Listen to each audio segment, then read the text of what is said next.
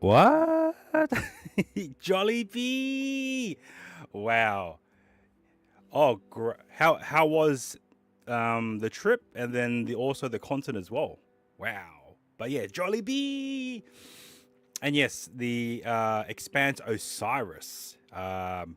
It yeah the teaser trailer came out in the last gaming thing. So yeah, the new trailer dropped. So let's give that a whirl, right? I hope CFP. I hope everything went well, and you enjoyed yourself at the concert and meeting up with whom was able to make it. So yeah, that's great to hear, man. But yeah, all right. Let's what media to watch? Let's go. Official trailer. Oh yeah. All right. Wait. Oh, I should watch this in Brave because the likelihood of ads. Shit.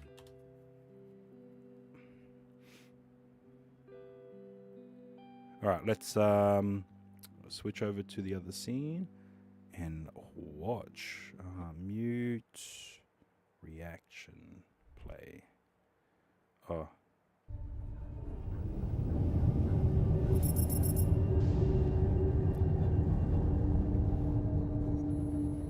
Boss Mang.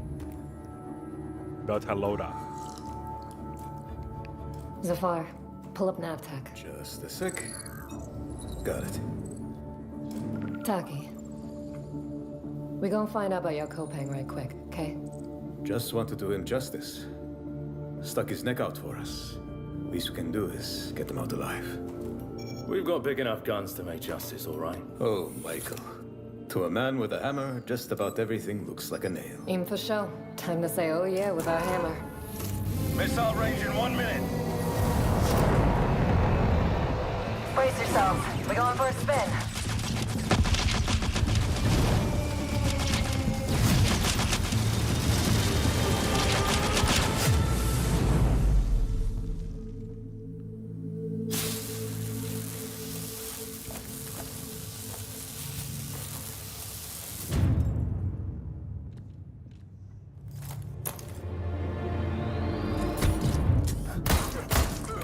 Headshot.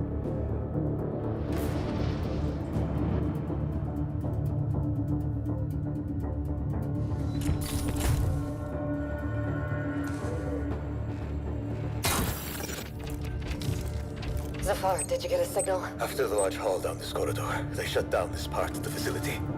Long time before our arrival. Fine. Let's deal with those guys first.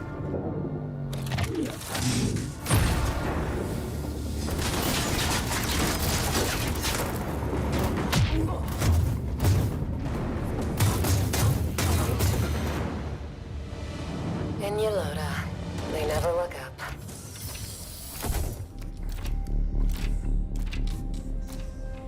Zafar, you were right. They shut down this. Wait!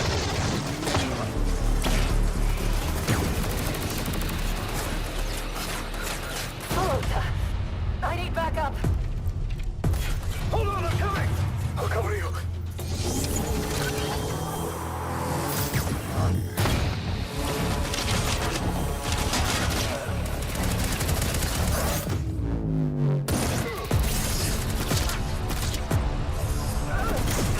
Thanks. I can't see shit from here. The bird up high shall be thine eyes.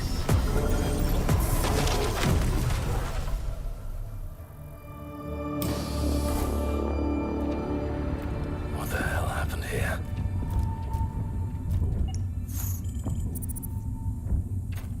Hey, buddy.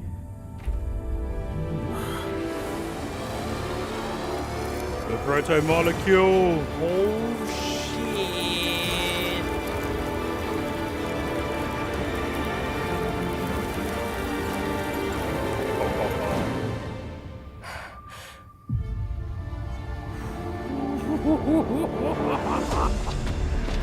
gameplay. Oh, nice. Wow.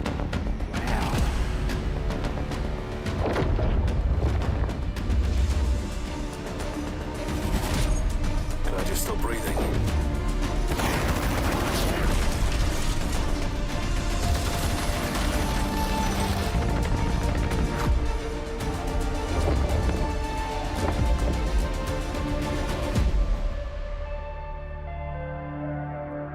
Ooh, wow. Okay. Amazing. I'm glad that they're continuing on with the universe of the Expanse. Holy shit, yeah. Ooh-wee. Ooh-wee. Oh, man. That's awesome. I will wishlist that now. Is my Steam... Let's have a look. Expanse.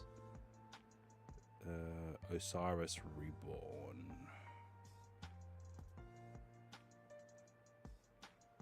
There's a dark edition? What? Add to my wish list.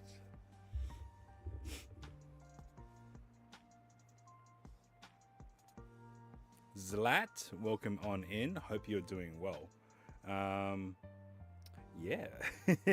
Just finished watching the new Expanse Osiris Reborn trailer.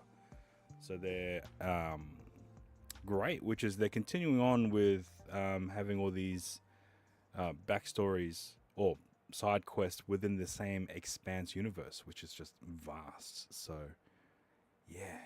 All right, cool. All right, I've added that to wish lists. Yeah. Hope everyone's doing well. And yeah. All right, let's see. So one of the things I wanted to I've been good. And yes, I have been reunited with the operating of my vehicle. So long story short, I misplaced my car key. Oh no, the van understands. It's all right. It knows its place. So long story short, for those who are not aware, I have misplaced my Toyota car keys, and unfortunately for some reason only had the one key, and I actually thought I had a spare, but turns out I didn't have a spare at all, so had to get the locksmith. So the way that they had to do it was they cut out several keys, each of which they had to tweak a little bit in order to get the right combination to access the ignition of the vehicle itself. Then from that, they were able to determine what make, model, VIN number the vehicle was, and then reprogram a new chip in order to be used within that vehicle. So for those who aren't aware, with newer vehicles, at least from what I've encountered, including my Tarago, the van, this type of key by itself, at least in my experience, it will unlock the vehicle, but it won't actually engage the ignition to start the car. That's why there's a chip inside the black housing of the key, which communicates with some piece of technology in the vehicle itself in order to engage the ignition, much like a immobilizer chip, but it doesn't state it's an immobilizer chip because the immobilizer at the time, from my own observation, was to prevent people from stealing vehicles and as well as people who have been charged with drink driving offenses. So yeah, so I went and got another spare key. It ended up costing me $130. Which, you know what? Peace of mind. In the future, peace of mind. Because with that particular new spare key, it's already been cut as well as already been programmed to that vehicle. So if for some reason I lose the primary key, I still have the ability to go and to a locksmith or a mint or to a key and lock person to get that key recut as well as re-chipped to a new spare. So that saga is over. And now I'm able to not be too frustrated when driving a vehicle. You bought an old 89 with one set of keys, 4 different keys, had to park in Dad's property in a different state. Yeah. Yeah. Although, that being said, if one of my mates suggested that when he found it 3 months later, he was willing to pay his locksmith any amount to replicate the set. You don't want to go through that ever again. Wow. Yeah. Wow. Yeah, it's worth the peace of mind. But that being said, if for some reason the locksmith was unable to come out or do whatever, right? Because the amount of time and effort in order to tweak each of these key to get the final one, I think would have been a bit. I mean, it's their job, but at the same time, it's frustrating to do all that. One of my mates reckoned that, well, if for some reason the locksmith is unable to generate a key, they said, why not just go to the car yard or the wreckers, find another vehicle of the exact same model, and pull the ignition barrel from that, as well as the door locks, and just replace the whole existing car with the newly acquired set from the wreckers. But then I'm like, well, then how do you program the chip? It's like, oh yeah, okay. Didn't really think that far ahead. But in that instance, all of the locks, ignition, door, driver door, passenger door, boot, will all, if you've managed to pull all of those locks from the car, the car from the wreckers or the car yard, then at least you have one key to open up all the locks. Door lock, boot lock, or trunk, sorry. The trunk lock, as well as the ignition. In regards to the actual chip to engage the ignition to fully crank the engine, depending on your vehicle, that's a different set of problems to deal with later.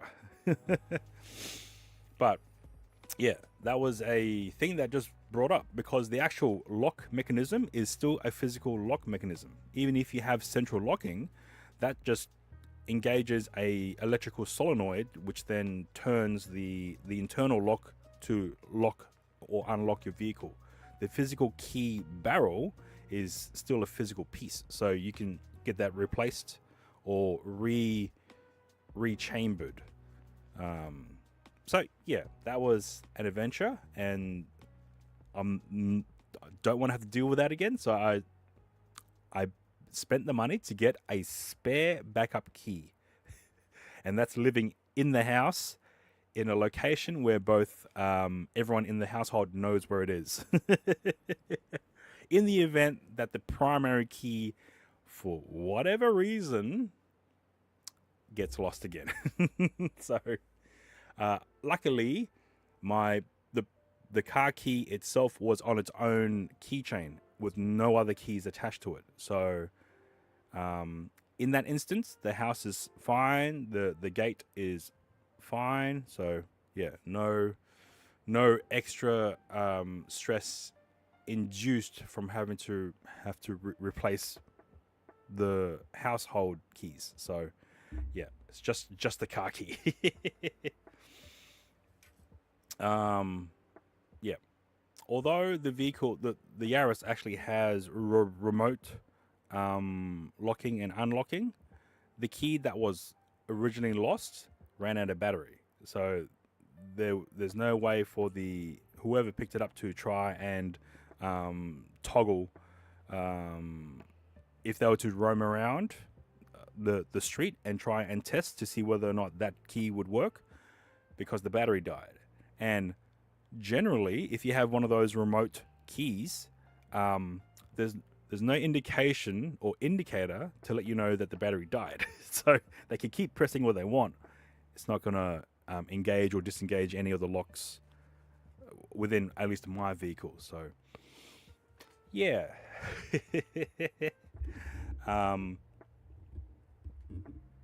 Yeah. All right. So we're going to be tinkering today. So as you may or may not know, or you're actually afraid when yours will eventually run a battery. True. Yeah, because not a lot of shops or stores would actually keep those type of batteries on hand, let alone the tools in order to open the key itself. So, yeah. Yes. Do you have a spare key, weak man? Make sure you do, and make sure it's stored somewhere where it's a known location but hard to reach, unless you know. One is okay. Good. That's good. All right. We have one each. Nice. All right. So, for some of you who don't know, oh, that's true. But then no one will be able to drive. So it's like, oh well. And you have to go to a key maker to get the battery replaced. Yeah. Some for those who don't know, I also do photo booths as a business on the side. And unfortunately, my current trolley system is it's had a hard life, and it's starting to show a lot of disintegration and wear and tear. I don't know if I actually have a photo. I know I've pasted it at one point or another. It's working at the moment, but there will come a time where the likelihood of one of the wheels to literally rip itself apart while riding it is very, very high. And at that point, that's about 100 kilos worth of weight. There's no way to continually push that without scraping the ground. So I think it is time to think of another trolley-based design to suit the system. And because I have a different modeled vehicle to when I originally designed this trolley, think I will have to now make the actual trolley itself skinnier in order to easily be winched on into the van without it scraping the walls of or the edges of the door frames. Because right now it's ripped part of the rubber ceiling around that door. So waiting for the next rain season to see how much of a leak that may have caused. All right, excuse me. I know I've taken a photo of it. I don't know if I have actually put it on my Instagram.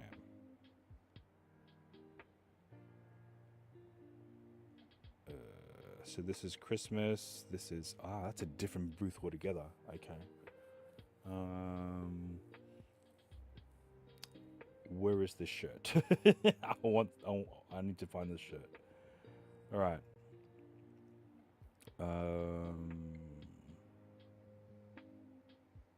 No, this is going back ages. Okay.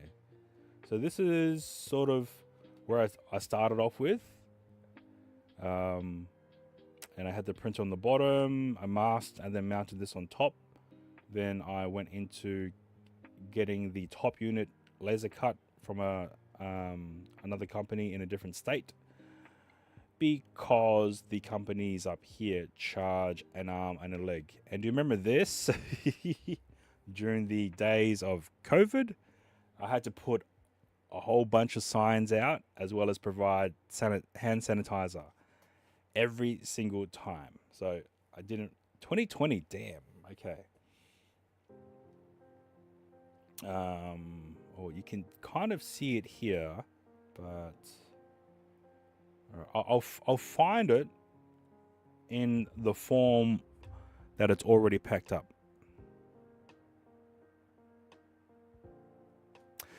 Yeah, it feels so long ago. All right.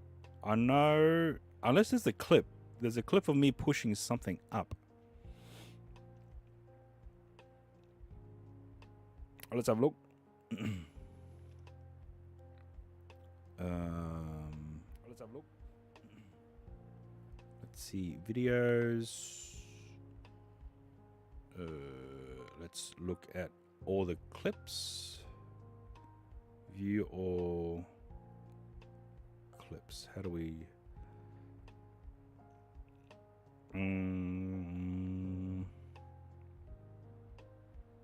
All right. I'm gonna try and look for this clip. Oh, here we. Okay, this is one from 2 years ago. From 2 years ago. All right. So I had long hair. And so this is the old van. This is the Tarago, one door opening only. The new Tarago, both sides open. So this is the trolley, and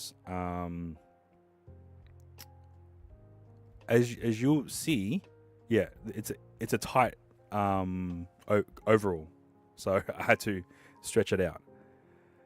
Suncoast Boats, welcome on in. Just showcasing the trolley that's what I'm currently using in order to get a new design prepped and useful for my new current Tarago. So, welcome on in though. Hope you're doing well. Every setup's a workout. That's why I've decided to get the new Tarago along with an electric winch, so I don't hurt my back or my legs. So yeah. So this is the old trolley system. It's good. It's pretty robust, but over time things break. So I do photo booths on the side as a business.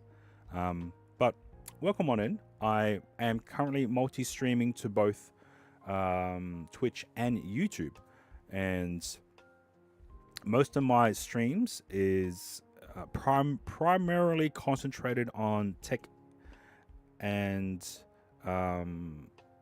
most of those is pretty much in a niche market of tech related to IRL streaming. So yeah, welcome on in. If you have any questions in regards to cameras, encoders for IRL streaming, by all means go ahead and ask. Or if you have a topic that I might be versed with, ask as well. No problem there. So the tech and trips, yes, and I also do quite a few IRL trips, and also stream editing. Not editing, eating. Well, I do editing as well. So yeah. Award-winning goat. Oh, you must be a farm? Farm? No. I don't know what you would call that. So a Toyota Prevera. So Australia and America do have different namings of vehicles. But essentially, they're all literally the same. Let's go here. Yep. So this is what I would refer to as a Toyota Tarago. So let's open that up. And if we type in Tarago, and yeah, that one. So this is the Previa. This, oh, okay, it's a very tiny image. Let's first one here. Yeah, Tarago. So this is the Tarago. This is from 2004. This is the Previa, as you mentioned. We should actually maybe look for it. 90. Oh wait, mine was 95, I think. So, and then yours was Previa 92. P2? No, 92. All right, let's compare the pair. So this is a 95 Tarago.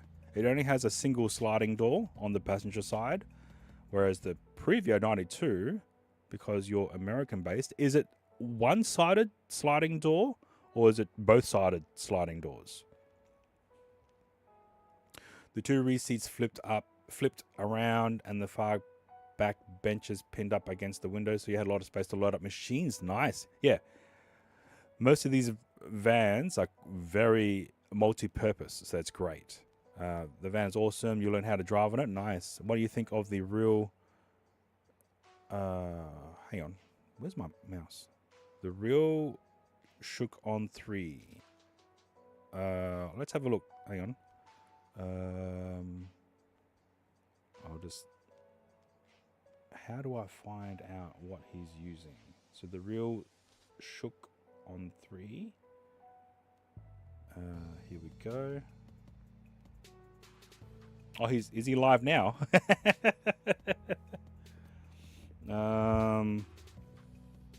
Oh, he's in Darwin. Yeah, there is a Nitro event happening this weekend, I think. So, yeah. Does he have any listing of what he uses? I don't see any.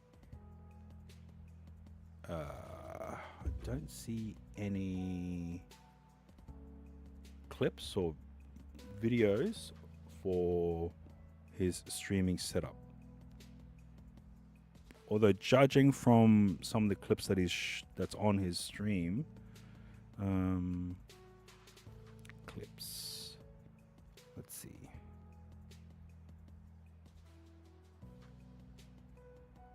He's been doing a road trip from Adelaide to Darwin. Oh, nice.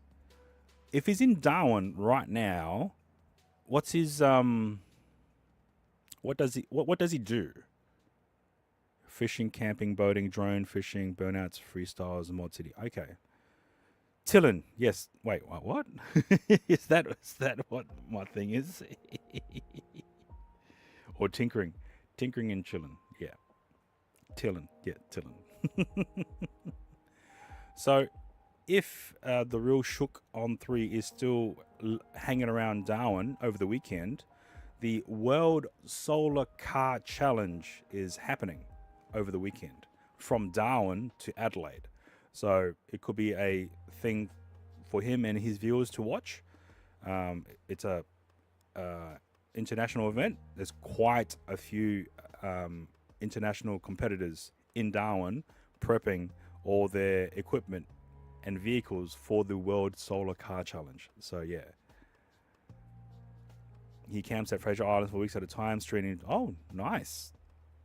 I am not very outdoorsy, if at all. So, yeah. But I do IRL streaming, so might need to change that up in the future, maybe. So yeah. All right, did I miss anything? I do apologize if I have missed anything. You've learned how to drive in that van? Nice, Slat.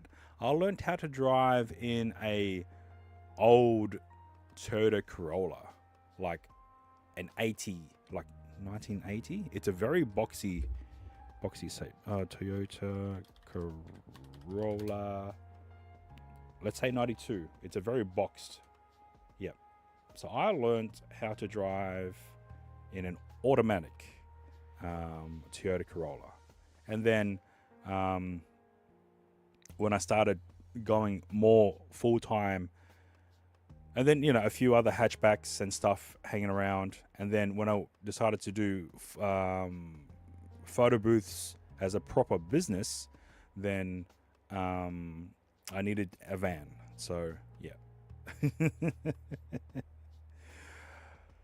Warzone Pro streamer? Nah, I'm not pro.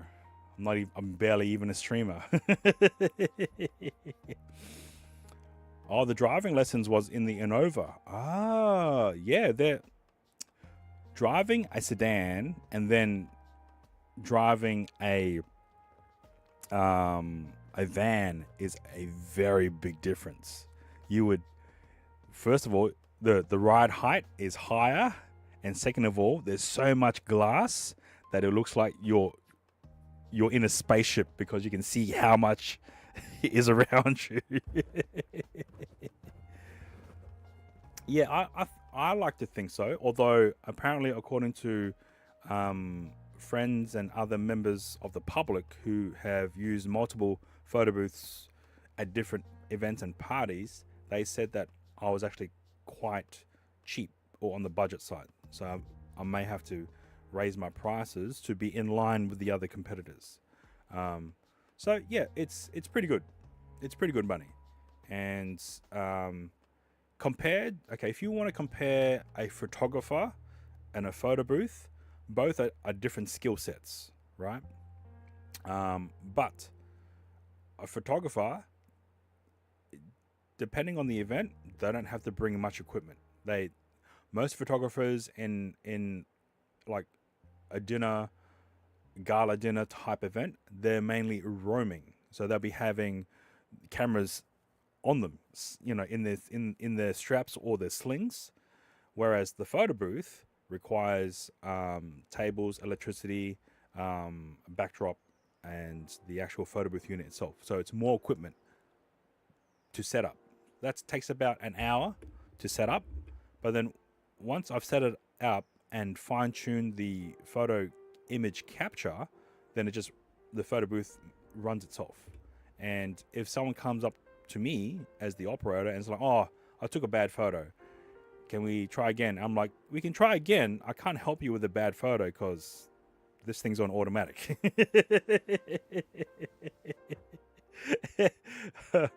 Whereas, and then after the allocated time of the photo booth hire, an hour to pack up and then piss off home. And then because I make sure to capture the image right the first time during the night, I just literally dump all the JPEGs onto a Google Cloud and then send it to the client. In terms of actual physical work, so say for a 3-hour booking plus an hour to set up plus an hour to pack up, that's a 5-hour run time. I get paid for that, upload it, and then done. But for a photographer, they rock up, do what they've been asked to do, roaming photos, posed photos, whatever. Then they go home and then they have to edit. And sometimes editing takes quite a bit of time. I used to do very budget wedding photos and christenings and stuff like that. But then I'm like, after having to do the editing for all of that, it's just crazy. No worries, Zlat. Jeez. Thank you for the law of your driving, and all the best, and hope you have a great day, morning, or night, wherever you may be. So, thanks a lot.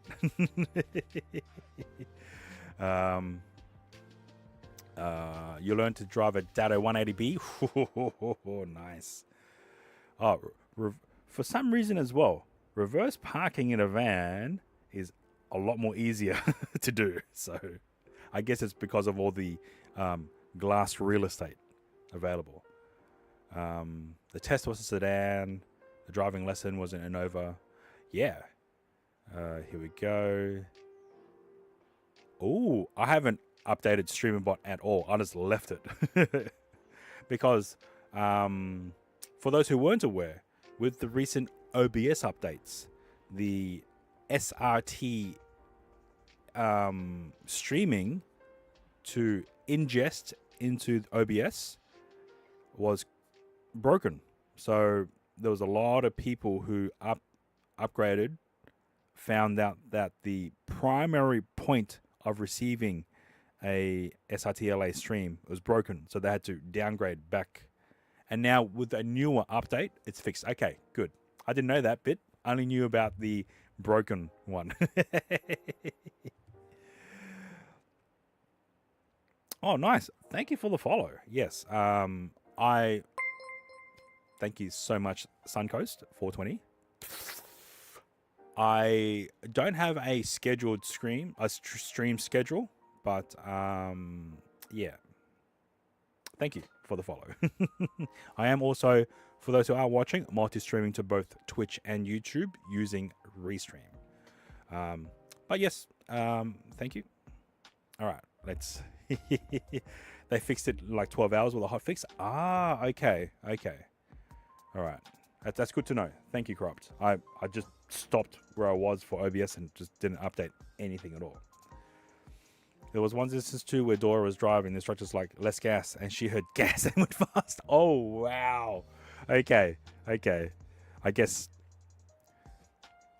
So when I did my driving test, I was about 25 years old, and whatever it is what it is, you know. But when I took my driving test, I was 25 years old, and I failed my first practical, and then had to redo it again. So yeah, but it got to a point where, and this is what I've had to deal with, or this is how I've trained myself in order to not be nervous in a driving test, is, and this may not work for anyone else, okay? Right? The way that I visualize the driving test so that I'm not nervous, because any time there's a test, the nervousness comes up, right? So during the driving test, whilst driving in that mindset, treat the vehicle as a piece of shit, right? So you don't have to, if you get a scratch or you hit something, just, it's an old vehicle. Drive it like that. Then that way, the mindset of me having to not be too careful of going too close to edges and then overcorrecting or switching over to a different lane and then overcorrecting because I may hit something. My mindset was, if whatever happens, so just drive it as like, a normal vehicle without the thought of having to keep the vehicle to prevent the vehicle from getting scratched or getting a ding. And I was just that relaxed. And then the instructor was just, I know it's part of the exam to induce distractions whilst driving, right? So that you're not distracted. But I'm just driving it, got to a stop, gave him the fucking slide eye, like, what the fuck, man? I'm doing a test. Shut the fuck up. I'm driving. So, yeah. Second time around, passed it, and yep, all good. But yeah, that's how, it may not work for other people, but that's how I did it, and that's how I have been doing it. Is just, treat it as not a thing to worry about. I might actually give a follow. All right, cool. Let's go back down. I'll keep that open. Close that one. I'll need that one open. All right. Oh, you failed the written one. Oh, wow. Yeah, it's different countries, different exams. So, yeah. Okay, we're tinkering and we're just shit talking.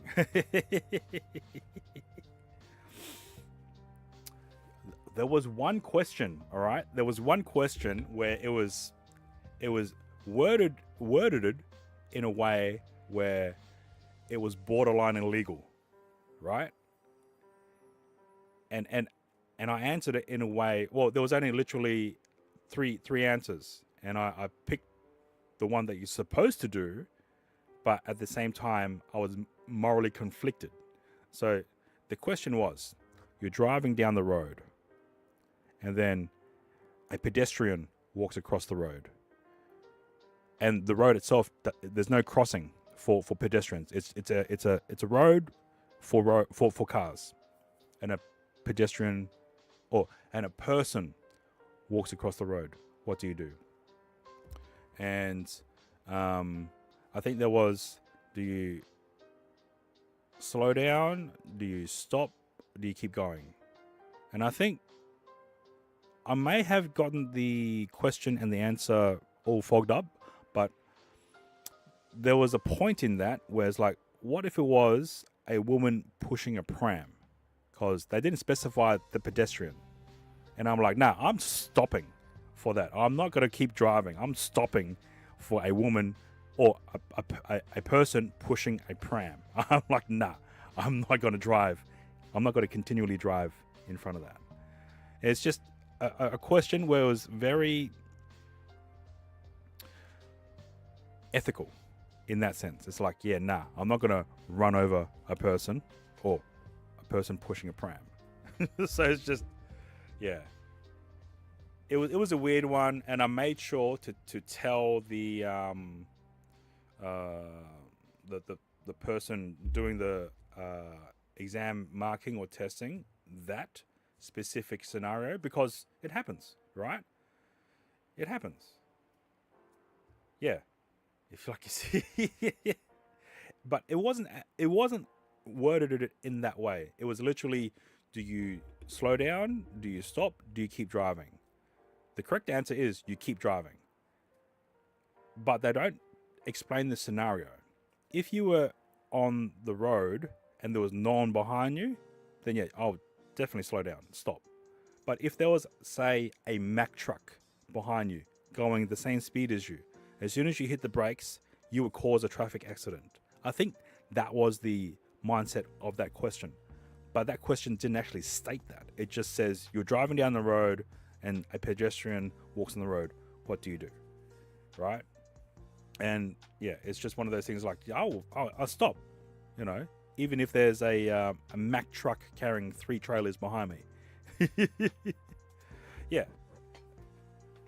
But at the same time, in that scenario, if there was a Mack truck carrying 3 trailers behind me going the same speed as me, and a person with a pram crossed the road, I would fucking stop. Oh man, it's but yeah, and I made sure to make that point to the instructor or the person marking, like, you need to specify some of these questions. You know, don't have it as a generic one. You need to specify these fucking questions. It's just crazy. Because even though it's just a driving test, in a society that we live in, you as the driver will be charged as running over a person, so that's manslaughter, and then the Mack truck behind you smashing you is causing a traffic accident, and then that Mack truck may not have time to stop, so it swerves and then hits other people. Now you're on the hook for negligence manslaughter as well. So it's just insane, you know, the amount of possibilities that could happen, and has happened in the real world, where if a car in front of you stops, your instinct would be to swerve, and in doing so you might hit the car that's on the other lane, and then thus causing traffic. Hence why I believe that the question mindset was to force you to slow down or to stop in that scenario. But then I don't think the law will take into account any of that. Because the driving test specifically states to keep driving. That's not an excuse in today's society if you were to run over a person, even if that person decided to run out onto a road that doesn't have a crossing for pedestrians. It's just right. We're getting off topic here. Reckless imprudence is always the and then you get people who are just purposely driving reckless, caught in an attempt to maybe in their own mind to look cool or avoid things. So there was an instance literally yesterday. Okay, I was in an underground car park for a hardware store called Bunnings, right? Now there's an entrance and an exit. The entrance has, you're driving in and there are 2 speed bumps and a crossing for pedestrians to cross, right? In the underground car park. And then same way, driving out, pedestrian crossing, and then 2 speed bumps and then exit. Now this vehicle comes in, right? It's a Land Cruiser or Prado. It's a vehicle that can be taken for forward driving or off-road, right? So the vehicle comes in, swerves onto the other opposite lane to avoid a speed bump, swerves back in. There were no other cars at the time. Then the second speed bump does that same thing again, drives into the opposing lane. There are no incoming traffic, drives back onto the main lane, and then keeps driving forward past the crossing where a person was standing waiting to cross. And I'm like, I was looked at all 3 incidents and I'm like, this guy is a tool. And then I was gonna pull him up. The vehicle itself, the number plate, it was from a different state.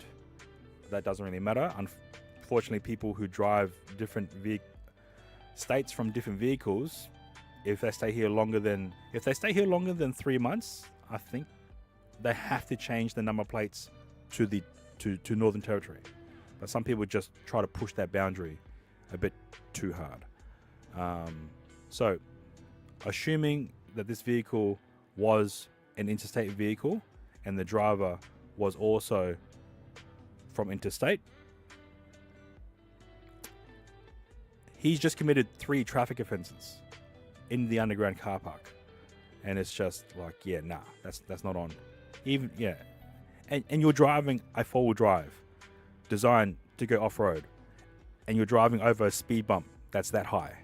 It's like, bro, you're driving a vehicle that can clearly have enough clearance to drive over these speed bumps, right? If it was like one of the lowered vehicles, imports, like, a Japanese Nissan Skyline, right, where they're lowered, okay, that makes sense for you to avoid the speed bumps because you don't want to chip your bodywork.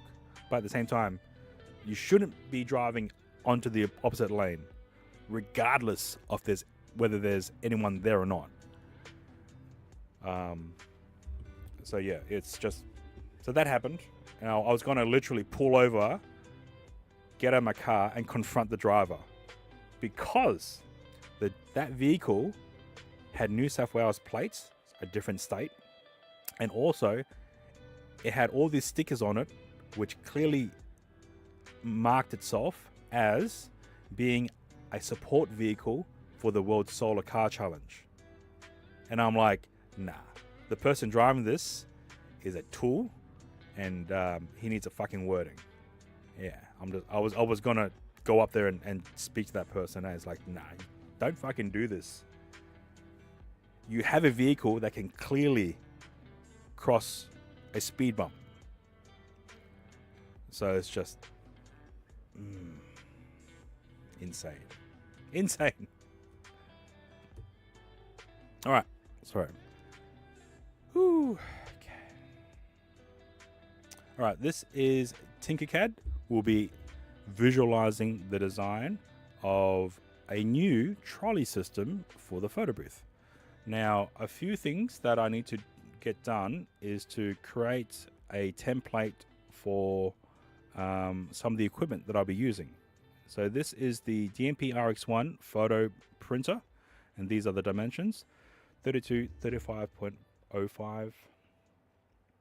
Okay, let's go here, and 32, 35.05, and 27.94. That might be the wrong 27.94. Okay, so this is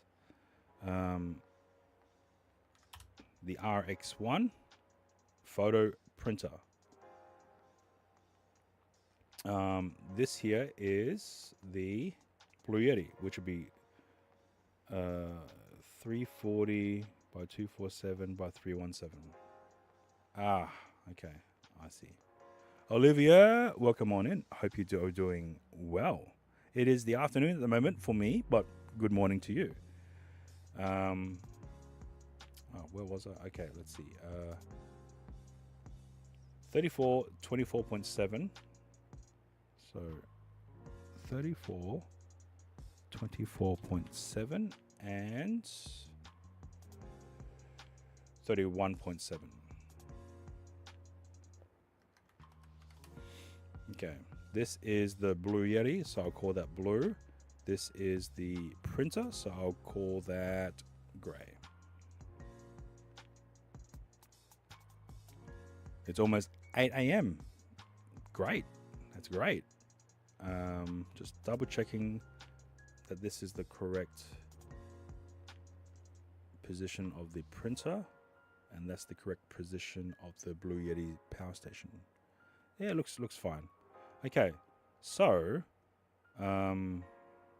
we're doing things in millimeters. Now, the board that I want to purchase is 445 by 16 mil. So let's go 16 mil thickness,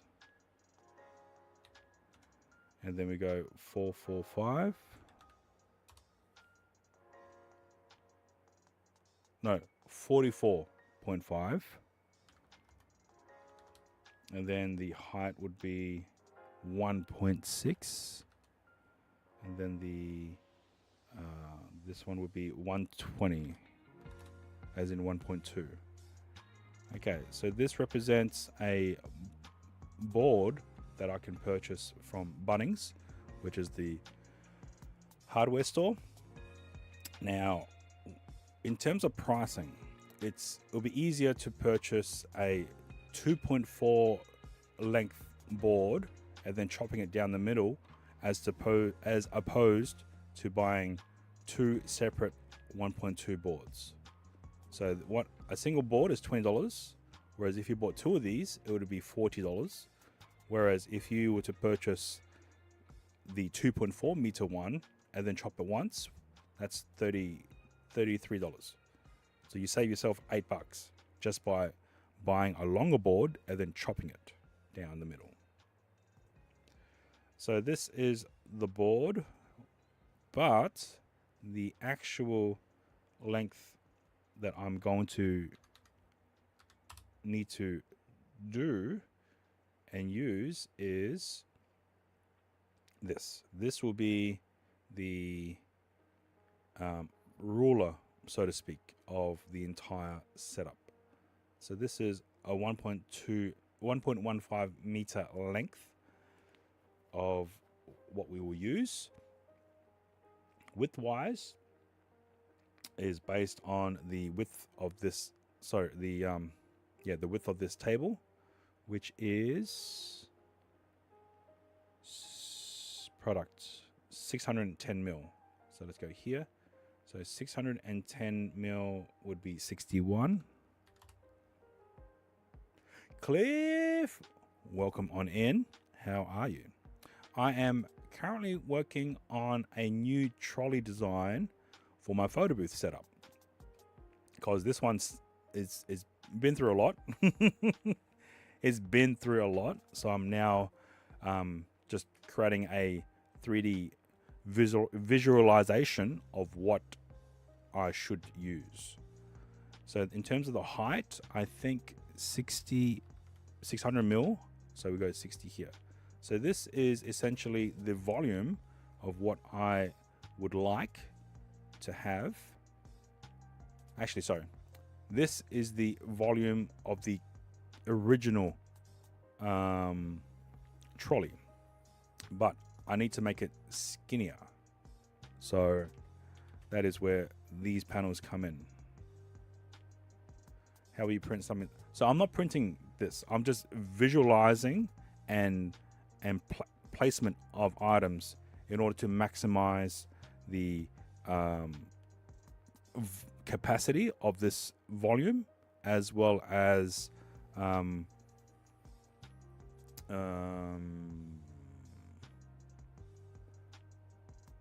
I'm just visualizing everything at the moment, and then once that's done, then I'll because I'm using dimensions that are specific from the hardware store, so then I'll know what to buy in order to get this built. So this is the original setup. Although, could I go higher? I feel I could go higher. Maybe because this is 445. 1.2 by 3. Because they offer a 500 or a 60 millimeter board height. So we could probably install these in two. So we do 300 and 600. So that's 900. Okay, let's make it 900. So that'll be 90. So this is the volume that we'll need to that I have originally. So now I need to get all these other items to fit into here, whilst at the same time making it skinnier in order to fit into my vehicle more easily. But welcome on in, Cliff. Hope you are well. What have you been up to, my man? Okay, so we have a 1.2 length 445 or 44.5. Now, height wise, I need to, so 595. All right, let's paste. So now this is 59.5.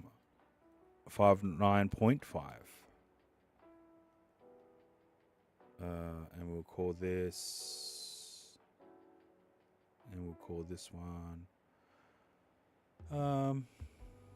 yeah, okay. Been sick, good now. Uploaded YouTube, planning the next one. Oh, nice. Yo, I'm glad you're feeling better, man. It's not that the 3-month cough thing you had, right? It's a different thing, right? Or was that a 6-month cough thing? Damn, that was a long time. Shit, that was a long time, I must say. All right, so if we have different thing on top of that, on top of that one. Oh shit. Okay, damn. I'm sorry. I'm so sorry. Okay, good. Maybe. Oh, okay. Okay. All right, I'm just aligning these now. So we do this alignment. So we need to align to here and to here. Therefore, okay. So how do we do this? Because if I mount the board on top, it will make this wider. So that's 1.6 plus 44.5 plus another 1.6. So if we were to copy paste this, we'll give this a different color to deal with all these different shapes. Okay. So we have a printer here, and its width is 200 and... oh, that's 35. Unless that's the... hang on, RX1.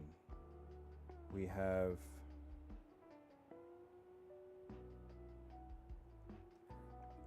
width is 32. Okay.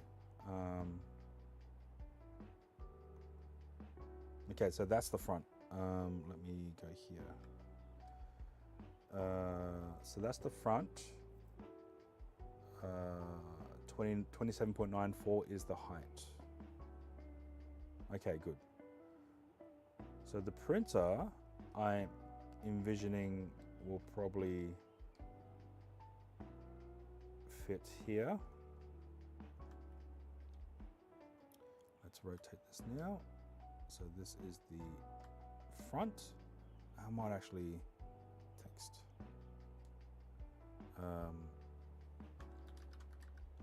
Oh shit.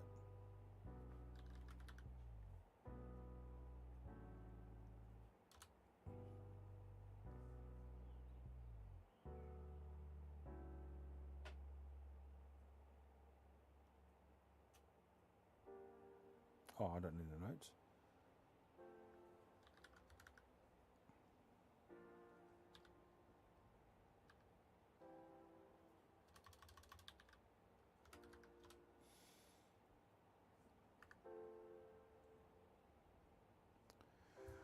Apparently we can't change this.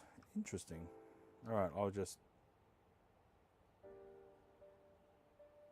merge it so I know that this is the front. Although this... oh, there we go. Front. Okay. And I will group these two together.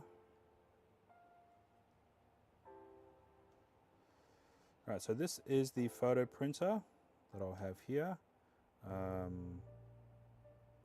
just make this transparent for now so we can kind of see. Now, I do want most of the weight spread out evenly, but judging from this, we may not have the correct positioning. All right, so the Blue Yeti, we have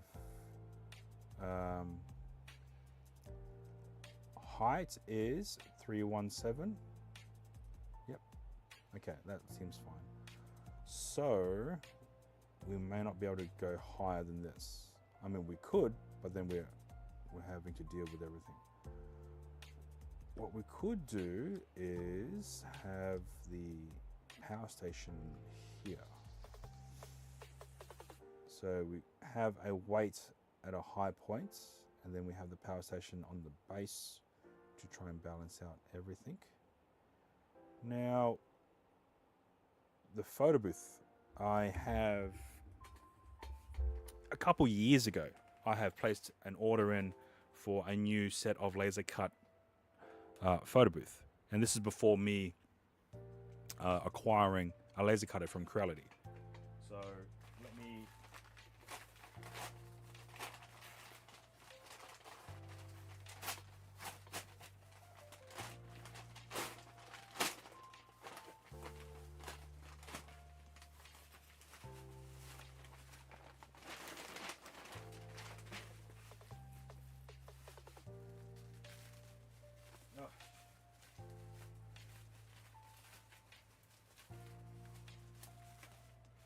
No, all right, I need to do some precision cutting. Let's go. Yeah, that's...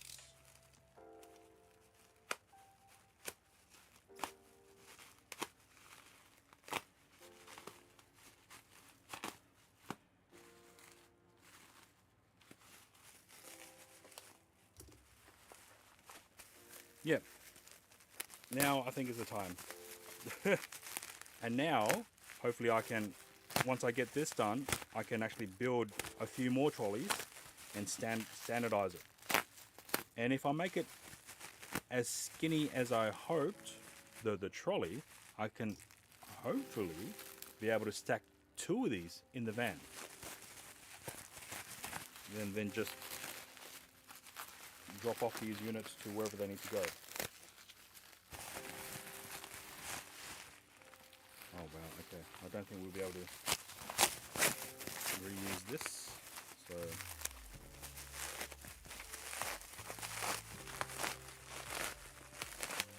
oh man, Jesus.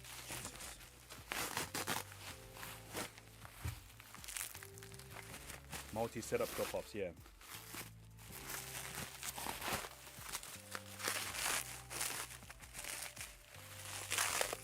Jesus.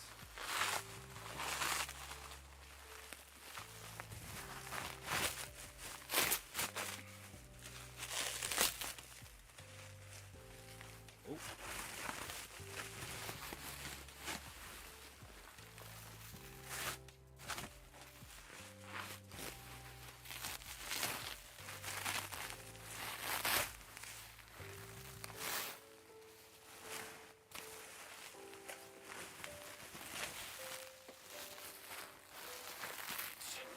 So much bubble wrap.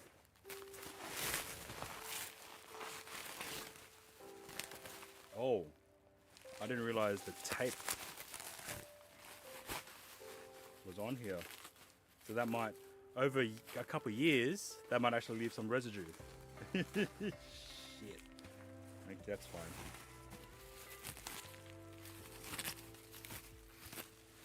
Yep, that's going to leave some residue for sure. Alright, so I'm just going to not quickly, I'm going to pull out, because I actually don't remember what the dimensions are.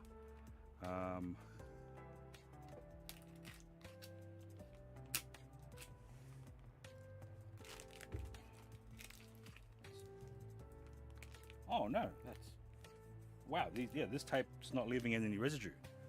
So, at least on the ones that I'm touching now.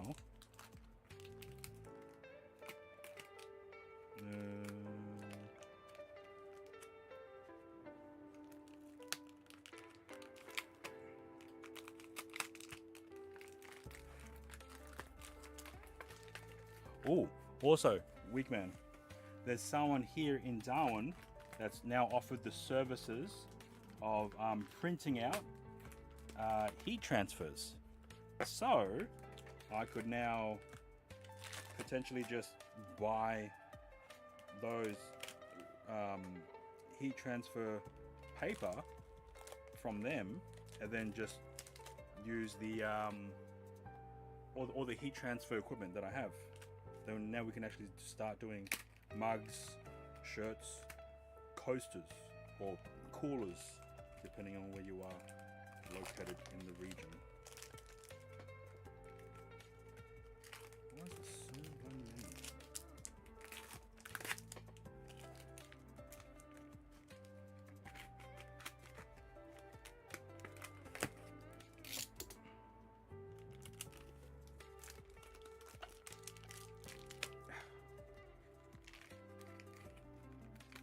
Oh, it's still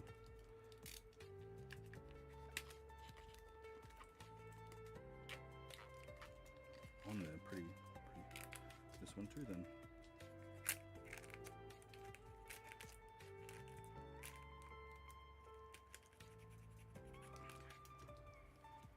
It should be nope. One more.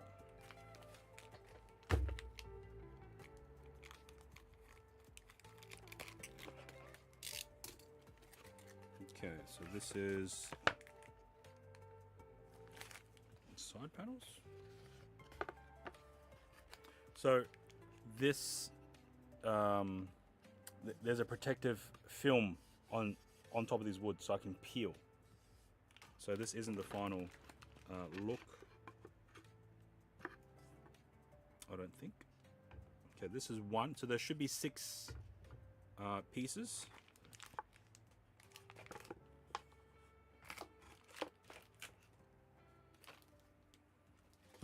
Yeah, so again, this was before I purchased my laser cutter. This is another piece, so that's number 2. And we have this as, which will act as the door. Oh, you guys can't see that. So I'll just put this aside.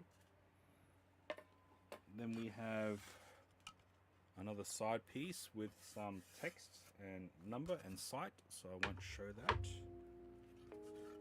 And then another side piece that's blank.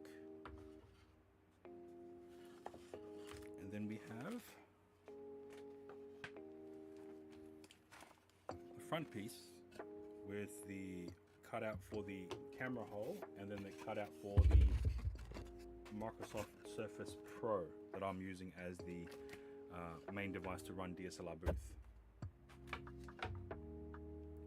Yeah, for sure. So that's the side.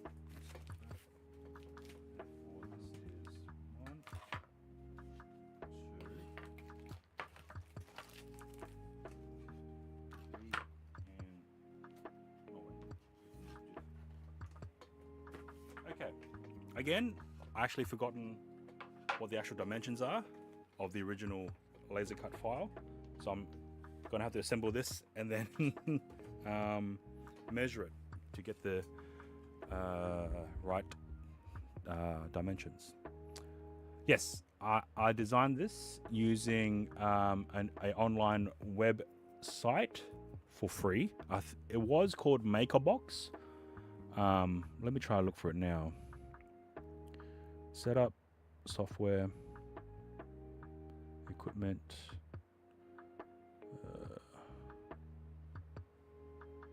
photo booth projects,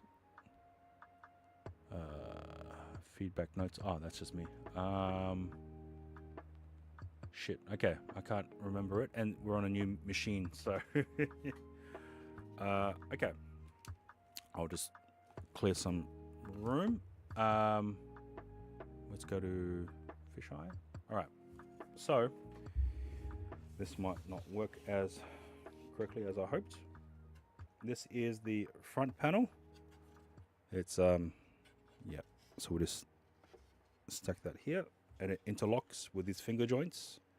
When I'm ready to assemble this together, I'll use PVA glue in between each of these finger joints. And then we have a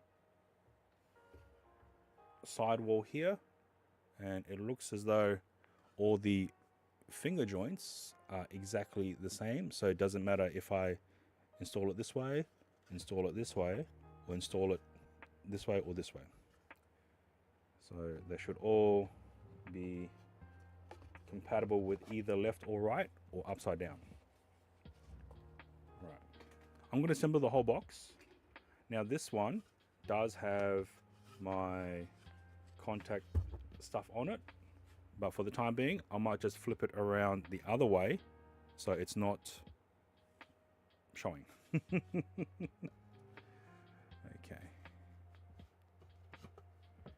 and interlock. Great. And now we have one more or two more. We have the backing. Again, the way I've designed these is so that if I install it in any orientation, front, back, or top down, it will be installed. It can be then used and not have to be very in a specific orientation to mount into this box.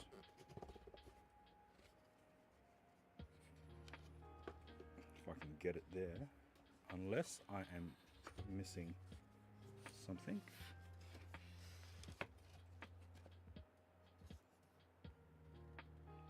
I might be missing something. So okay, one of these is bent slightly. So there was a finger that was bent like almost a mil out, so it wasn't able to mount. And now it just popped out again.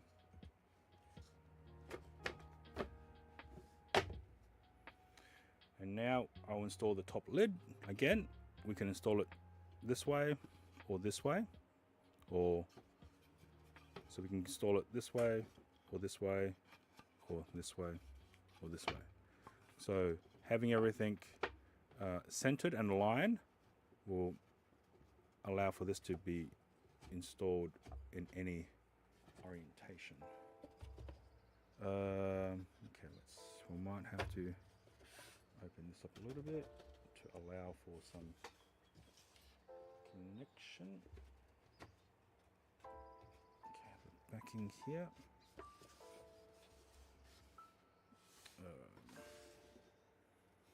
And then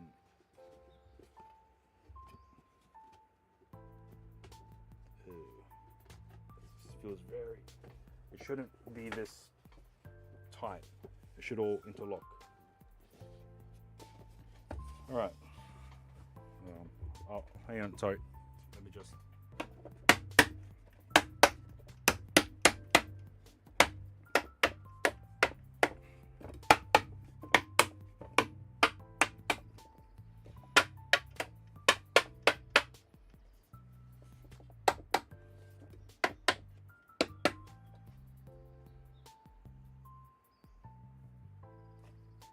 Okay, this is the photo booth shell that I have designed and got laser cut on with using a company from down south.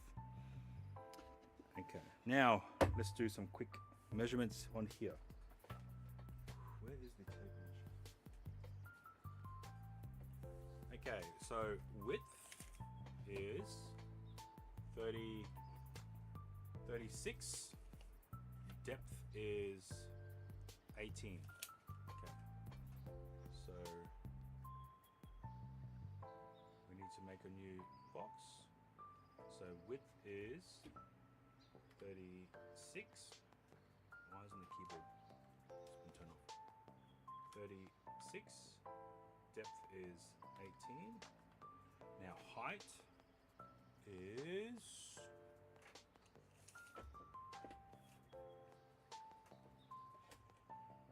42.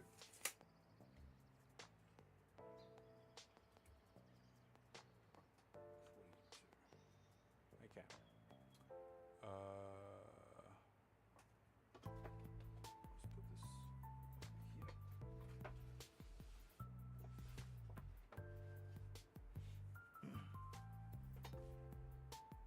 Yeah, so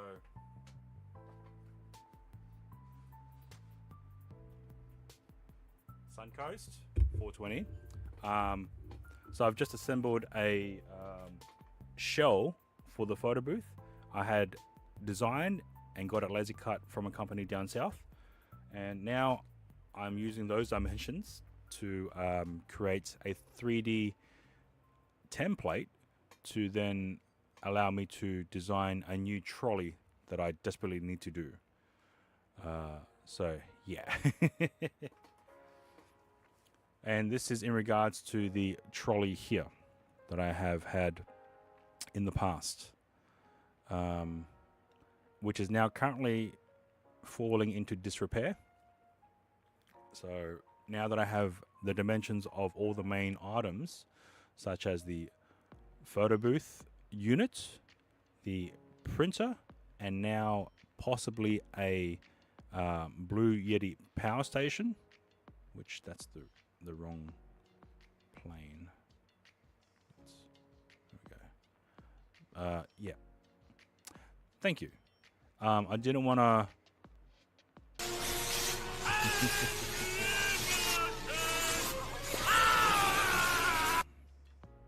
So I didn't want to just start chopping and cutting and assembling straight away, because in the past when I've done that in the past, it's caused more grief because I didn't measure it correctly, and then some items would not fit. So right now, planning and measuring is the best course of action. So now I have the photo booth in its raw form. We should be able to now start the process of, yes, I'm just going to be making it out of hardware just from Bunnings. Deadly TV _ rated my stream with 2 viewers. Bro, Bro, what the fuck? Deadly. How was your stream? It seemed very short. Bro, what happened? Tell me. Tell me what happened. Because if you're rating me now, something must have fucked up. For those who don't know, Deadly is another streamer here in Darwin who was also taking up IRL streaming as well. So, yeah. All right. So it looks as though, in terms of width-wise, we can actually put the top unit into the trolley without any modifications. Now, we definitely need the printer to be on top, so that when guests retrieve their photos, they're not having to bend down or hunch down to grab it from the lower position. Even though it makes sense in terms of weight distribution to have the heaviest item at the bottom, I am putting it up near the top for guests to retrieve their photo booth photo strips from the system. Now, again, in the previous trolley, I've also mounted the top unit on the underside as what I'm doing right now, exactly the same, but I had a drawer that would pull out this way, and unfortunately that mechanism does take up quite a bit of space for those sliding out drawers. So what I may have to do is, instead of having an actual drawer rails, might just build a simple box to just put this photo booth unit in, just so that it doesn't rattle or shake too much around. So that might be the case. So this front panel might not actually work. All right, so here we are. So we may have to develop another type of box to fit here. Now, another thing as well, it's very similar to the previous setup. I've had this on the edge here. Yeah, I was thinking of maybe adding speakers, just to add ambient music or sounds for people who are using it. So in some events, the DJ isn't playing music, and it's just it's a weird vibe. It's a weird vibe. So yeah, so bring that down. Oh, true. Yeah, true. Could definitely do that. Yeah, that can easy. Yep. Okay, that makes sense during loud events. Excuse me. So, okay, this is changing by the minute. Copy paste. Okay, just bring that up. Boom, done. Now, I'm in. Yeah, true. Because of the distance and the noise of the crowd in general, the atmosphere is quite loud. I remember the con in Singapore, just in the photography area. It's just so loud, and that's just people talking. It wasn't even to do with singing or yelling. It's just normal. It's just a crowd of people talking with each other and then trying to maintain a loudness. There were so many people. Yeah. All right. So I'm still deciding on if I should just attach these. I need to raise this up by 1.6. So here I'll have to insert screws from the underside to secure this panel, and then I will. Oh, okay. This is an interesting fact here because of that. I don't want to have to trim lengthwise, so we'll have to probably 1.6. That means there's extra excess here.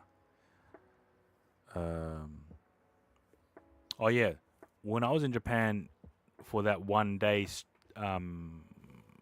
event for Comiket, that was just insane. The amount of people, the amount of queues, the amount of lines, insane.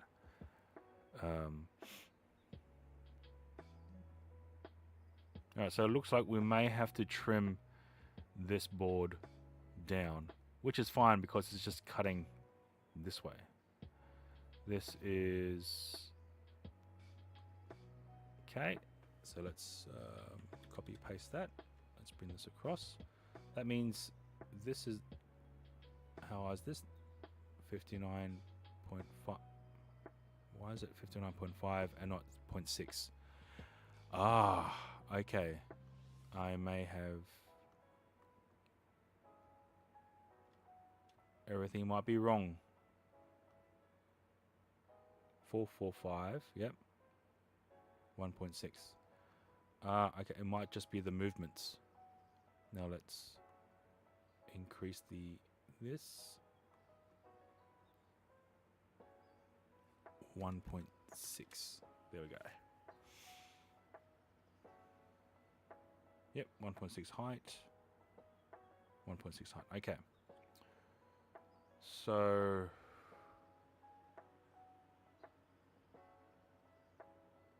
if this is 120, we need to trim this down to 115. Oh, 11. No, yeah, 115. And then this will need to then be mounted to here. Okay, so we need to trim this board up to here. So that would mean if it was 1.2, we need to remove 1.6. So 120. Oh, it's supposed to be, it's 1.2 meters, so 120. So 120 minus 1.6. Oh, 120 minus 1.6 minus 1.6. 116.8. So if we now match that, 116.8. That's not correct. Wow. Okay, that is correct. But this is 115. What's this one then? 1.6, yeah. And this was 120. Yeah, trying to. That way then, when I get these boards cut, I can state, oh, I need to be cut this much. But unless I've gotten the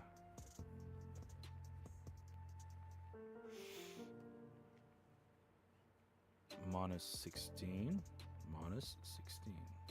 Yeah, no, that's the correct measurement. So precise, yes. Robust, not sure, because we're still having to deal with all this. Okay, if that's 115, then how is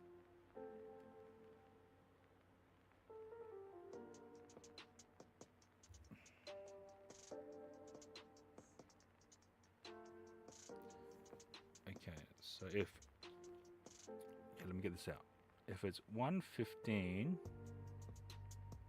minus 16 minus 16, so it needs to be 1118.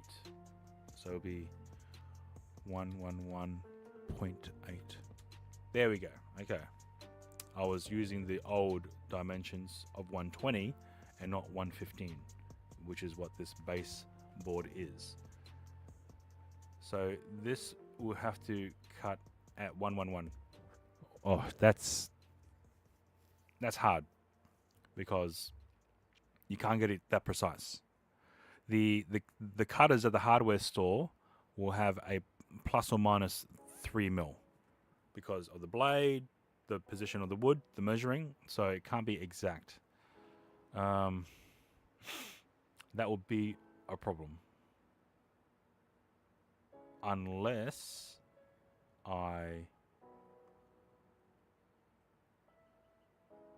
we get this to be cut at the same time, therefore these two will be the same length. CNC wood, but at the same time, that's more trouble than it's worth, just for getting things cut properly, you know. Whereas this, we're dealing with mills, and I don't want to have to make the hardware person deal with that, because the hardware store is a whole store.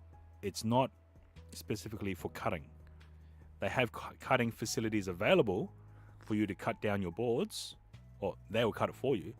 But for them to put this onto them, I don't think is right.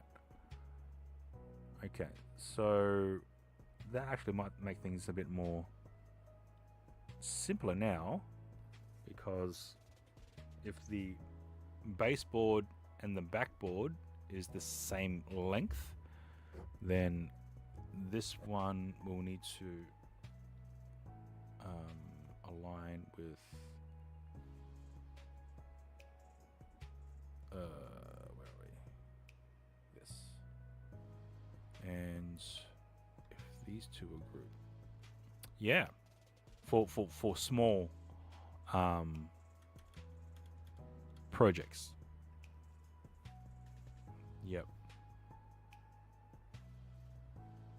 Okay, looks like we're out by 0.1 mil. Let's go 0.1.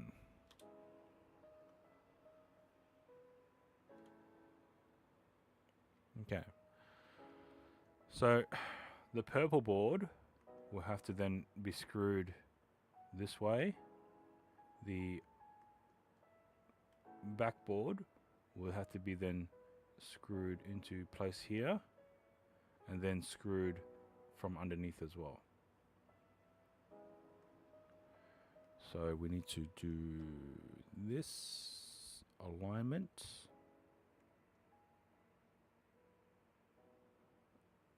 To here.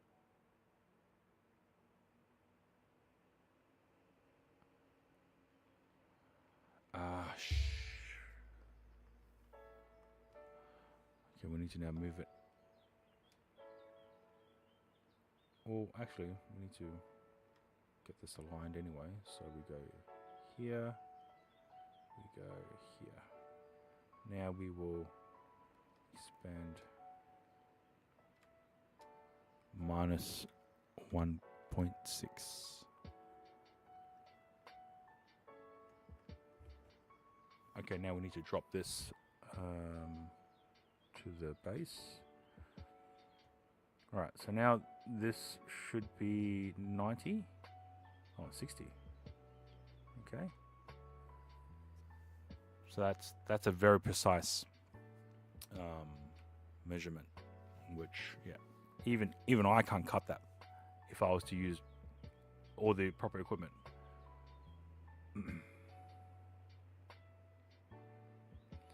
So 595, that's the actual dimension of the board. So this one, we need to get a cut at 603. So they can do large dimensions here, but once it goes into the point decimal system, yeah, that'll be too hard. All right, let's what did we say this was? 61.3. So that's 613 millimeters. So 613. Oh, no. Undo. 61.3. This is just for trying to make it fit on this project board. We're dividing everything by 10.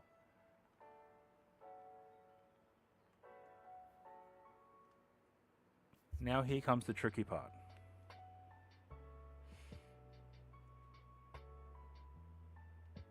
Because we need to also add shelving And because this is an outer board, we're going to have to definitely make some trims here. And let's move this 1.6.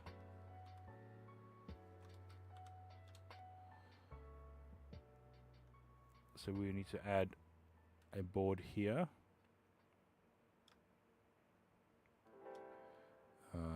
Copy paste. Then we need to add an inner board here. So these ones will have to be cut on site whilst I'm building. So okay, here we go. Let's change this to a different color. Let's go blue. Yep.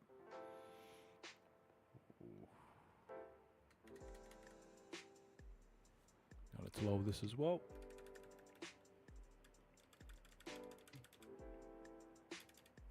One, two.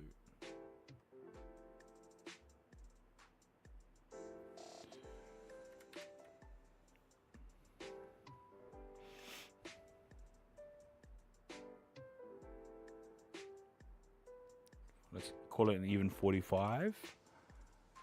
And then we will bring this one across.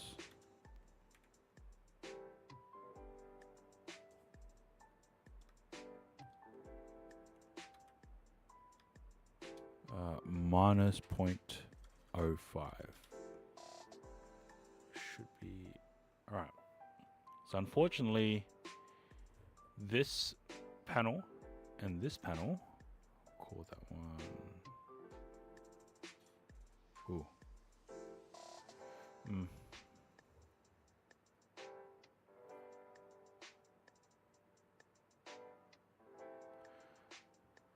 Right. So unfortunately, this is the standard width from the hardware store, but because we are using it in this scenario, it's going to stick out. So we're going to have to get this trimmed ourselves and not rely on the hardware store. The inner shelving doesn't actually have to be the full width. So we can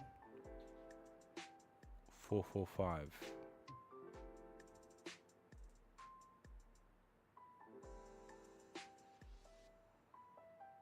We can probably drop it to... Okay, let's see what 295 looks like. Just for shits and giggles. 295. Or 29.5, sorry. So this is a standard board that can be purchased from the hardware store. Okay, that's probably not going to cut it. Unless we bring this out to the very edge.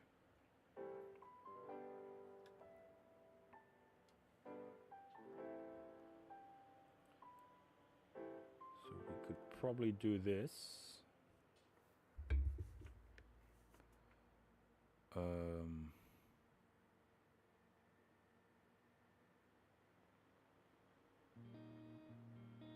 Because trying to shave off, what's this? 445.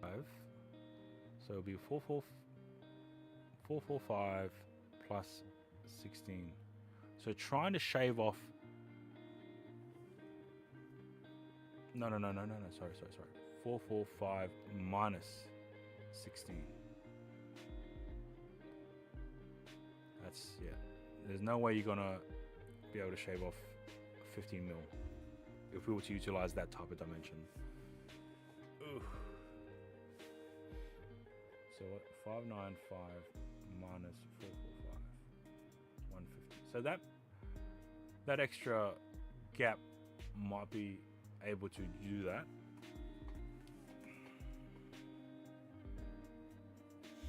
Because 150 mil is this, where if the board was only had this much, then it would be hard for the blade to cut. But if it had this much, then it'll be easier for the blade to cut through. Okay, so we may need to purchase the wider boards and get them cut in order to suit the inside. Okay. So if this was 445, undo.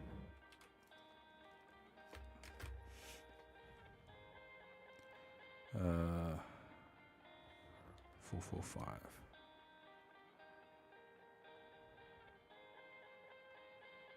Oh man. Okay. Now let's increase this to 595. So 59.5. So we can get that trimmed. We need to get it trimmed to 42. So it doesn't actually have to go all the way to the edge. And what happened to the base? Okay.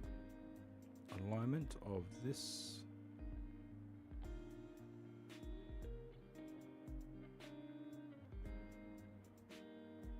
There we go. And that's not... I forgot about the underside. You know what? We can keep that exposed. Oh, we want to redo that, but we want to drop this to the base.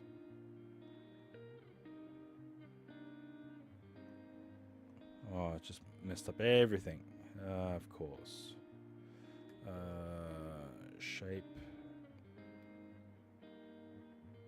There we go.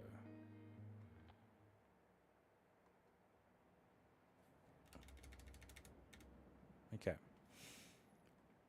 So alright, I'm just going to give them the red color, even though you can't really tell the difference.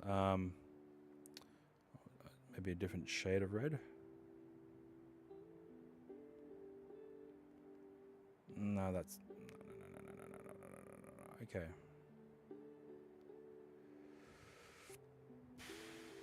So the red is a standard sizing minus 5 mil. The backboard standard sizing minus 5 mil. The sideboards are standard sizing and height wise 61, so it's half. So we could probably push it to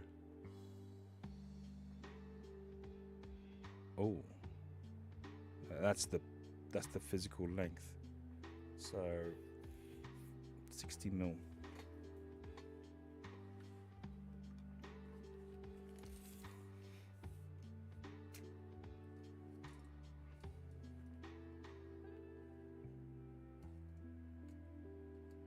Okay, we can probably add another.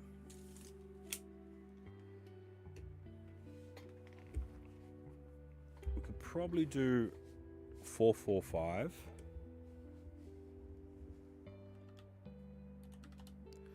And then, okay, yep. Let's blanket that. This one here to there. Okay, so that's copy paste. We'll now raise this up. Different color. That's 445. Right. 445. This one will be 295. And then we will undo that. Okay, alignment. We will align with this. Then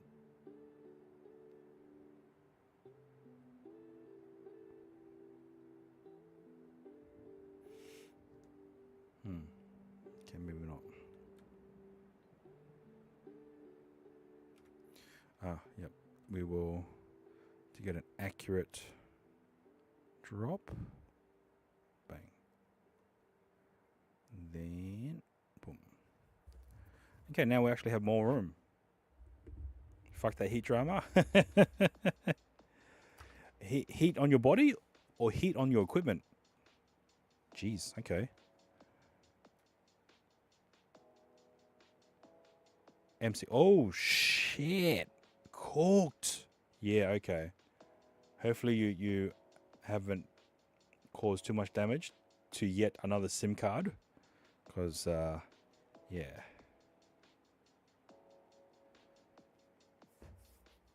Fair enough.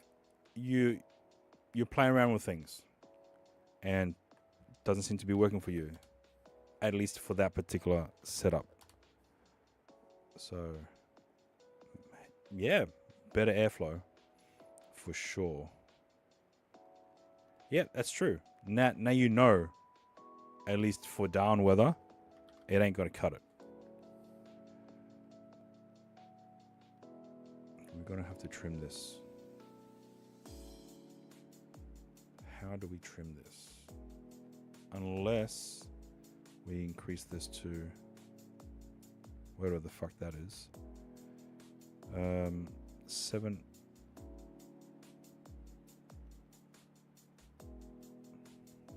Let's go 75.5.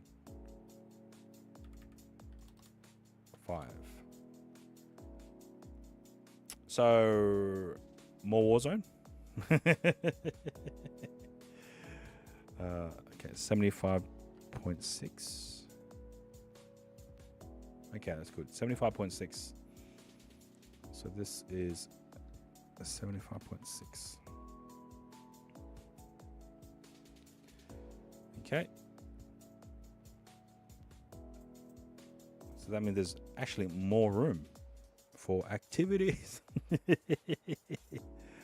So keeping the top unit down here. Okay, yep. No worries. We increase this up by 10 mil. Oh no, 6 mil for the foam. Here then we have all this extra gap, but that doesn't make any sense unless my door hit my slide out drawer hinges, as I mentioned, do take up space. So this area we could probably put in spare paper. Tonight for sure. Nice. Okay.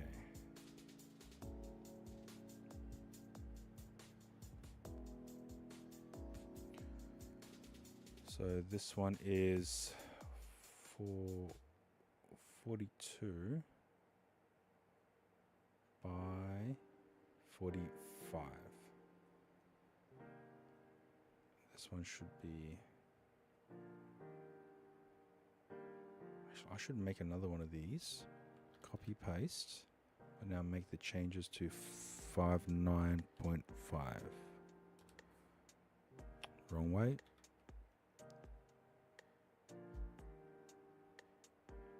Uh, 59.5. And just have this as an idea. So if we get this cut down to 45, and then we'll trim a 595. Okay. I could probably do this myself with the rip saw, because we just need the big one to cut the side panels. That's going to be very difficult. 75.6. What? The original backpack or the new backpack?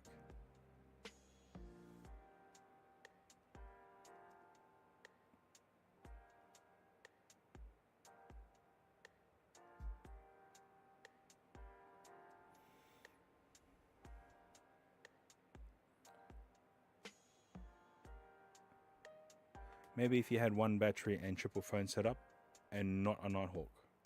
Do you have a spare phone for that purpose? So you have one phone for the iPhone, then you have a secondary phone just as a hotspot, then you have your chat phone. I'm not that rich. I'm in so much debt. So much debt. Not Cliff creates debt, but I've got debt. So, yeah. Could probably...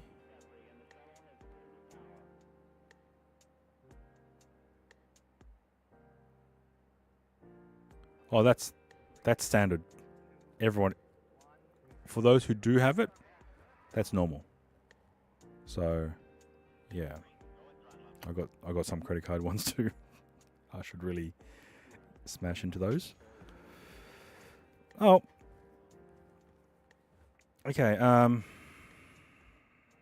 So we need storage for the flash unit. So this might be good because right now I just have it stash on the side here in a bag. So if we have a dedicated tray to house the flash unit, that actually might be great. Wait, what did I measure this as? So this is 42. This is 45. So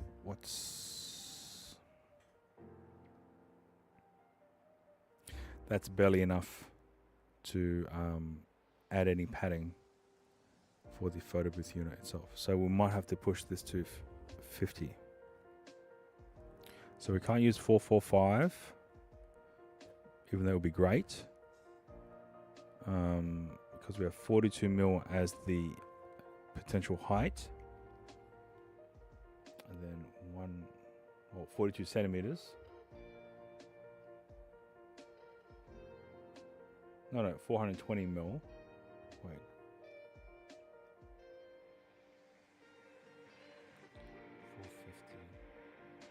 So if we go...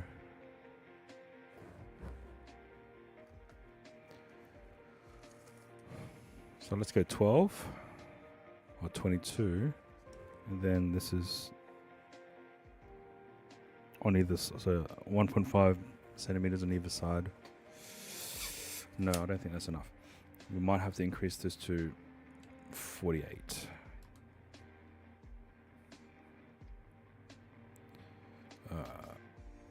One, two, three, four. Or 3.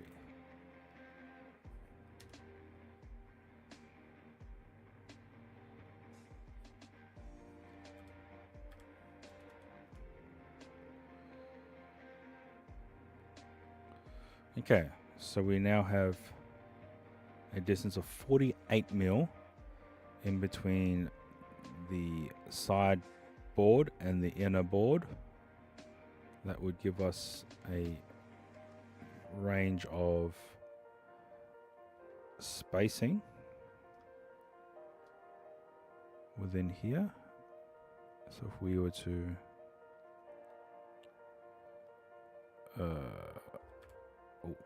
back. Let's drop you down so we get a better understanding. Okay, so if we were to bring this back by minus 1.6 and then bring it back another 20 mil of foam.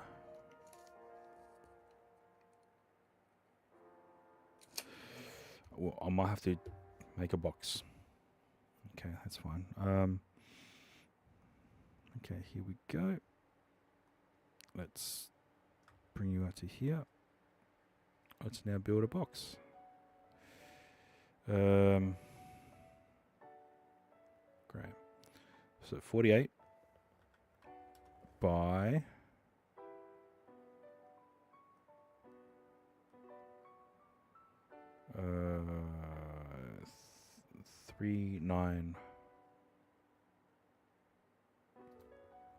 39. Let's go 39. How deep is this again? 36. 2 mil on either side. 40. Can we do 40? We can probably do 40. Yep. Plus 1.6. 41.6.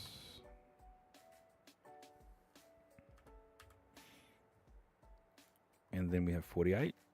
So let's bring this over here. So this is literally just a box that's going to slide into this area. So why isn't...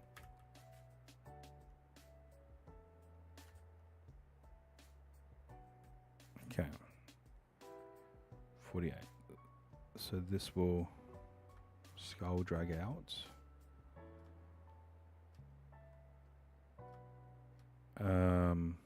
Okay, so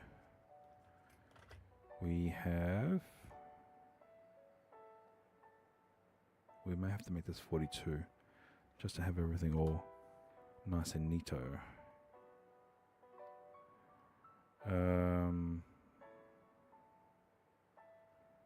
So 48 minus 1.6 walls. It's 2 of them. 48 minus 1.6 minus 1.6. Oh, wait. Oh, that's 48 minus 1.6 minus 1.6. 44.8. Assuming measurements are correct. And 42.4. 42 minus 1.6 minus 1.6.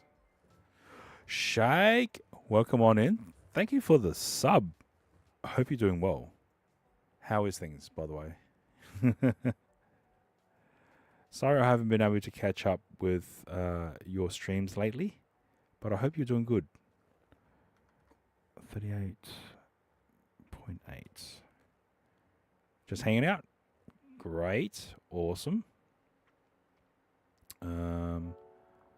I'm just making a box. We will drop that down, raise it up by 1.6.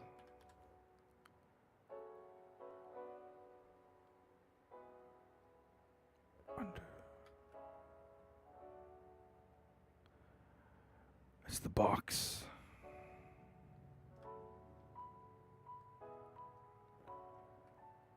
And then we will raise up. Okay, so this one we'll need to shift back to... What's in the box? 1.6. Okay, so this grey box will represent a... Okay, maybe not. Hang on. Hold.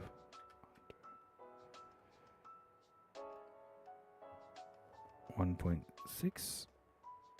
So this grey box will just represent a plywood box. And why is it the fuck? Oh, that's my bad. Hang on.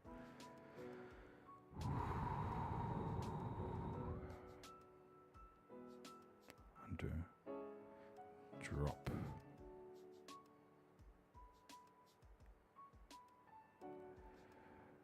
Okay. Group. So this grey box will potentially just house this green box with padding, such that during transport it exists in here.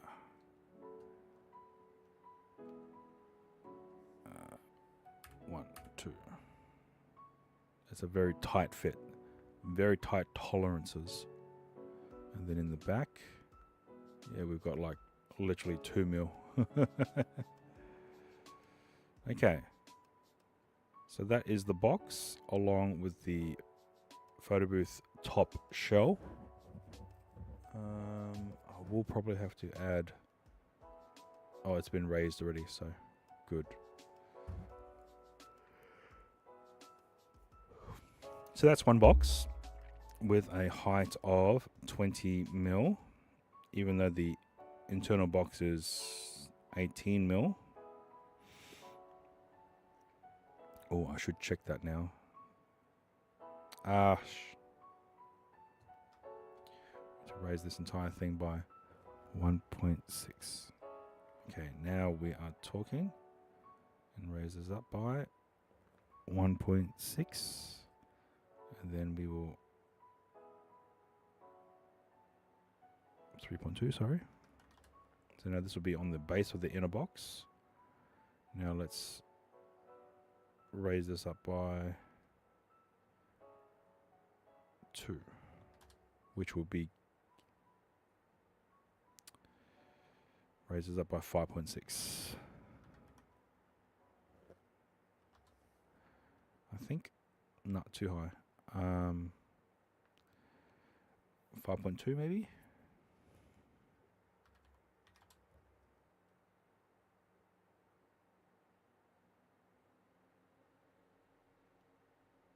Let's leave it like that. Okay. We have the green box, which is the top unit of the photo booth. Then we have a grey box, which I will have to undo.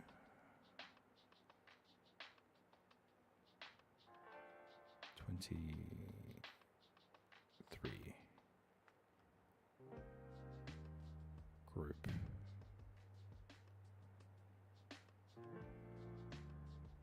So how much room is that? So here to here. The back end is quite thick. Did I get the measurements right? Probably not.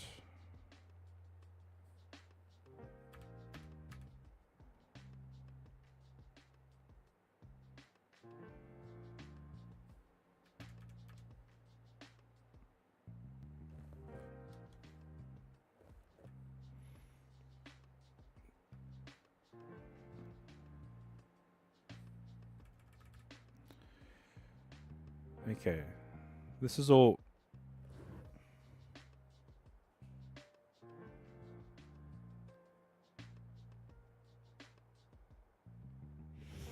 This is all depending on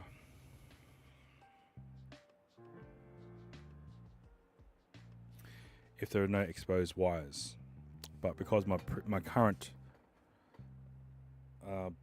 photo booth unit has wires all coming out, not exposed, but just they can't be shoved back into the box, so we may have to increase the width of this. This is minus 69. All right.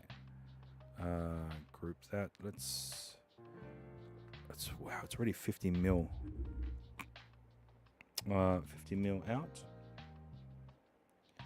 So then it's 50 minus 1.6 minus 1.6, 46.8.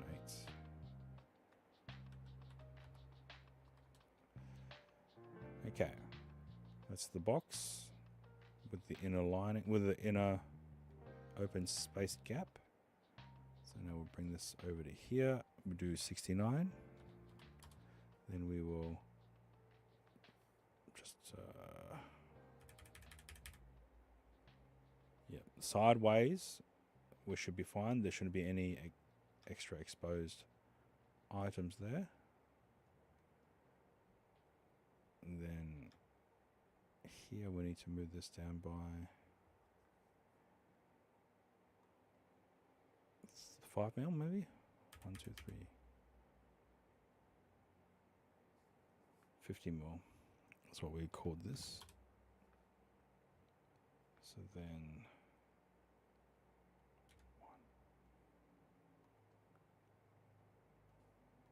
that's really 50 mil.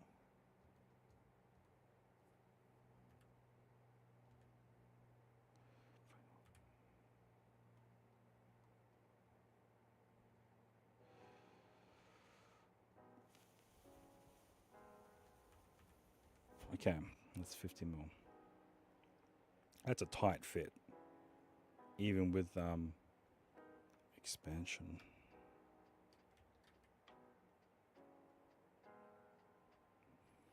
1.6. Okay.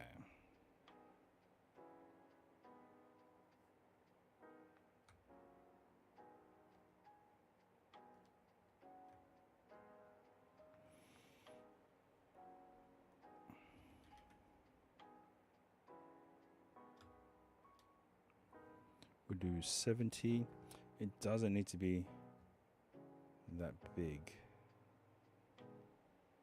So let's rotate here.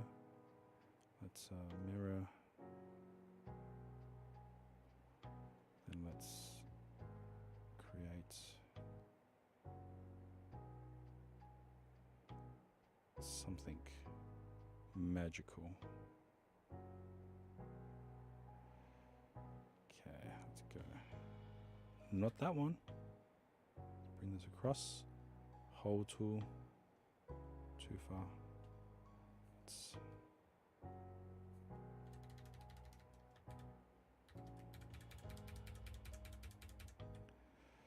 uh, 1 mil maybe.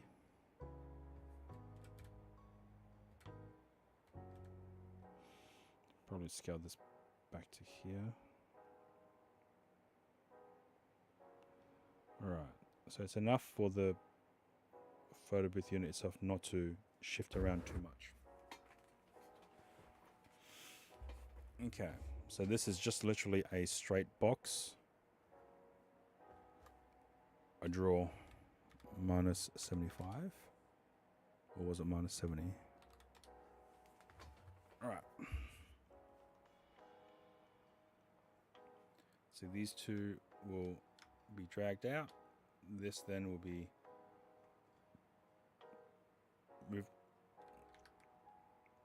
This then will be used for the photo booth. Okay, so undo.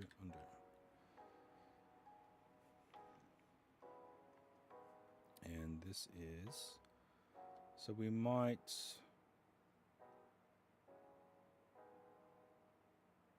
only because this, oh hang on, that might be enough for it to sustain itself.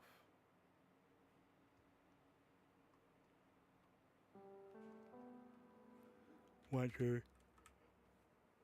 Excuse me. Yawning.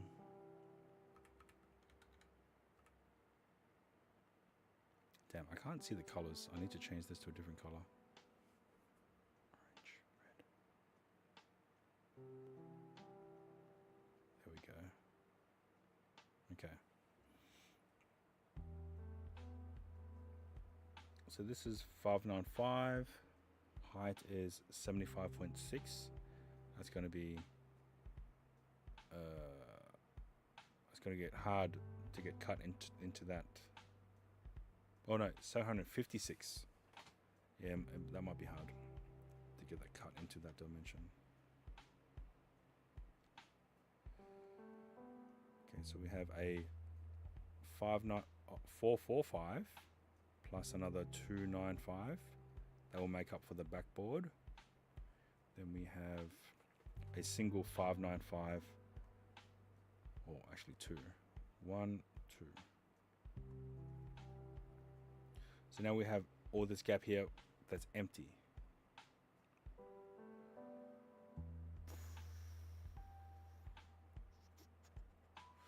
Let me look at Kmart, because that's where I buy my containers from. Although I might, or tubs. Containers or tubs? All right, let's see. Well, we don't want food storage. We want storage organization.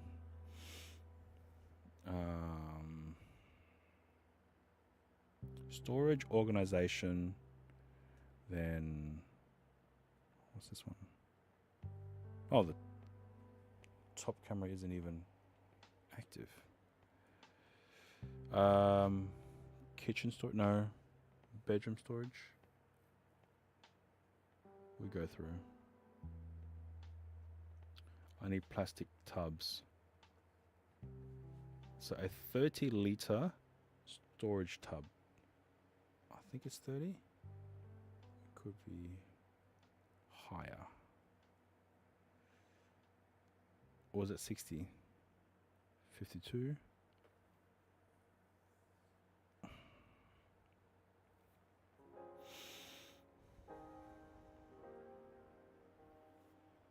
That might be too small. So I think I'm going to look at the 50. No, 50. It might be the 51. Yeah, pricing sounds about right as well.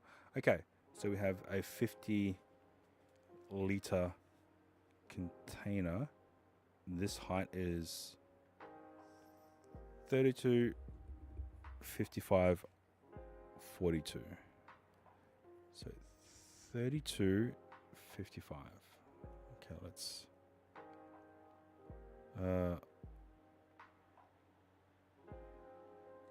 55. Wait, that's height. 32 is the height.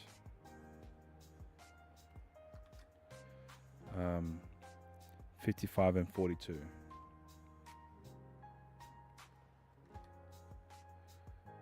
That doesn't look right. 55. 0.5, 42, 32. 55.5. 32 high. That's what it says, 32 high. Okay. Let's call this orange. So this represents a container at its maximum dimensions.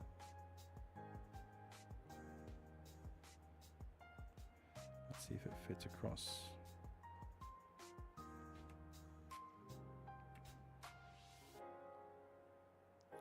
Then we need to raise it up by 1.6. Okay, so it looks it barely fits, but it does. Assuming that the handles are here. Okay. So my previous setup. Okay, I need to switch these around. Undo. We need to go up. And this one will need to slap down. This one will need to slap down as well. Okay, so in my previous trolley setup, I have built it such that I only needed wood for the main components, which is the printer and the photo booth top unit. Oh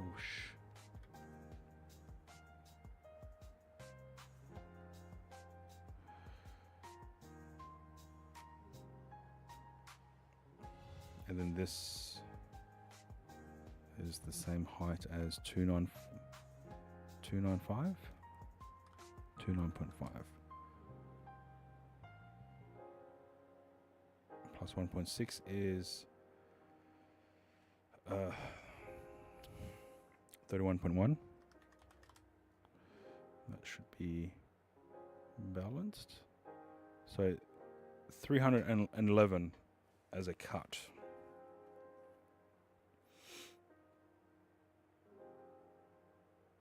So we could expand this more down to here, which means we could expand this more to here, and subsequently we could 56.6. All right. That doesn't leave much room. So we could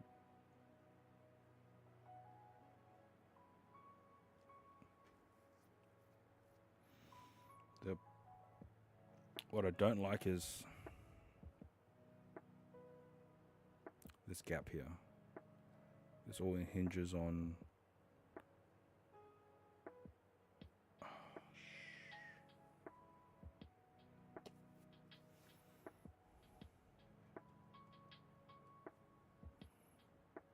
for stacked. 58.3.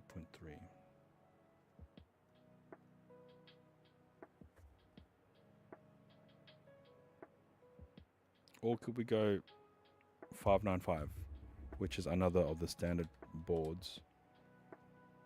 Undo. 59.5. Apologies. Okay.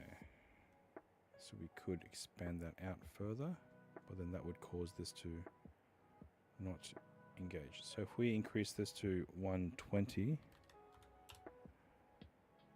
then increase this to here as well.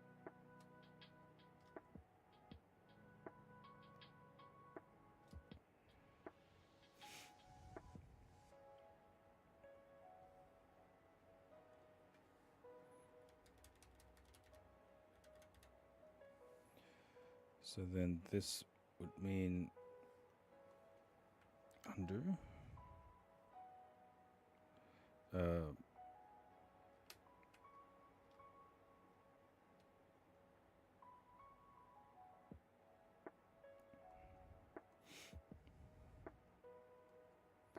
Then this would need to drop to here. This would all be one piece. 74.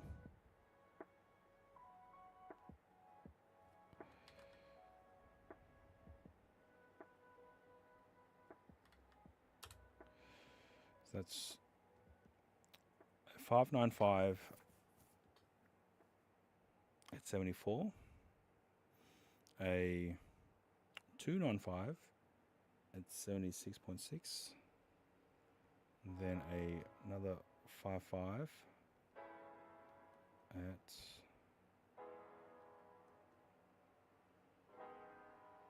74 as well. But how can that be? That's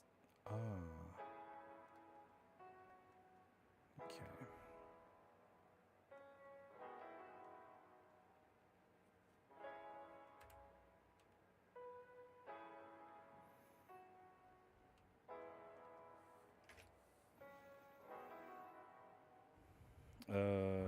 So that will be, let's see, 58.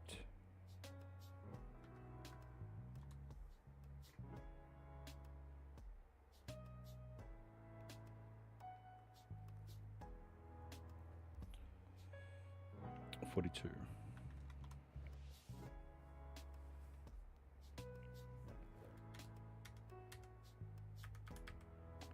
So that's 58, so that would be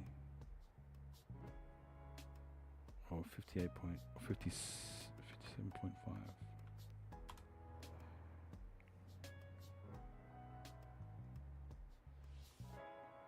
So these two are interlocked.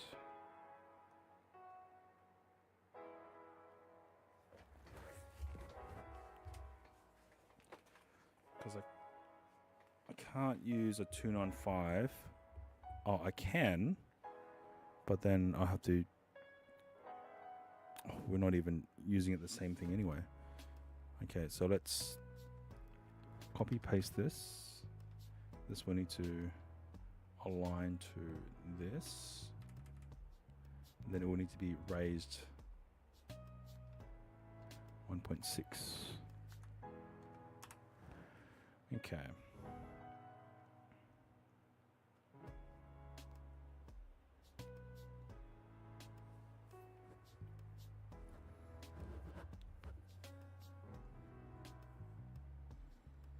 So we'll drill boom, boom, boom, boom, boom, boom, boom, boom, boom, boom, and then on the other side, underneath here, and then over here, boom, boom, boom, boom, boom, boom, boom.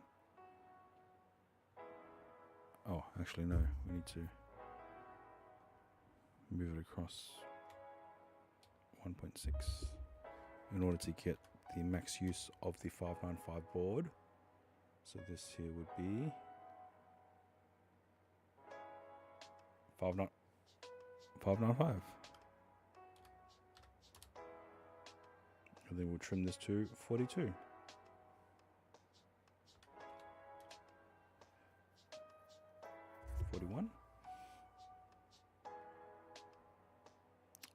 Ooh. We could trim it to...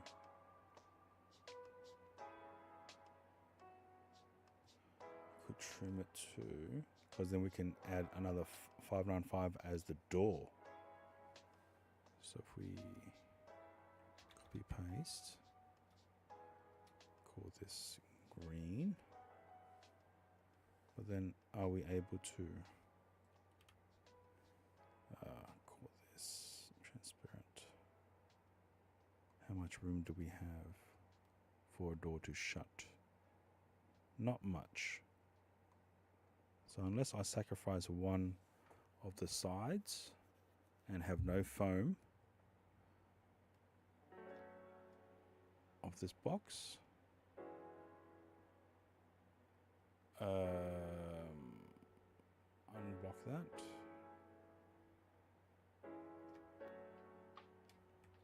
Do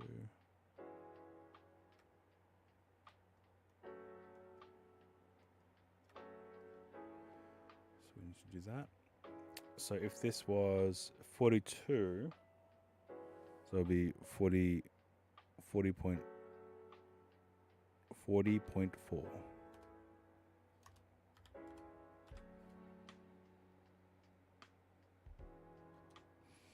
Now this would be 37.2.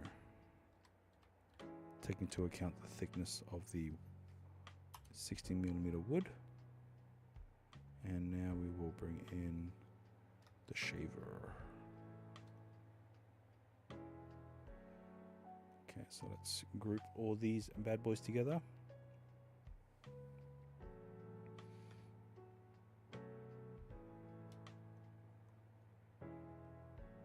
Ah, will that even fit? That's the question. Probably doesn't have to be foam, but it has to be enough for it to engage in its positioning. So if that is the case, so we could push it up right against the back wall.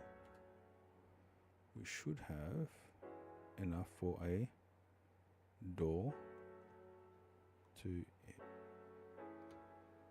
shut it.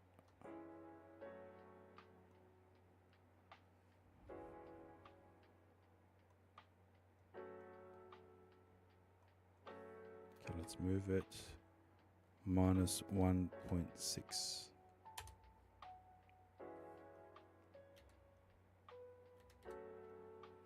Okay, let's see what we have here. Will this base box still fit?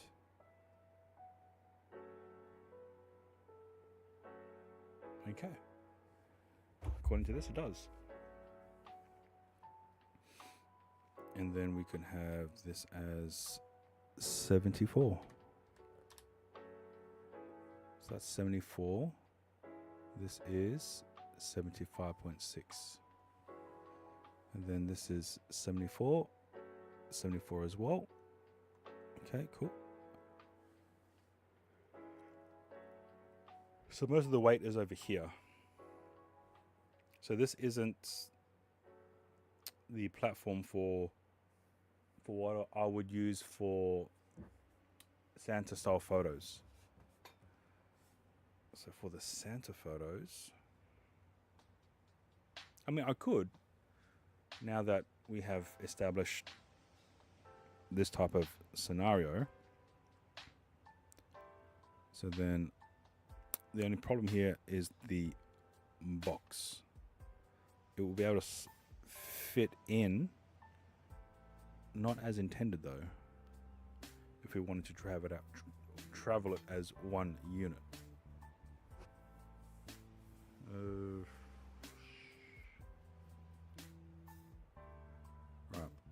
Right. I'll be back. I'll be right back. Hang on. Gotta.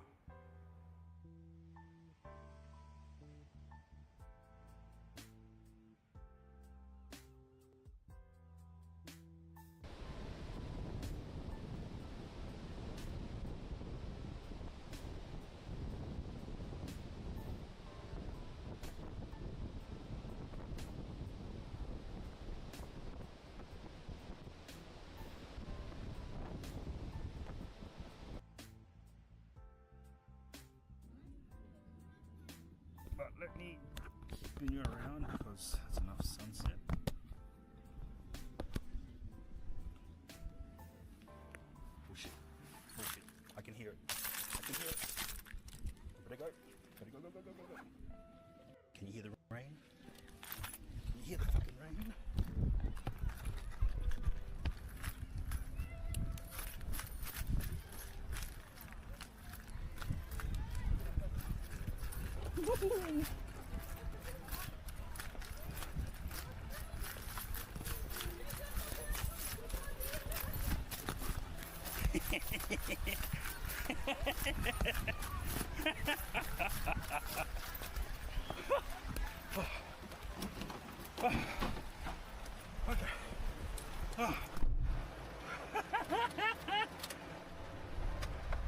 Oh yeah.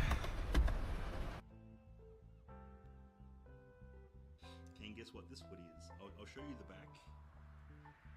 Okay. Okay.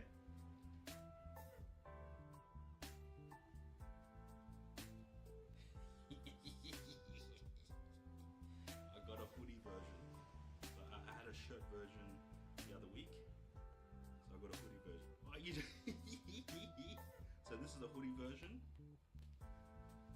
Yeah. I know.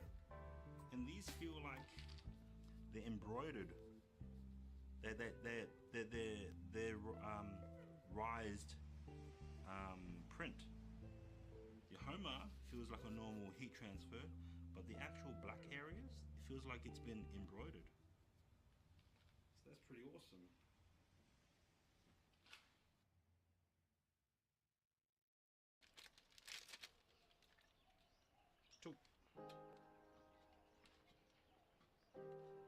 Okay, so we have two cheese hot dog sticks in this air fryer. We set it at 180 degrees. Now we set it for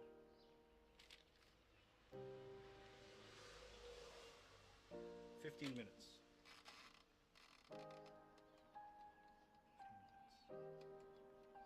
Okay, here it's consuming about 400 watts from the battery itself. But the actual power draw from this is 372 watts.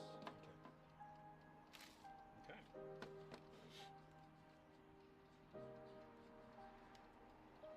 Let's go.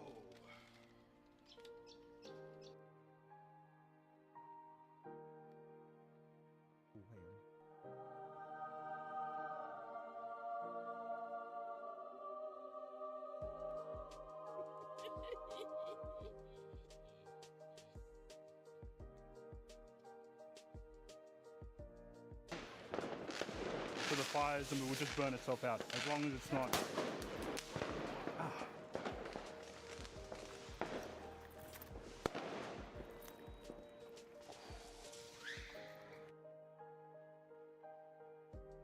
Degrees on one end. 35. Okay, let's quickly look at the. Okay. All right, let's continue on. So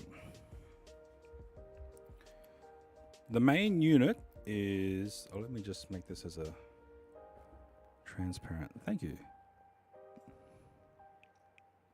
Actually, no, we'll make this as a door, not transparent. Okay, so we have the main cabinet, and this door will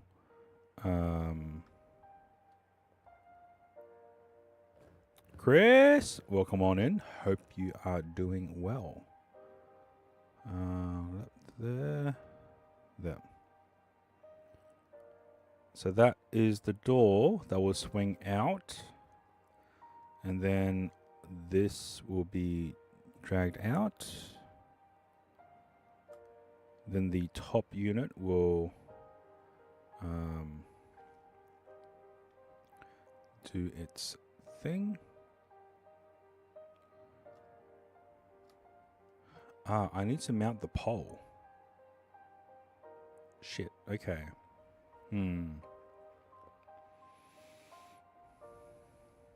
because I in my current photo booth trolley, I have a speaker pole mounted on the inside or on one of the edges here. But if I want to keep everything more slimline, it has to be mounted on the inside. So I might mount that here. Oh shit, wrong one. I might mount that on the inside here. And what I mean by that is if the speaker pole is 40 or 50 mil, so let's go 5. Yep. And let's bring that down. Oh, we can't bring it down too much, otherwise it'll interfere with the box. And this will be the speaker pole there. And I need to have a way to adjust the speaker pole, so then I can mount this at a higher height if need be. Yep.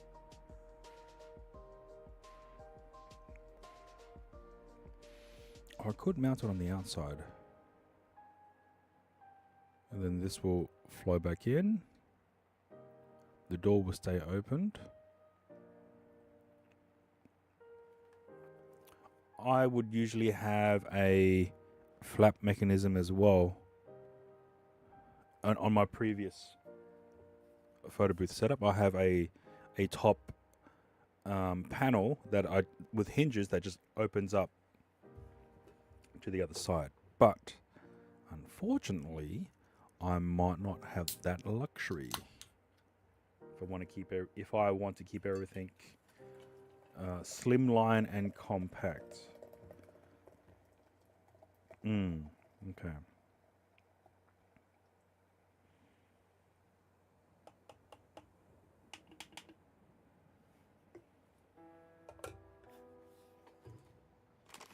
I've got some snackies and I'm just going to snack on while I'm working. This is corn, I think. Calbee grill corn. This is the hot and spicy flavor. Let's see. Oh yeah. Oh yeah. Okay. Cool.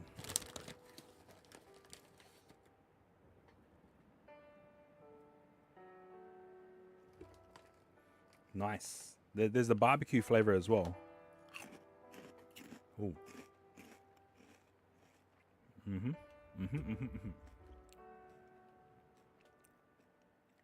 Ooh.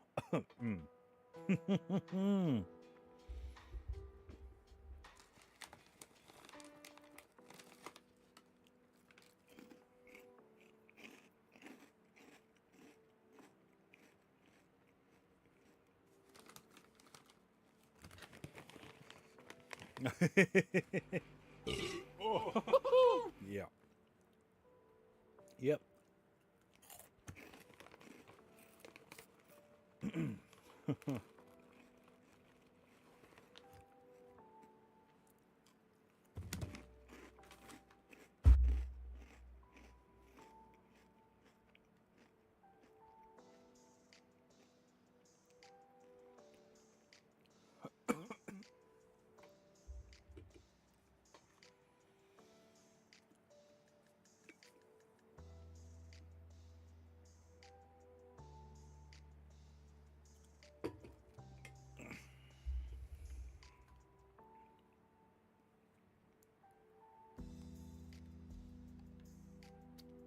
So the thing is,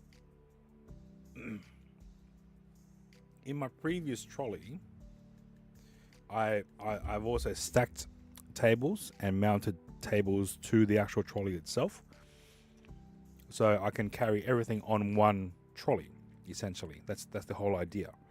But because I've made this thinner, so the original design incorporates the width of a folded up table to fit and slide onto here. But because of this new design, I don't think I'll be able to do that anymore. So during the pack process, this will be lowered down. I might be able to stack it on top, so it will stick out like this.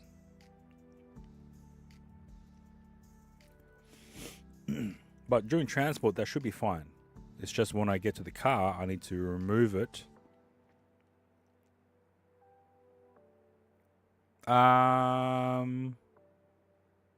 So this is it in its trolley form. While open, it's on my Instagram, which is specifically for the business now, no longer my personal one. For the setup, this is what it looks like once everything's opened up, covered, tablecloths and stuff. So there's the big table. I've had to bring in a different trolley, but I usually carry 2 4-foot size tables and mount it onto the trolley, and then that entire trolley goes into the van. I have a different van now, so this will need to be skinnier because the old Tarago door was actually quite a wide gap, whereas the new Tarago door is a bit thinner. So now I have to redesign this trolley to suit the new thinner gap of the new vehicle that I have now. Hence why I'm just laying out everything.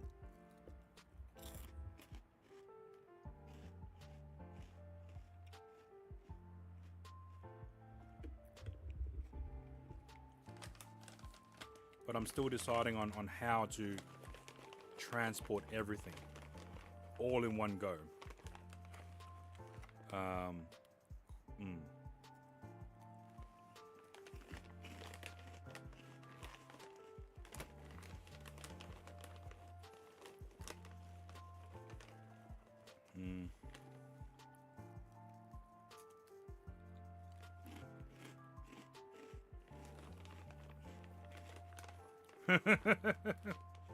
That's way too high.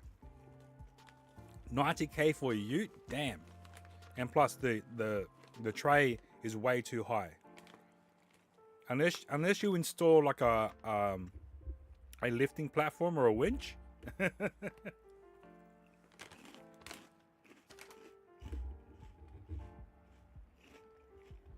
Pre-used.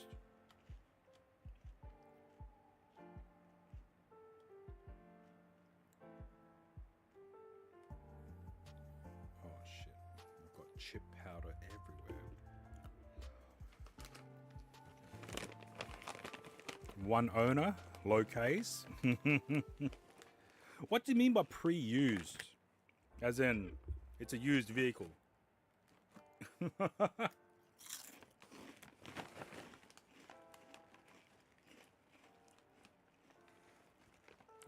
You also need to add in regularly serviced at a bona fide location as well.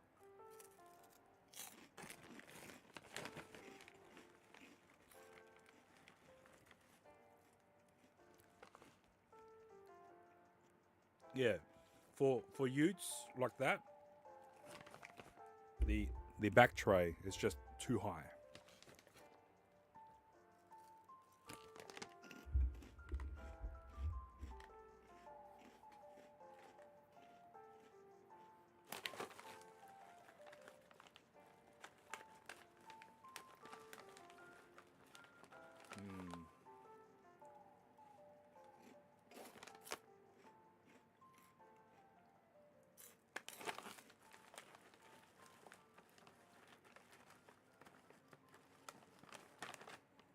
How the fuck did you get a missing wheel weight?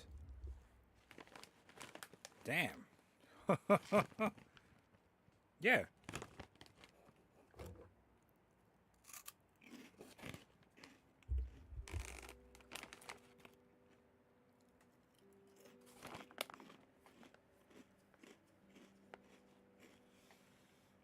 Fair enough.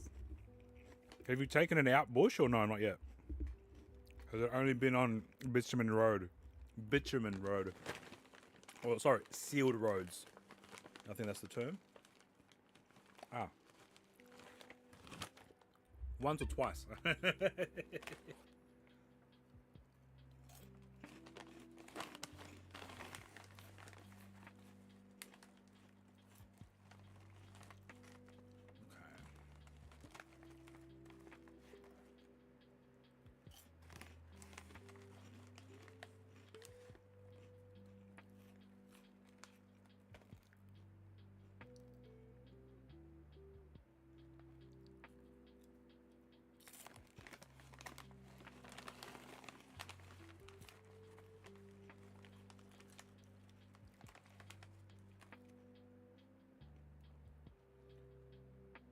Thunder Spatter!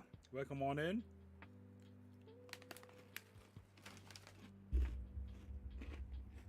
No, it's not a better box enclosure. I'm redesigning my photo booth trolley. So I run a photo booth business on the side as well. So this is an old Tarago. A new Tarago that I have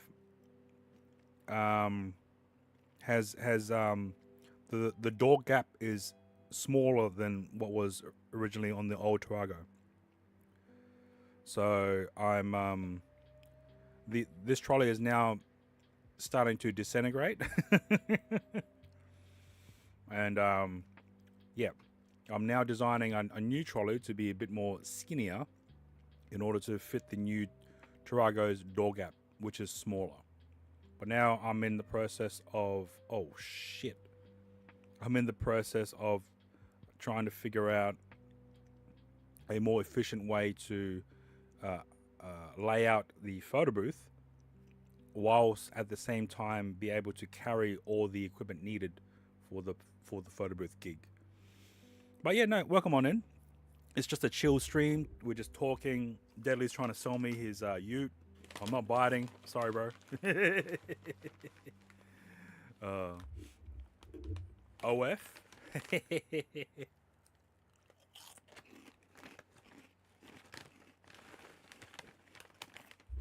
Would that be good money in that though? As the cameraman? Sorry. Camera person. Yeah, good value, but would you be getting paid? Or would they try to make you work for exposure? To getting the first look? I think you'll get to a point where it's like, nah, money. Regardless of how much stuff has been thrown in your view. Yeah.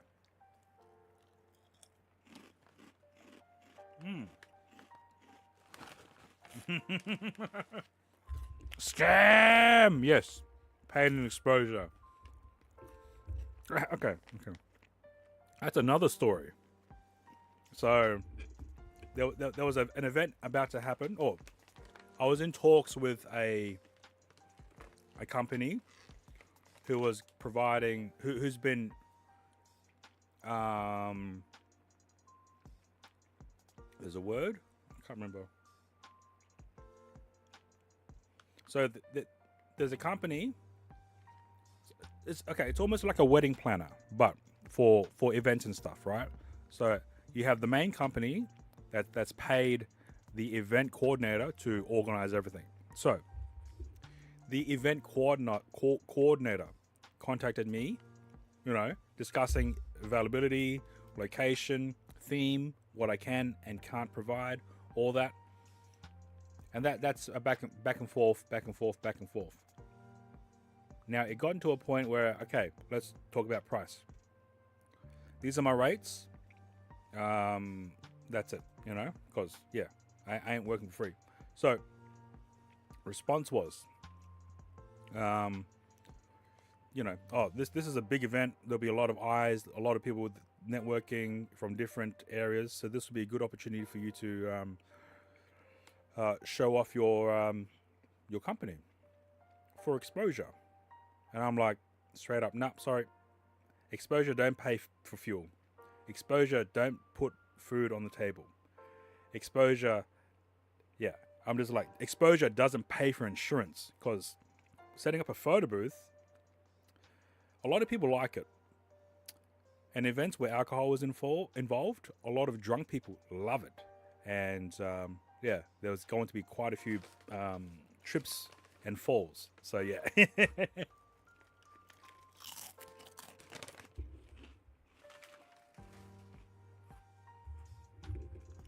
And I'm like, yeah, nah, sorry. Again, this is my quote. These are my prices. And then I don't know, the way they worded it is like, what if you were able to get sponsorship? And I'm like, what do you mean? You know, like, am I able to get another company to sponsor the booth for that event? Then why are you talking to me, you know, as the events manager? Why isn't that company talking to me? So it's just, yeah, crazy. Yeah, and it's like, and that's the bad thing about having to deal with event coordinators is that they technically don't pay me. They will then, I would send the quote to them, and then they do whatever, and then they contact their client, which is the big company, right? And then they come back to me, and it's like, nah, that, you know, unless you pay all of it up front, or, you know, before the event date, then everything's Gucci. But other than that, unless you're a government entity where accounting, you have to allow for 30 days for them to pay. Thus, then you do the whole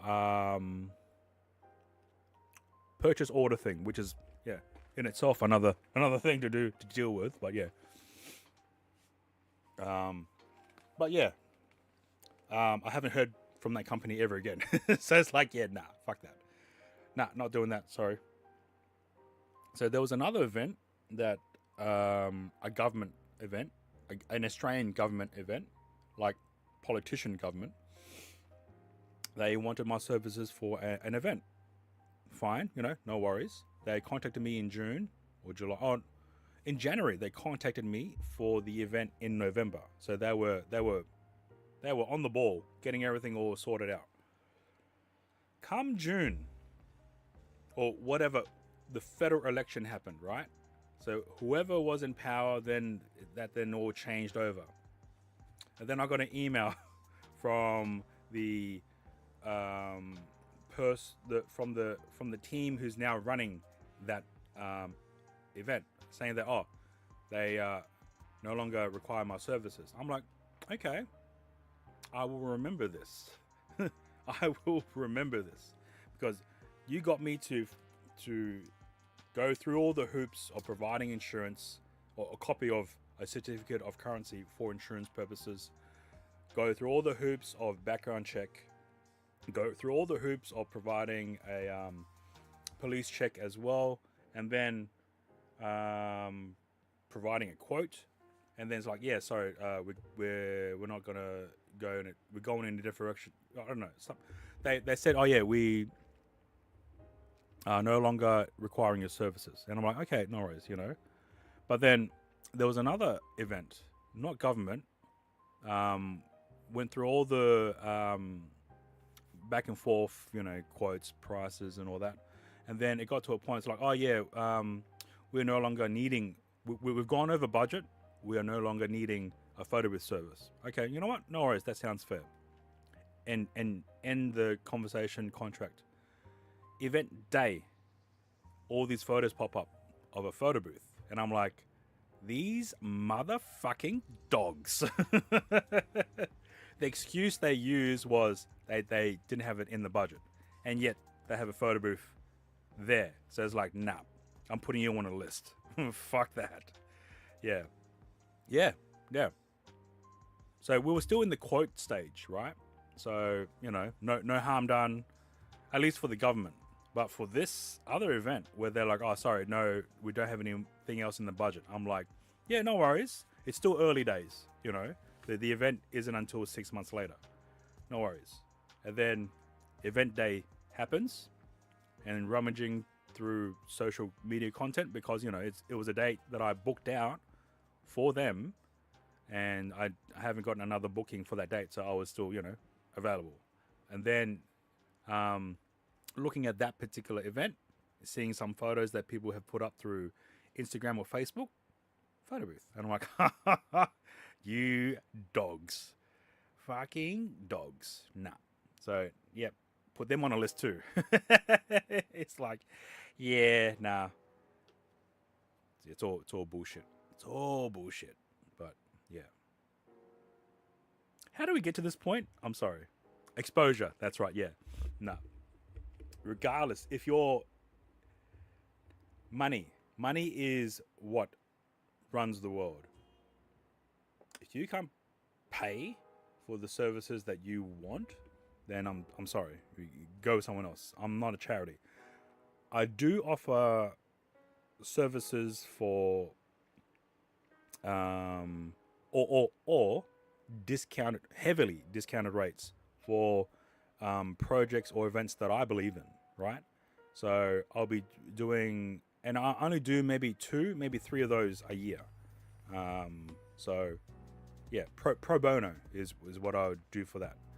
And I've already done 2. I can't talk about those, but the last one, which will be in December, will be for this. It's a Christmas party for the special needs children and their families. And the event is actually being held at the convention center, which is pretty big in terms of space. So yeah, everyone who's on board with that particular event, they're all donating and sponsoring their own time. So yeah. I'm sorry, this is all we have time for this session. Please book your next appointment in what's in the mail. Yeah, true. It's like, damn, you wasted all this time. I'm gonna have to charge you for admin fees because fuck you.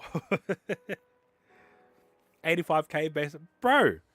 I don't need a ute, and I can't drive a manual, so shit out of luck right there. All right, I've got a lot of chip powder. Let me just do another dig.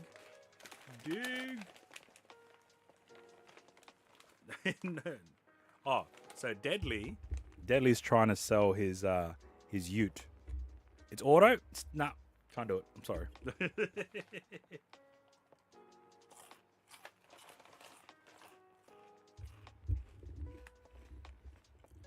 Yeah. Oh shit. Okay. That's crazy. Tried to sue you. God damn. Okay. Oh, here's another fucking story. Now I've told it on stream as well, right?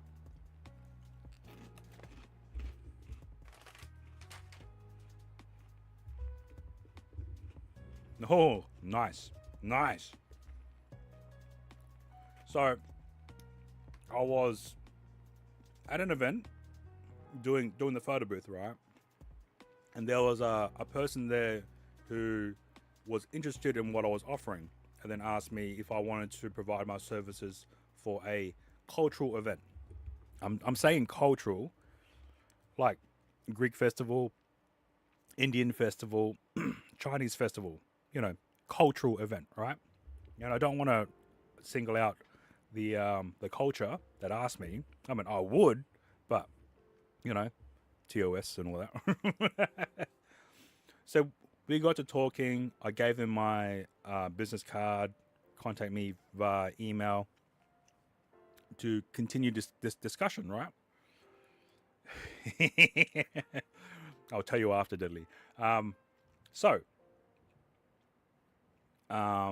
Emailings back and forth. Okay, this is the date. This is the time. This is the location. This is what I'll be providing. And then this is the quoted price. I've discounted a little bit because, trying to help out with this event, a cultural event. And then didn't hear back from them. And this is all just emailing of just providing information, all right? Let's get that very clear. Just providing information and availability. So during the exchange, there was no mention about me saying yes during this email exchange. or committing to providing a photo booth service. All that was mentioned was availability on the day, time, and location. And then that's it. Nothing. Haven't even provided pricing or anything like that. I'll see if I can bring up the email. I won't show who it's from, but I do want to get the story correct. So and yeah, it was one of those things where it's like, these people really fucking exist, you know? It was crazy. Crazy. All right, this happened in 2021. Okay, yeah. This happened in 2021. So it's quite a while ago. And then having a chat to other people of my mates, and they're like, did you say yes verbally to the person at the event that I was in confirmation with? Oh, sorry, not confirmation. The person at the event where I was talking to, who was the interested party at a separate event. And I said, I don't know if I said yes or not. I did say, please email me and I'll double check the dates, right? If I did say yes, I don't know, maybe I did, maybe I didn't. It was that long ago. So back and forth. And then I think about 2 weeks before the actual cultural event date, I got a phone call, and then I'm like, I haven't agreed or committed to that because I have another gig on that night. And usually with the photo booth, I might have a previous booking on that date, or someone else has already inquired, accepted the quote, paid the deposit, and secured the date. So, you know, that's how I work. So then back and forth. And then I'm like, no, I already said I'm busy. I can't. I've already booked out because you guys didn't come back to me with a confirmation of whether or not you wanted the photo booth service. And then I got all these fucking phone calls asking if I was, you know, going to do it, or when I'm going to do it, or what do I need to get it done. And I'm like, I didn't agree to any of this. Nothing was written. No one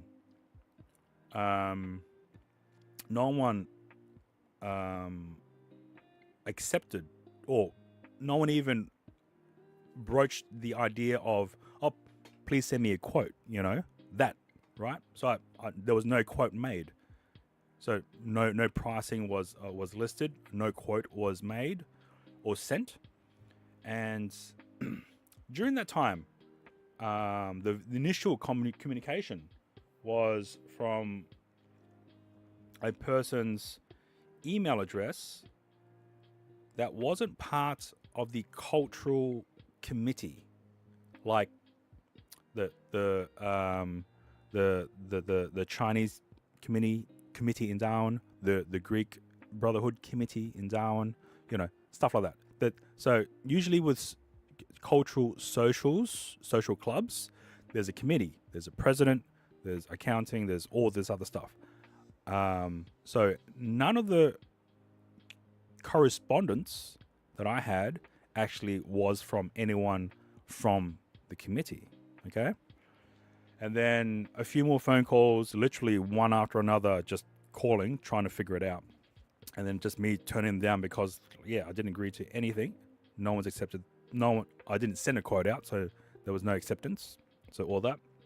And then I got a call from, they said, the president of this committee from the cultural social group or social committee.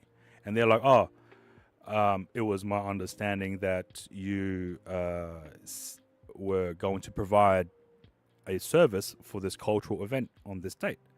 And then I spoke to them in a very calm manner. It's like, I said I would look into it and to see if I have any availability. And then no one contacted me in regards to lock down the date for that event. And then they're like, then the president was trying to persuade me, and then this is something I've never had to deal with while running the photo booth business. I think they tried to guilt trip me into doing the event for the photo booth, right? And I'm like, sorry, I can't do it. You know, I'm sorry, I've already been booked out. Yeah. So then I got an email. Okay, I got an email from the actual, from a committee member. Yeah. Yeah. So I got an email from a committee member and the original correspondence person, right? Yeah. All you did was inquire. You didn't even move past the point of, can I please book you and your services for that date? So here is the email. Yeah, you talked. I might have said some bullshit. You might have said some bullshit, but no official invoices or deposits was made. That was the thing. There was no deposit made at all. So it's like, yeah. Now, this is the email, and I'll read it out. Hello, me. Thanks for your email. Not sure where the confusion is, but my team was under the impression that you agreed to provide this service. They have been trying to get in touch with you multiple times, but you never responded to their phone calls. Pause. This is after 20 phone calls. After the first 3, every other phone call, I knew what it was about, so I just dodged them. Continue. I have been trying to call you myself, but you are not responding. I wonder fucking why. I appreciate you are busy, but our plan is all in vain just because you didn't respond to our calls. Is there any chance you can still accommodate to accept this project? We have assigned 3 volunteers for the booth if there is a problem. Ads. Ads. Okay, we'll wait. You know, we'll wait. We'll wait for the ads. I'll go to be right back and lick all my chip crumbs.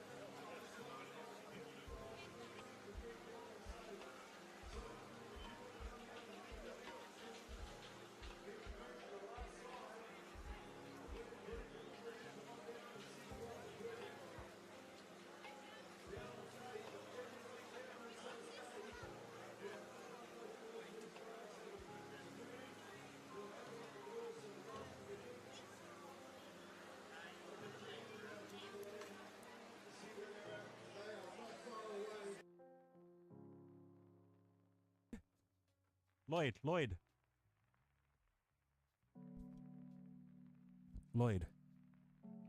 Milk, please. Bless.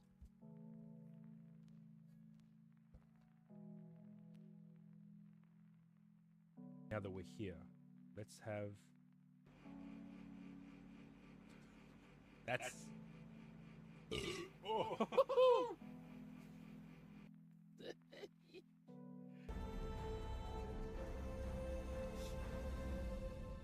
Yeah, in overlay.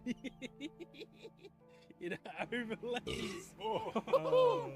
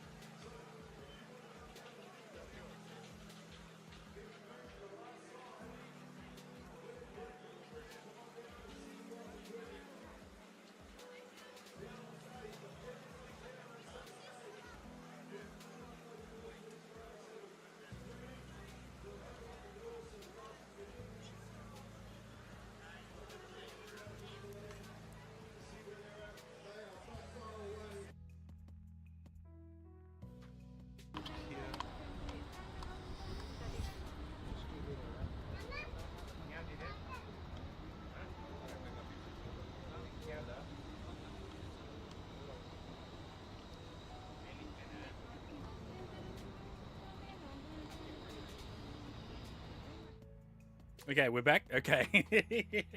Sorry to leave you guys on a cliffhanger. Oh shit. Okay. Yeah. I kept my mouth shut because I didn't want to exacerbate the situation, right? It's like, well, your team are complete fuckwits. Your team has a communication problem with you, not with me. So yeah. Okay. I'll read from the middle bit.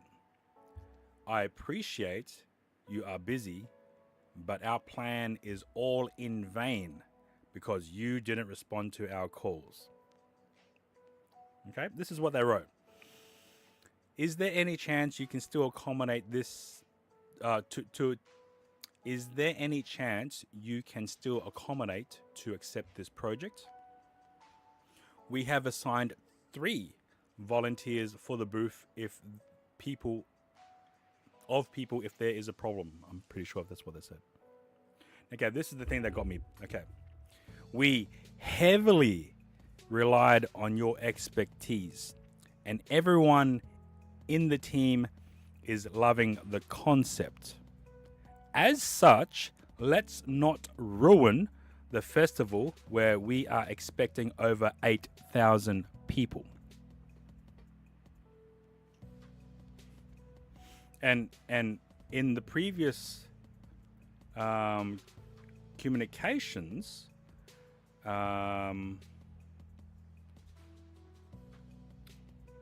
they mentioned that they have advertised my business on their posters, on the event posters for that cultural event.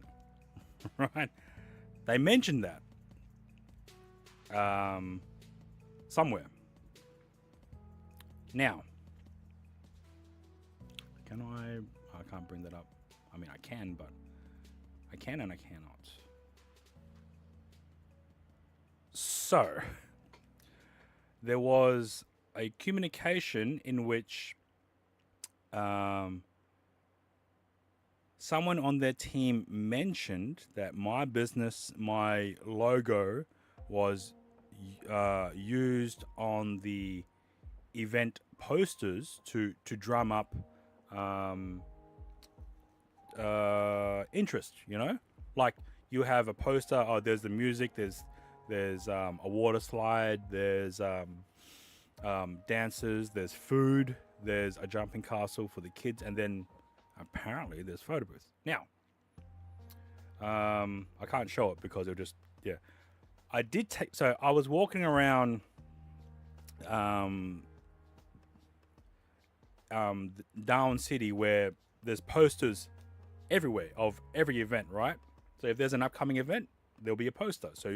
So everyone's made aware of a time and place and location of where this event was. Now, I've came across the poster for that event, and I quickly looked at it, and there was no mention of a photo booth service at all. So I'm like, oh, these cunts, these proper cunts, gaslit, and yeah, it's just like, oh, if you're willing to stoop that low in written communication to state that, oh, we've used, your services to market for the event, and then come to find out, no, you fucking didn't. And I'm like, you cunts. Yes. Oh, Shake, how are you? Now, fast forward 6 months. The event goes, whatever, the event's done. No more communications, all right? A few months down the track, I'm at a different event, and I'm speaking to another vendor. So in Darwin, it's quite small. So there's catering vendors, there's event setups like tables, chairs, and lighting and all that. So, and everyone knows each other. Everyone's pretty close knit. If we need a hand, we'll help out when we can. So I was in an event. I think it was a wedding, and one of the companies that provided the chair, the nice chairs for the wedding ceremony. For the wedding ceremony was there. So they were there to pull down the arbor or the archway, pack up all the seats, and then load up and move away. Now, having a chat, how's things? Is it busy? Blah, blah, blah, blah, blah, blah, blah. And then something, I don't know, in the conversation, something came up about that specific cultural event. And then the person I was talking to, a lady, she's like, oh, those fucking cunts. And I'm like, holy shit. What did they do to you? What did they do to you? Shit. And as I mentioned, her company provides catering equipment, archways, chairs. They even have they have the ability to set up full stages, speakers, lighting, like an actual stage for outdoor events. I was told from this person who is the owner, or they're higher up in that company that provides equipment for hire. They said, yeah, those cunts, and they didn't sugarcoat that word. They said those cunts didn't even pay. They have an outstanding invoice with that cultural event. Yeah. I don't know about the whole guilt trip, but the non-payment of invoice was very high in the list for that cultural event. And I'm like, in my mind, I'm like, holy shit. But then at the same time, I'm like, ooh, dodged a bullet. In my mind, I'm like, holy shit. And I'm like, they did ask me for a photo booth hire, but I was busy. I didn't go into detail about the whole communication or that, but that's what I said. And then she's like, you're lucky because, yeah, Dodge City. Now, it's a cultural event, which was in 2021, right? This is the event that I was contacted for. Then they had another event in 2023. Same event. They might have changed the community members. Same event, right? What this equipment hire company did was they didn't go full like lawyer, debt collector stuff, because Darwin's a small place. So what this person did, and I applaud her for waiting such a long period, while at the same time not go into full court debt mode, right? Or court appointed debt collection. Small claims is what they call it. So small claims. For those who don't know, small claims is anything under $5,000, which is big money. Fuck. Although I think it was more. That's why they couldn't go through small claims court. Okay, that's why. That's why. So they waited. They continually, bide their time. Now, that was in 2021. 2023, the same event is building up and preparing, right? And the lady who's also in charge of accounting, she's like, okay, they got in contact with whoever the new committee member is. They're like, oh yeah, such and such and such. All right, this is our list. And then the wording I believe that she used was, oh, before we proceed, you have an outstanding invoice. So if you could please pay that in full, and then we'll go from there. That's the word she used. And then a week later, the outstanding invoice was paid in full. And then she wrote back, oh, sorry, we're busy on that day for the 2023 event.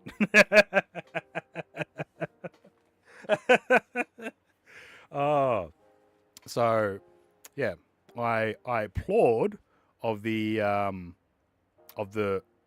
biding their time, but I also applaud of them going, oh yeah, no, sorry, that date's already booked out. I'm sorry, we can't do anything. Bye.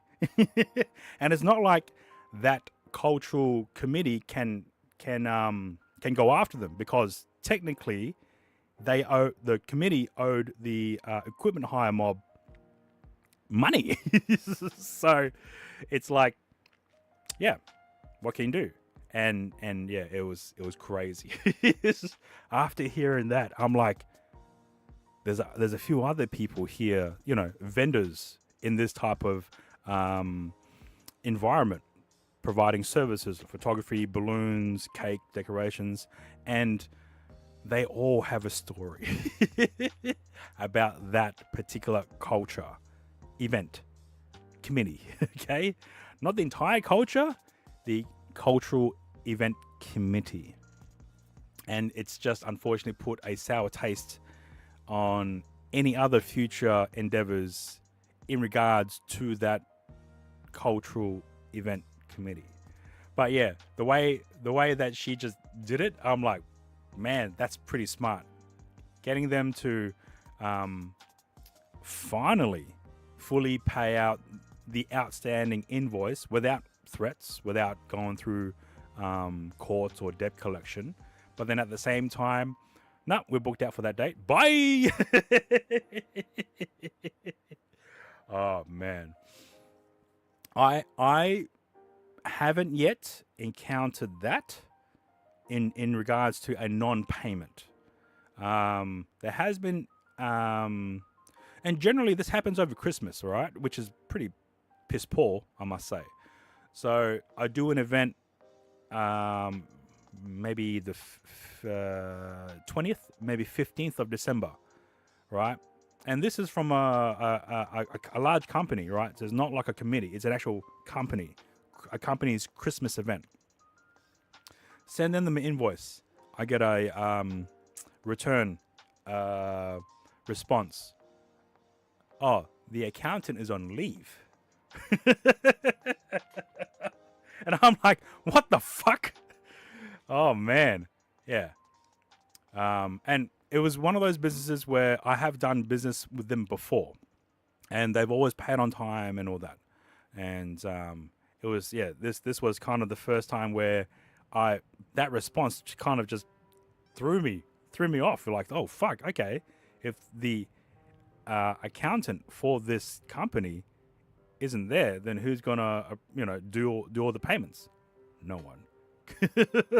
So I had to wait till mid-January for me to follow up, not for them to say sorry, here are your funds, I apologize. I had to follow up to make sure that the accountant is in the house in order to pay this invoice.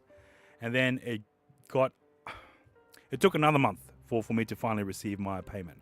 But yeah, after that, I'm like, nah. For that company, which I thought we were on a good rapport with, like, nah, 100% upfront before the event. Straight up, just boom, done. Oh. So yeah, it was the guilt tripping thing was something I've never had to deal with personally in for the business, and I'm like, that's a different way of eliciting assistance. And I have a mate who's a manager. Oh, and he's an engineer in a management role, so he's very good with reading communication and what they really mean, right? And I showed him the email, and he's like, man, what the fuck? How do I deal with people who want your expertise for free? It depends on the person. If they're... And I haven't dealt with anyone with such a high caliber where it doesn't make any sense for them to ask about my expertise. But I have dealt with people trying to provide me with exposure in return for a service that I provide, such as a photo booth or photography, or now even live streaming. But for them, I'll just say, I'm sorry, exposure doesn't pay for meals. Exposure doesn't pay for insurance, which is what I have to have for public liability insurance, because people trip and fall all the time. If they trip on a backdrop stand and it smacks them on top of the head, that's it. My business will be, I'll be liable for the damages or negligence and all that shit, right? Hence why I pay premium for public liability insurance for my business. But normally, I would weigh up the potential of opportunity for potential future networking of the other people. So normally for photo booth, it's normally with people will need to come in and use the photo booth. So I would weigh up the type of people who will be attending that event and see whether or not if I can, if there is a potential for a future booking just from those people who are attending the event.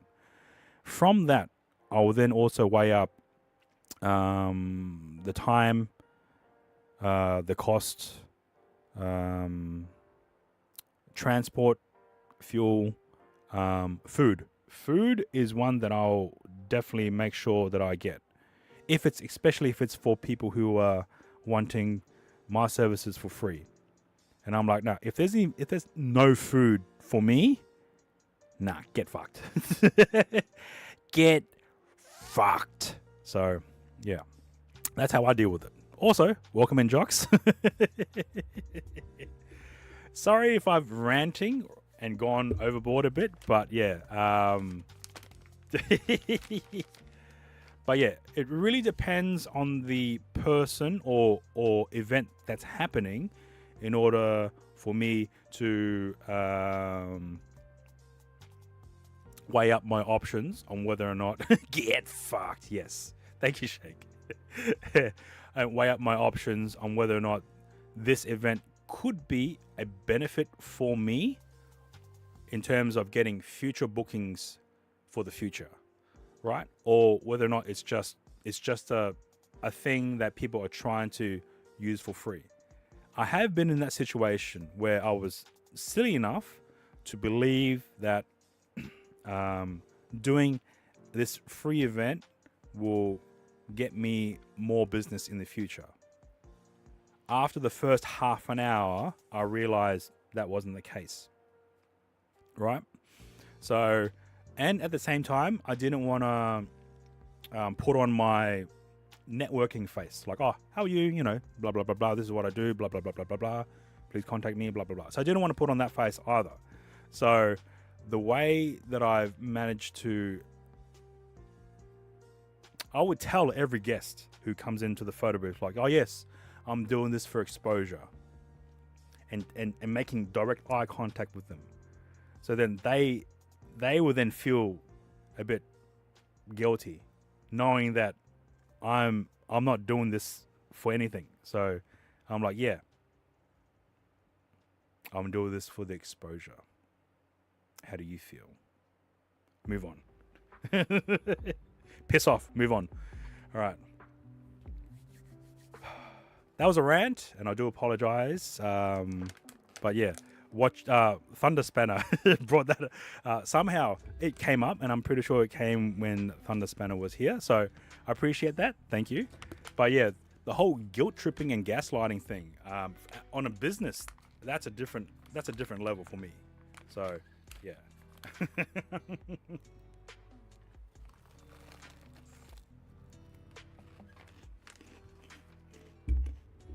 Crazy.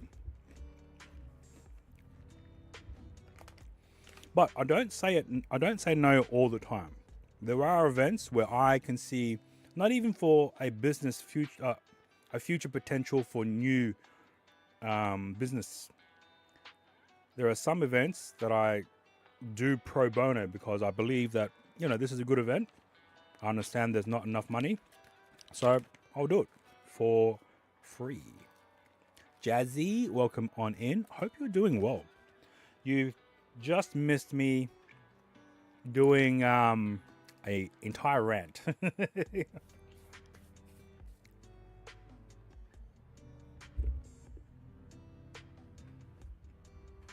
No. All right. The mint rants, yes. Wait, Deadly, when? Warzone when? So I can prepare.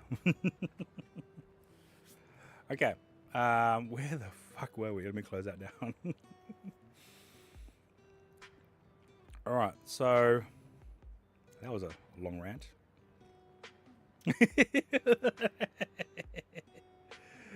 Yep. You can't have it both ways. All right. No worries. Thank you, Deadly. Enjoy your burger. And photos, please. I still have lamb left over, so might get some veggies and roast potatoes up with some gravy, and yeah, smash that maybe. So this is a 3D representation. Now, up to you, man. If your M6 is overheated, I don't know. Unless you need to test your configuration of your old backpack rig to make sure everything's work. Maybe, if you want to. You sell bikes and people try to undermine you. Oh, fuck. That's... I'm sorry for you, man. It's yeah. If it's one thing if you're providing a service, right? It's another thing if you're actually selling product, which has set prices, which is probably... Yeah, which is bullshit to begin with, you know? It's like trying to buy a laptop that's worth $1,000 for $500. It's like, bro, you don't get it. This costs $1,000. You need to pay $1,000. If not, piss off. Oh, are you Jocks? Which one? Jocks. Why is there so many bike people in my stream? So there's quite a few people who do cycling or IRL streaming on bikes. So yeah, welcome on in. Oh yeah, too tired of your shit, man. Get the fuck out. You ain't willing to pay full price, or even a market value price. Piss off. This ain't, you know. This ain't no what's the word? Porn store? I don't know what the term is in different countries, but yeah. Yeah. You know, yeah, tell them piss off. Oh, sorry. It's like, get the fuck out.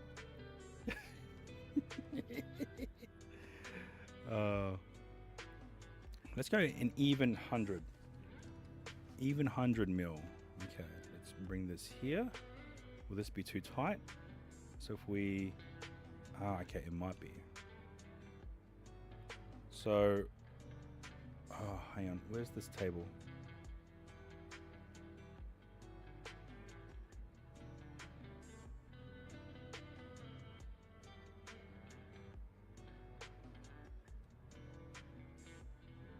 All right, I need to go measure this. I'll be back. Hang on.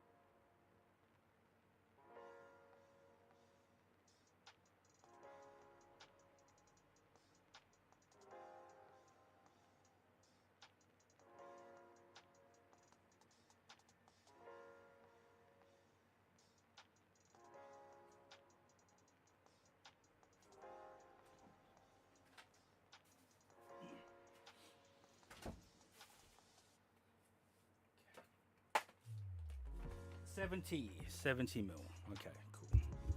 So this table, when folded up, its thickness is 70 mil. So let's go 70. Shit. No mercy for you. Welcome on in. Hope you are doing well. Is that the correct thing? Oh, it's 7? 77. 7 centimeters. Okay. So, let's call it 8. Give it some extra space. And then whatever 4-foot table looks like. 1. Okay. So this represents the folding 4-foot table that I have, but I now need to devise a way to mount these to the trolley whilst I'm in transport mode. So right now this width barely fits into the van, so what I might have to do is construct shelving in the van. JPR, welcome on in. Hope you are doing well. You've probably just missed all my ranting. all the best, all for the best, I think.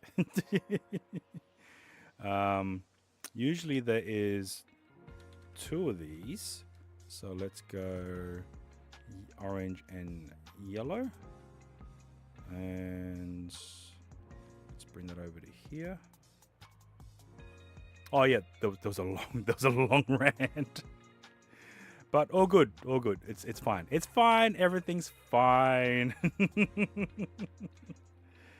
But yeah, hope you're doing well, JPR. Oh shit. Okay, let's see here. So these represent the 2 containers full of props and other items. So that would go there. So then how would I attach these to the trolley then? See, if these were the case, so unless I eating breakfast for lunch, hey, can't knock that. I admire that.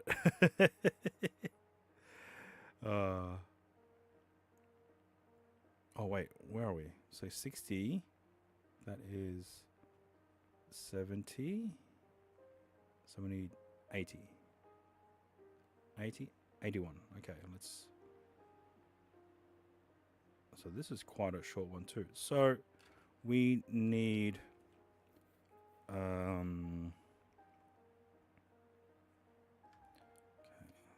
there'll be no actual so we have one of these, and then copy paste. This is going to be that. There's 2 of these. So generally I would carry 2, or I could put the tables on top of this entire setup, like I did with this setup here. But then when I get to the van, I'll have to remove the tables and get them stacked. You smashed a deep dish pizza the other morning. A deep dish pizza in the morning? God damn. Holy shit. Oh, well done. Well done.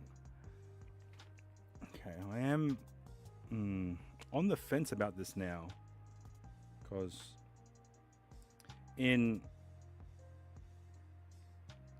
transporting mode will slap the tables onto here, or should we slap them like this on top?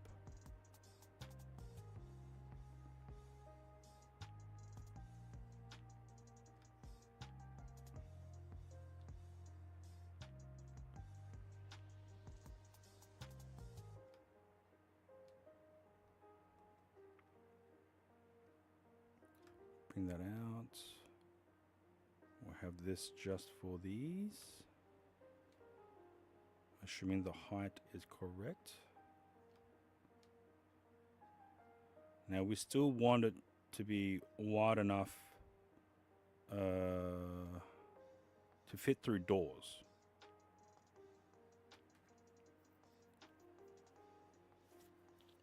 Oh, okay. I haven't played Death Stranding, so I have no idea. That's interesting.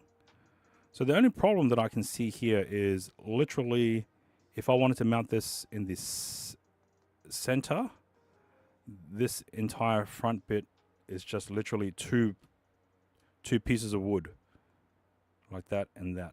Unless I make this more secure, but what do I put here? Unless I make this a shelf of some sort to just put in random shit during transportation, and then that way this will be a bit more secure. So there is some random shit that I do have, foldable steps, extension cord, dish racks. So I could, yeah. What can I put there though? Unless I put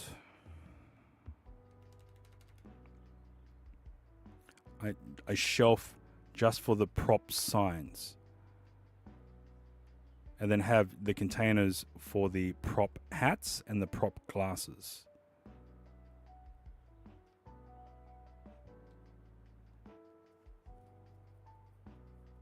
You've been propagating any chance you get. Spruiking. Have you played Death Stranding? Have you done this? Oh, this looks very similar to that. Oh. All right, this might change the dynamic of this setup now. Because if we have a handle... this one here. 5. So if we put a handle here that represents the handlebar to push the trolley, then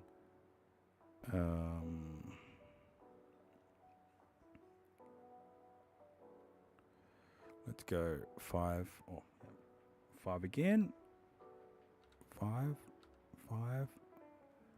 Bring that to here.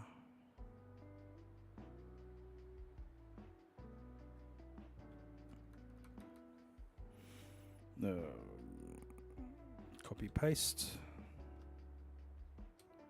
So that's the handle there. We still need our hands to be able to grip around the handle while pushing this cart forward. So then once we get to the van, this will be removed. These 2 tables will be removed and put into the van, whilst this entire thing gets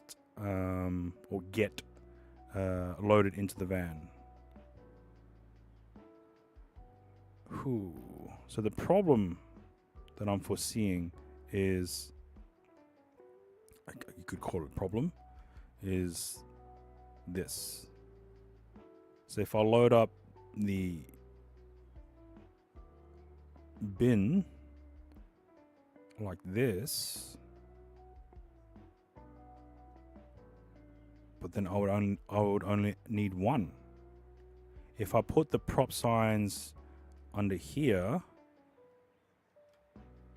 so say I created another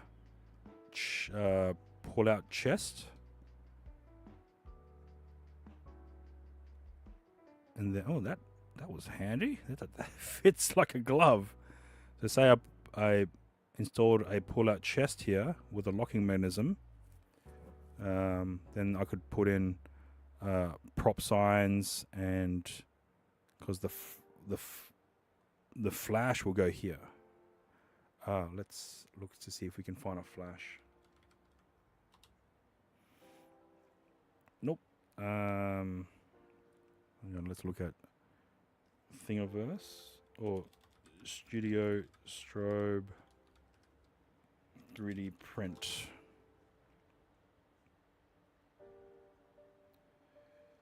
So we need a Studio Strobe.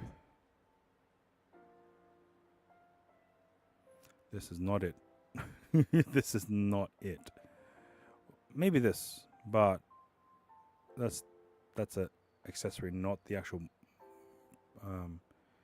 Studio Strobe.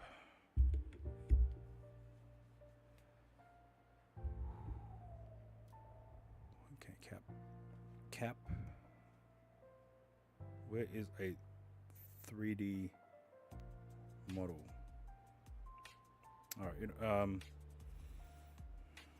could I design one? Let's Jinbei 400 watt. So this is one of the studio flashes that I'm using with my photo booth. Now the great thing about this particular studio strobe flash, it uses an LED as the modeling light and not a halogen style bulb, which means it's not as hot when operating, and when you turn off the unit, this thing pretty much is cools down very quickly, whereas opposed to using a normal studio strobe, it comes with the halogen bulb.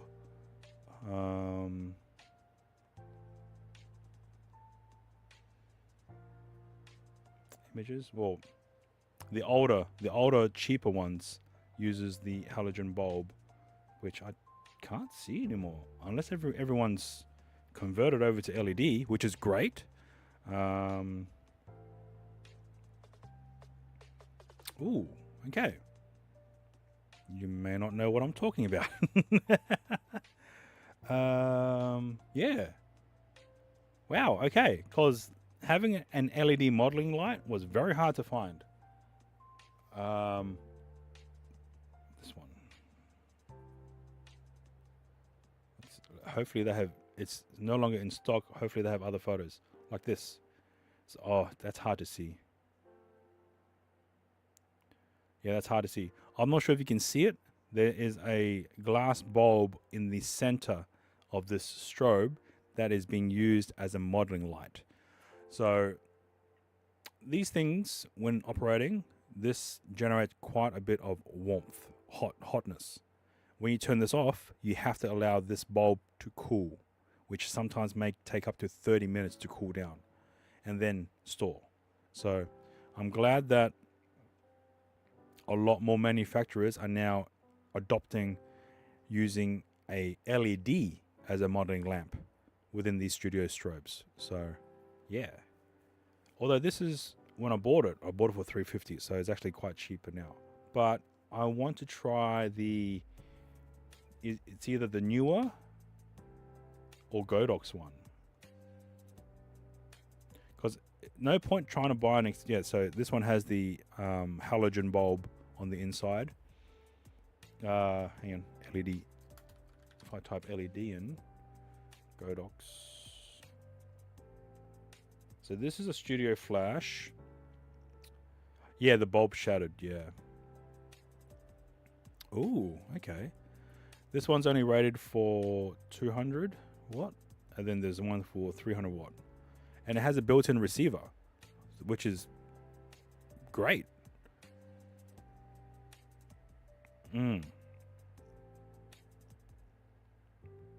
Okay. Let's look at where was I? Jinbei. What's the dimensions?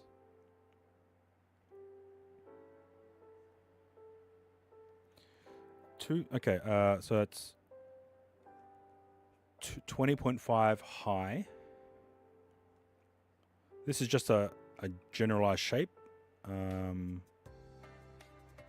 So, yep. Let's go here. This is 20.5.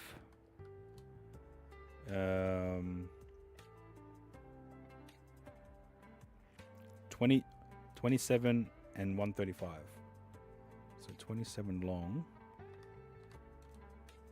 and 135 width.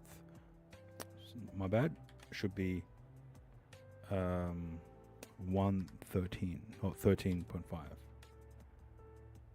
So let's just put a box here. Bring this around. Bring this to here. And then this is 20.5. 20.5. Then this is 135 or 13.5, sorry. And then this is 27.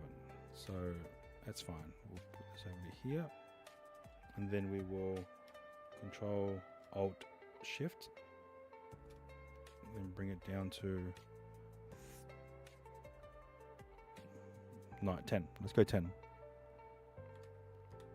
10. 10. Okay. So this represents a studio strobe. So we have 20, 135, and then this is 27.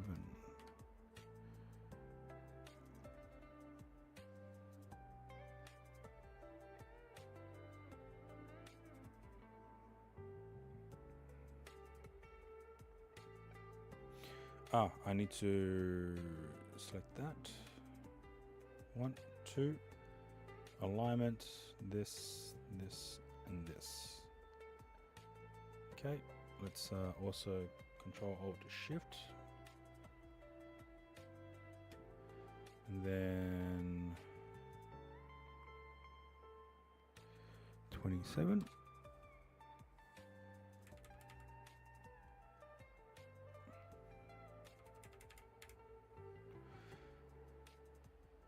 Okay, let's group that. Right, so this represents the flash. It's a very weird looking flash, but it's the flash. So we could store that here, up here. And there's no room for paper. Because that's how I have it in my current setup as well. I store a paper roll in the rear, but we may have to forego that for the sake of space and the final frontier. So here we'll have the dish rack and the rest of the other gear. Therefore, we could expand another panel here. So here, this will overhang out, which is fine because we should be able to install strap hooks to then strap this down.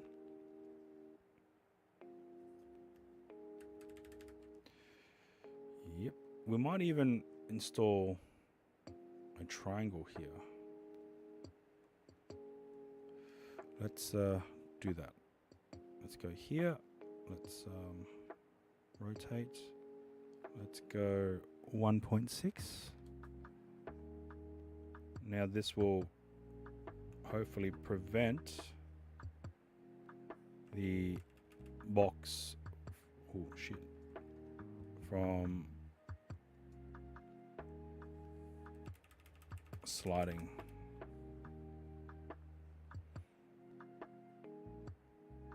Yep. Yep, okay, that's fine. Okay, so we have, sorry, everything's just everywhere. Trying to visualize everything before buying anything or committing to any cutting is, yeah. So here we have the door. It will swing open, but for the ease of usage, we'll just put it here, pretend we swung it open all the way. With the printer, we have the photo booth top unit. Although, now that we have all this extra bottom section, we might be able to put the paper in here then. Let's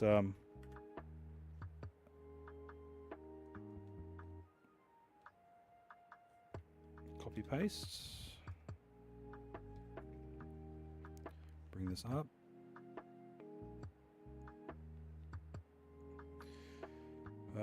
Undo. Let's bring this down to a height. And then we'll bring... It's all coming together. That's right. That's right, Wigman. You love it when a plan comes together. I should actually start doing those. So that this one here slides in here like that. We'll probably have to develop some kind of a railing system just for these boxes to slide in and out, which means we might have to install a sled and sink. All right, let's copy paste. We'll bring this down, bring it up, and then we will bring it across. Now here, there's actually quite a bit of gap here. Now what I want to do is to add my umbrella into here, which we will just oh wait, is there umbrella? Can we look for umbrella?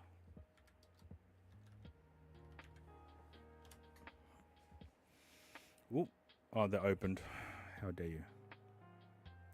How dare you? Okay, let's go 3. Pretty sure it's longer. 3. Yeah, it seems skinnier. Let's go 5. 5. Okay. So I do want to have some kind of a spot to just shove the umbrella here, assuming that it is also within the height of the internal cabinetry.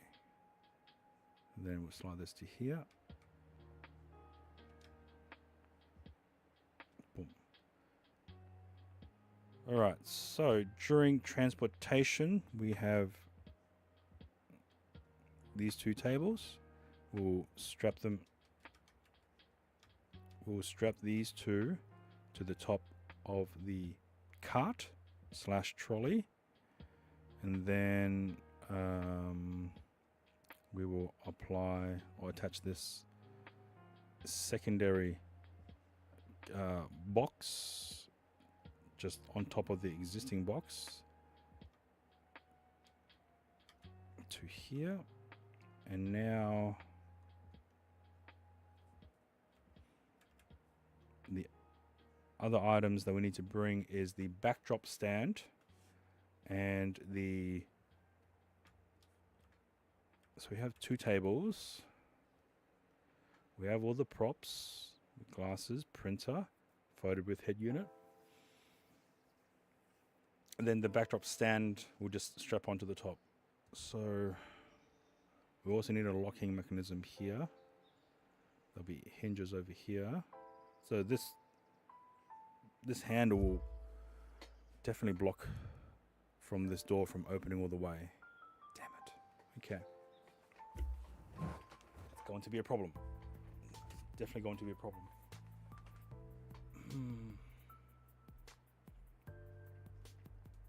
Unless I chop this into a hinge position. So when it's shut, everything's locked up. As soon as you open the door, this thing will flap down. Oh, let's see if I can do that.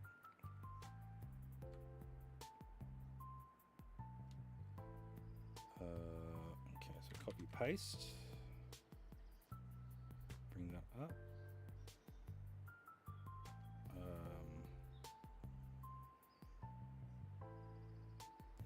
Call this one yellow.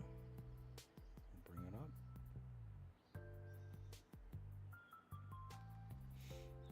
So this door won't be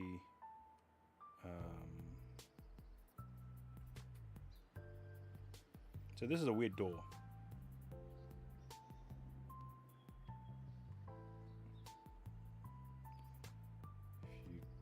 could see. So while it's shut, and then I'll add. Oh, can I add hinges? Hinges.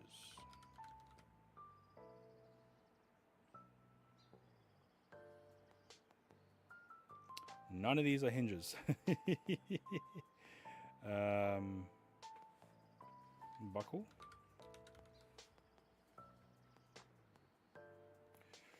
No. Okay. You know what? Let's put that over here. Rotate.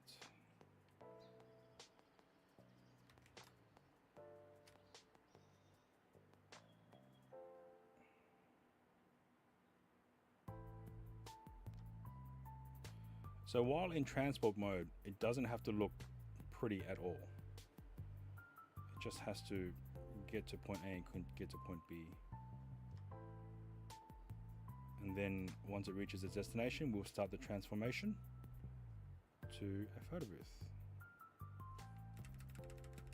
Okay, so in this scenario, this is the door in shut mode. All right, now let's open copy paste. Now as soon as it swings out to here, it's then going to, where's the hinge? It's then going to the top part will now begin to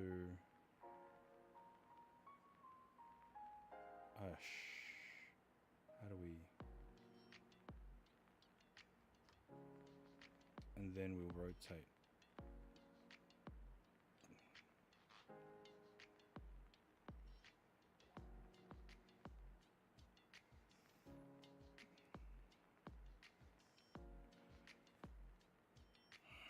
Okay. It just needs to shut and lock down. And I've made a mistake. I made a huge mistake. All right, let's do this again. 1, 2, 3. Copy paste. All right, now while this is in its form, we will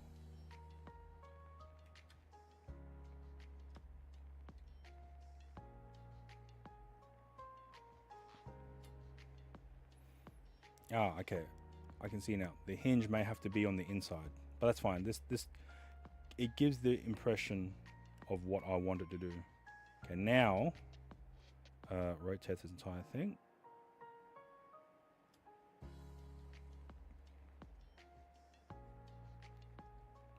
But because of how wide this door is, I've just realized that as well.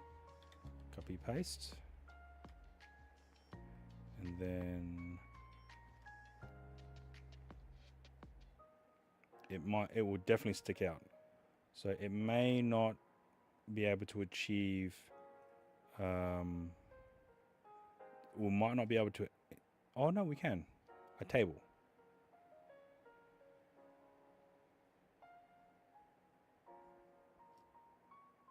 Okay, let's just move that to here, align it to the hinge from the door, like that. Okay. So while it's shut, it will be in flap mode, and then we'll swing it out. Then the flap will start folding inwards, and then by the time you open up the door fully, the flap will then be like this. But then we'll just add the table over this. Yeah. Okay. All right, that can be done. I can get a hinge that's used for doors to install onto here. A very flat, fine hinge, so it doesn't interfere with anything on the inside here. Or should we? Yeah, I don't know if rollers will be able to handle this. Just go to like this. Okay. All right. So. This tub has 3 points of contact: the base, the wall here, and then this triangular bracket. That will then hold the...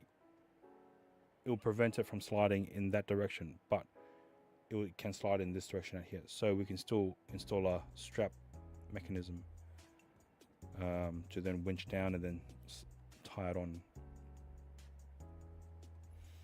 Okay. I'll move the other ones so it's not as confusing.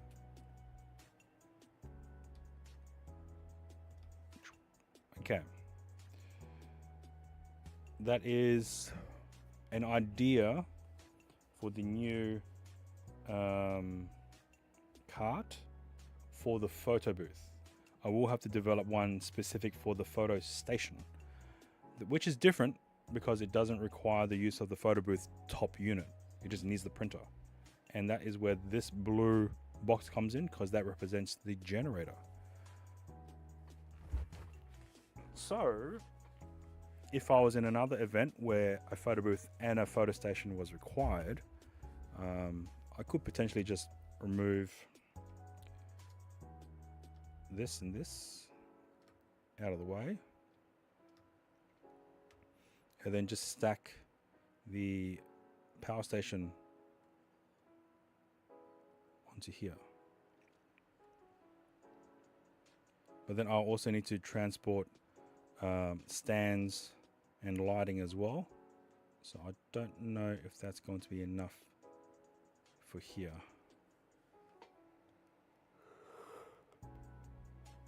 Okay.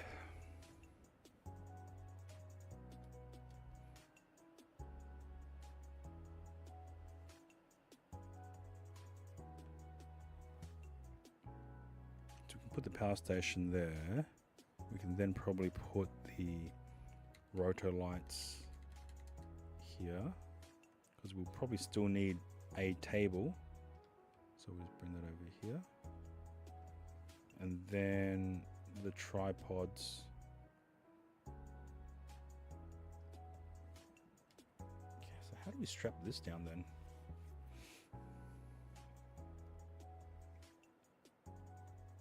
Unless we put rings down here and down here as well.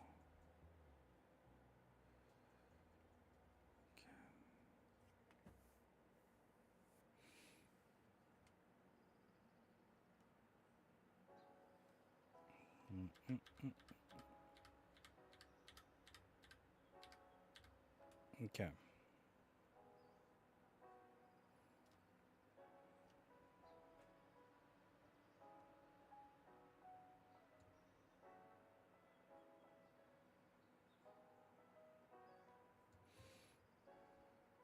Does that make sense? I think it makes sense. So this is travel mode, but then during vehicle mode, we will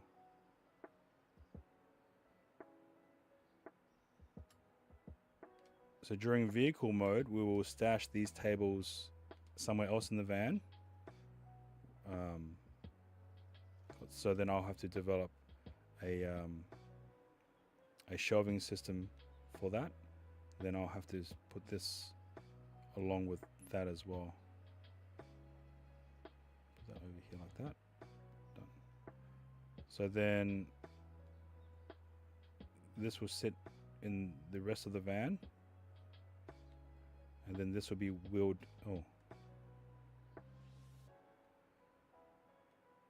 Copy paste. Then this will be wheeled in or winched in to the van. Maybe with this on, there might be enough clearance, because I'll have the motorized winch here, and that only sits about here. So this box might actually just stay on this cart whilst all this is happening. Yeah. And then during and then this is in vehicle. We'll just and then this is transporting it to the venue location, and this should be enough to fit, or to fit into a standard elevator without the table's width interfering with the elevator doors, and the entire length shouldn't affect the depth of the elevator itself. And then to set up the system, we will, is there a 4-foot table? There's got to be a table. 22.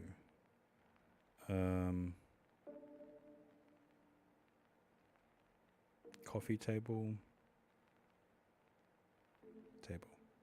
Okay, let's just bring this here. No, it's too small. Either way, we'll figure it out. Okay, so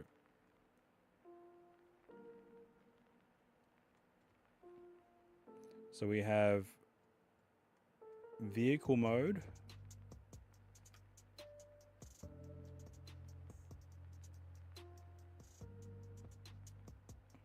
Wait, let's see if they have Tarago. Nope. So most likely I will have everything here positioned in the van in such a way where these items are stacked in the rear of the van, whilst this goes up into the center of the van. Let's see if there's a van.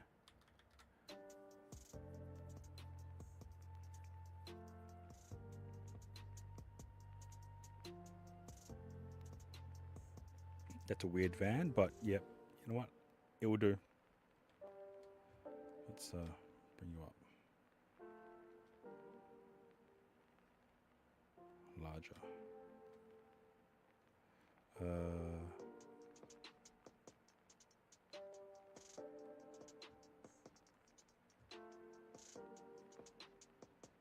Okay, let's bring you out. Let's group all of these.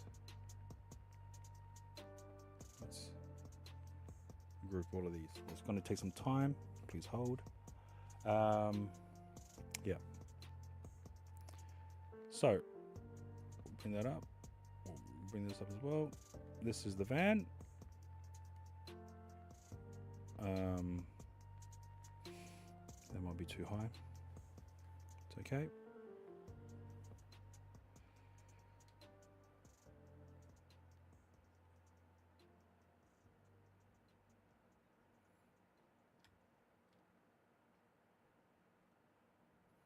No, we needed that high because we need to add wheels as well to the trolley. So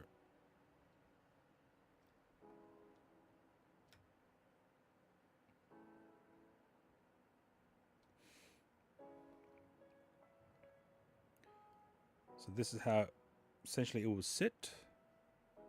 And there's no real way for me to adjust the transparency of the van. So it's like that. Should really make wheels. Now, this is during transportation.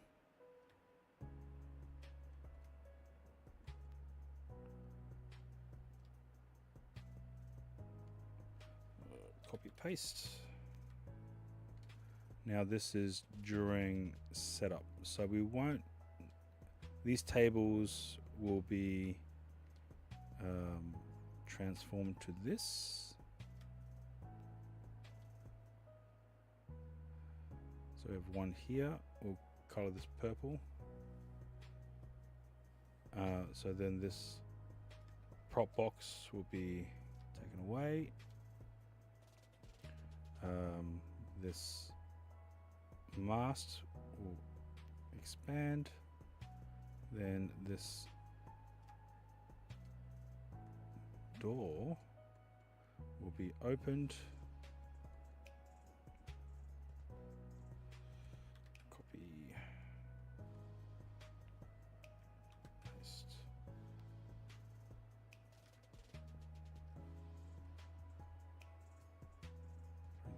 down. Oh, this whole thing has to be higher anyway, but we'll just bring it down to here. Then bring it across. Make sure it's not blocking anything.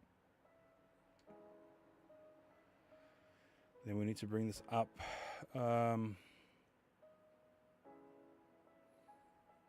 That's 10. So 10 is 100 mil. 15. 16. 160 mils up high. So we have the wheels underneath. Can we, is there wheels? Casters.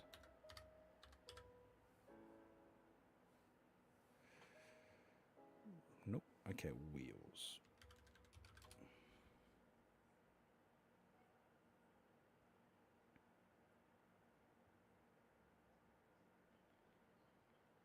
That's actually quite a good wheel. That's a lot of texture. All right, that's a lot of textures. Okay, let's bring that down.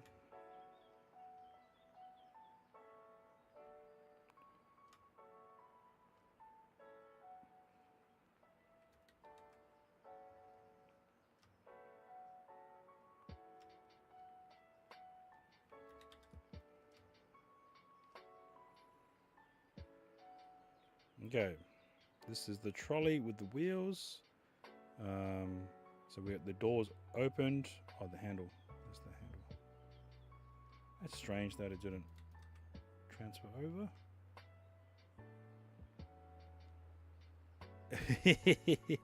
it's the only wheels I have access to.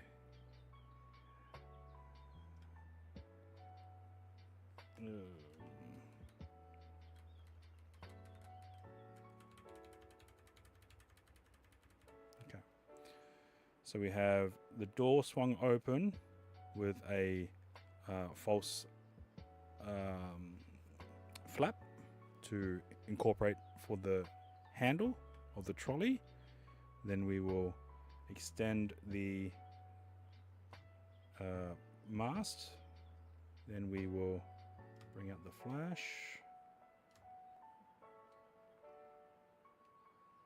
Then we will bring out this umbrella. Then we will rotate this, rotate this.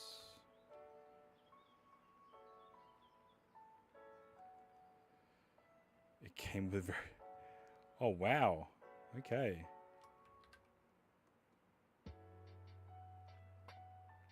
Huge wheels. Okay, so that is the tape art. The top unit of the photo booth. Then we have a flash unit here. And then there'll be its own mast. So I just have to install that.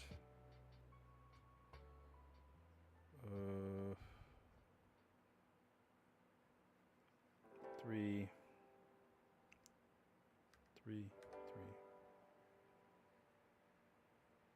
Then, oh, let's see if the umbrella will work. Umbrella.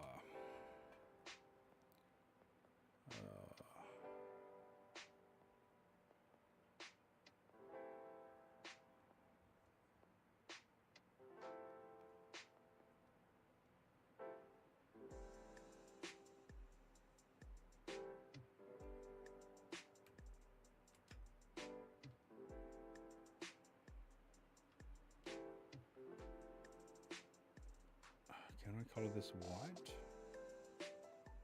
Oh, let's go silver. Then we'll go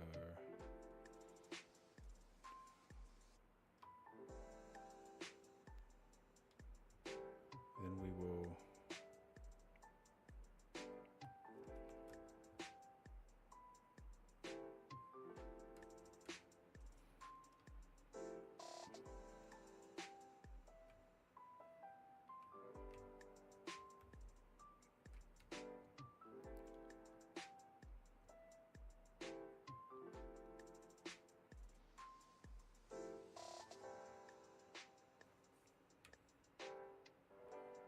I'll probably chop this off. Don't want people to be stabbed. Alright, so assuming this table is high enough, it should be able to clear this door from the cart, like so. And then we have a second one of these tables, and that refers to the red, so we give that a red color. And then if that's the case, we can center these to be the center point of the camera. Yep, let's go there. And then we have 2 boxes of props, as well as signage. So then that will do. That will go over here. This will also go over here.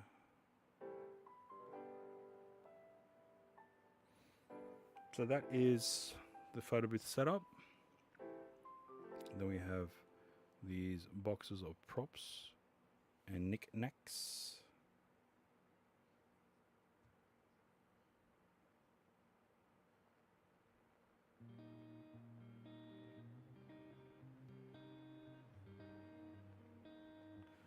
Okay, and that should be it.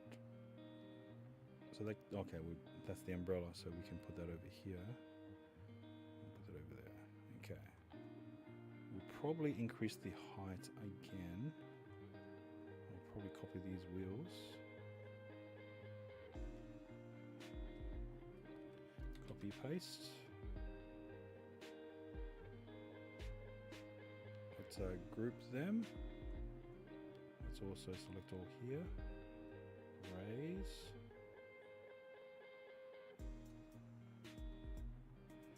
And then we'll select all here.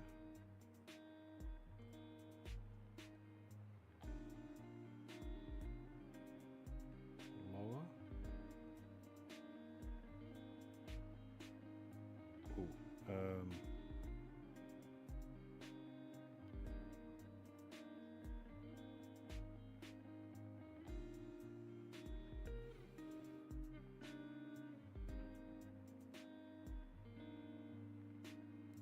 Anyway, man, I'll get to that in a second. Just give me.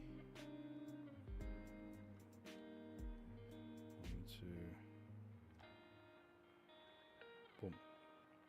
Okay, so trolley in the vehicle, trolley traveling the path, and then trolley expanded out to photo booth mode. Ooh, okay, here we go. Oh, yeah.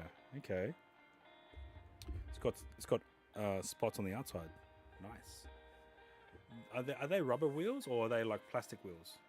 Because I've bought one of these before, where the wheels were like made out of some hard plastic, and when you went over tiles or bricks, it was loud as shit.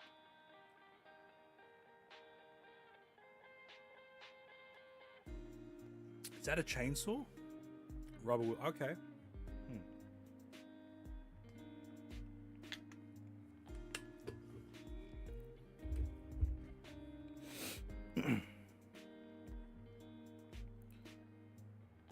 Yeah, for sand.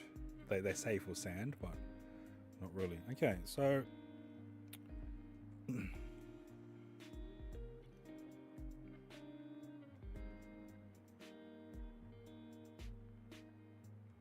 so all this will fold up and fit into this.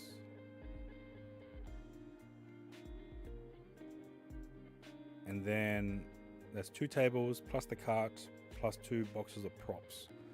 Then we have the base box here to hold the photo booth signage, depending on the event.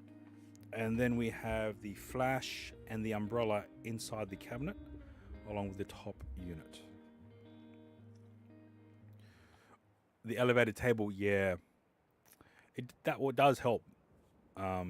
There was one. Hang on.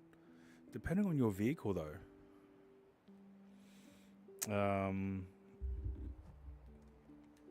you want rubber wheels? You want something lightweight and be able to pull. Okay, yeah, no. What I'm thinking doesn't fit those criterias, unfortunately. So yeah, this is the cart. I'll copy this. I'll bring it over. Then I'll bring it up.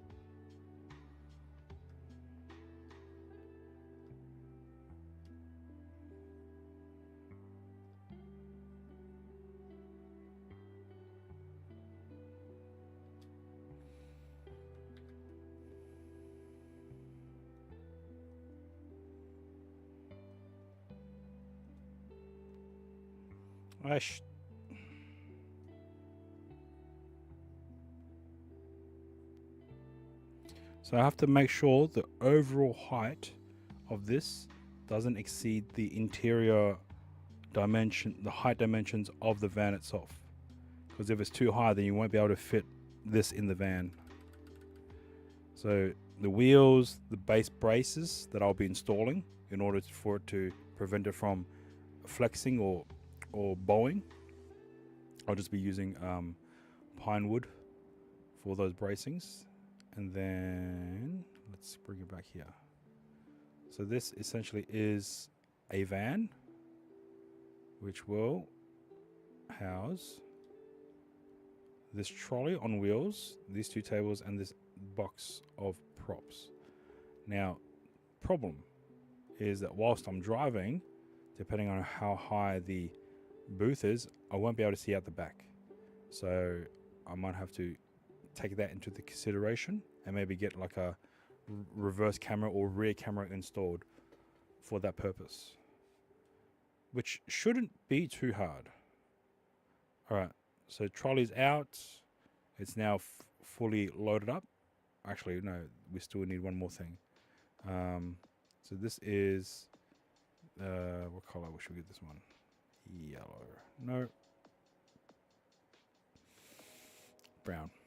So this represents 1 meter. This represents the backdrop case, but we'll make it a little bit bigger. 31 meter. Then we use a massive strap to just strap everything down.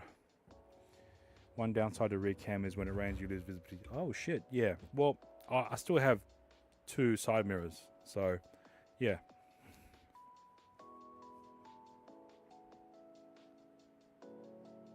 So this should be enough. We have the backdrop stand along with the backdrop, which I can shove into the same bag. 2 tables, 2 prop boxes, umbrella. So the things that are missing from this that I haven't incorporated is probably the stands. So the dish rack stands, which I could probably put in probably this box or the inner box there, or just put it on top and just bring with.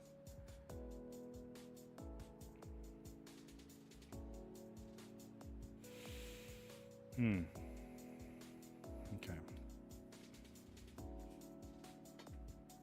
But having the ability to put 2 of these in the van, I think would be very beneficial.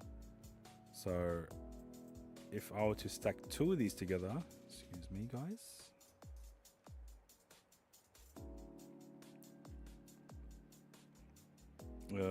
Copy paste.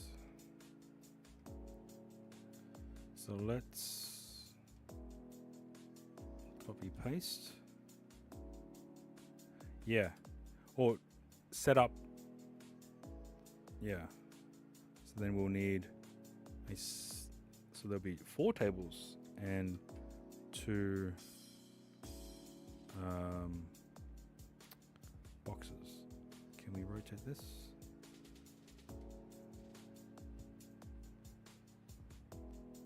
Okay, let's move up. Okay.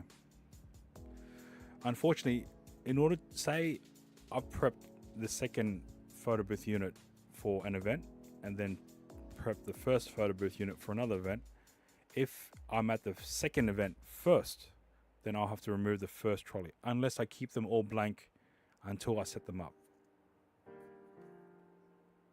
So essentially me driving 2 photo booths with 4 tables and 2 extra prop tubs, roll one out along with 2 backdrops, roll one out here, and then full setup here.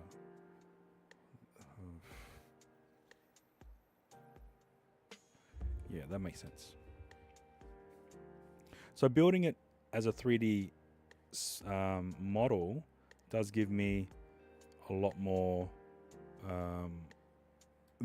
better visualization for when I need to actually build it out and figure out if I need to add or remove material, although this thing can literally sit on top, so that makes it higher just a little bit. Then we can bring this down, bring this across. This would be 5595.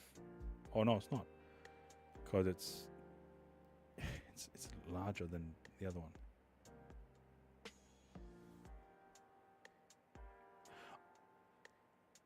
So let me copy.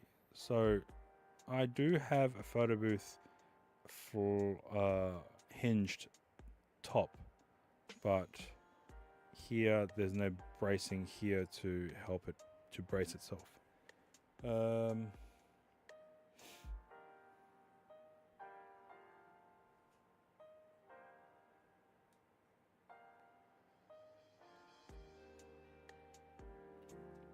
could install one here, but it wouldn't be as far.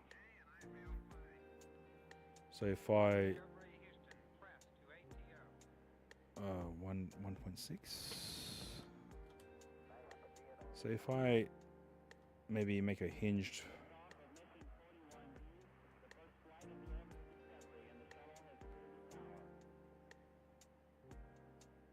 so if it sits there, 1.6, and then it'll be the same height as whatever this top folding table is.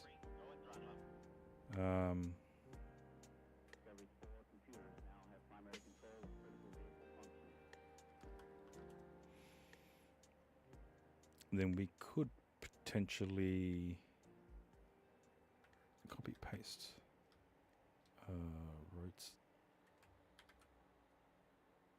rotate. There's a hinge there, but then that's way too long.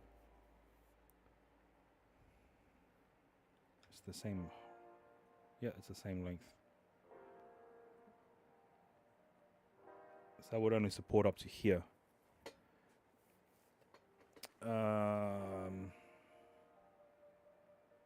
Unless I have it as a double, like a accordion style one. So if I have it here, copy paste, but it won't be the same length. So let's copy paste this. This goes to here. Undo. I need to make this shorter because it won't be the same length. Then we could have this like that. Like that.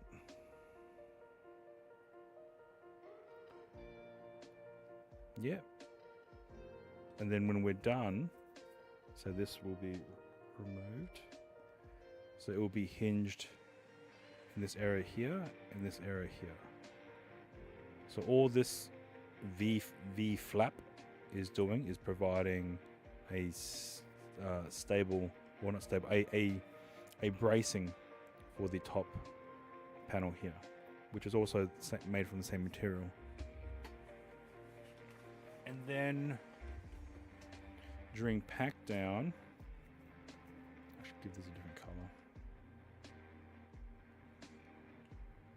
Actually, no, I should give this side brown. Brown. Call this one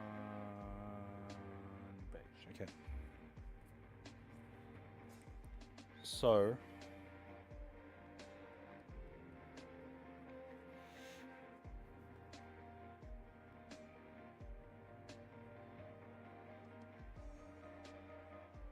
that way then we have a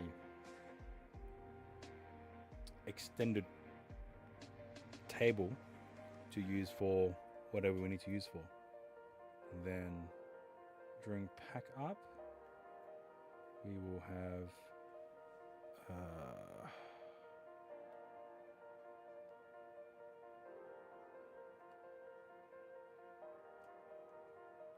so let's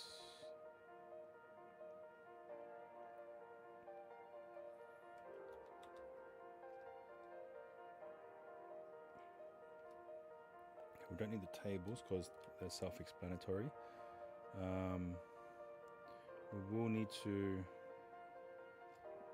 bring this to here, bring this to here, and then we have a mast, then we have the umbrella, then we'll lower this, this will fold, we'll just raise it, bring it here.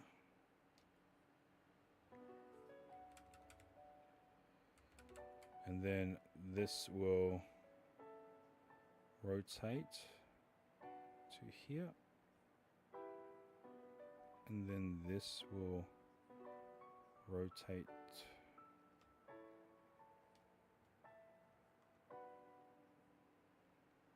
to here. Because the hinge, which I should actually add,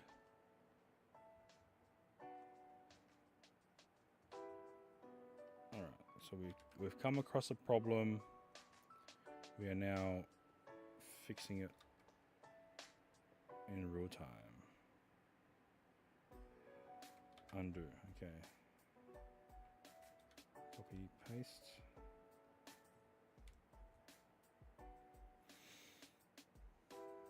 Okay, so we need to add literally 3 hinges.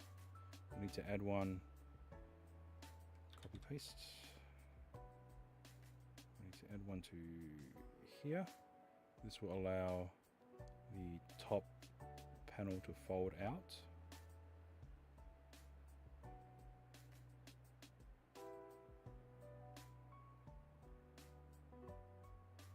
What the fuck? Oh, it's too high.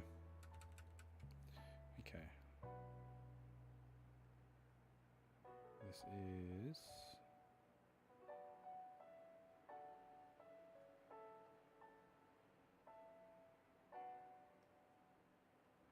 so this is the first hinge that will open the brown one to that location. Then we have a second hinge here. This will allow for the red to fold. Then we have a beige one. This will allow for that to hinge out.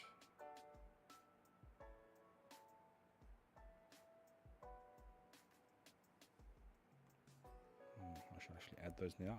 Copy, paste.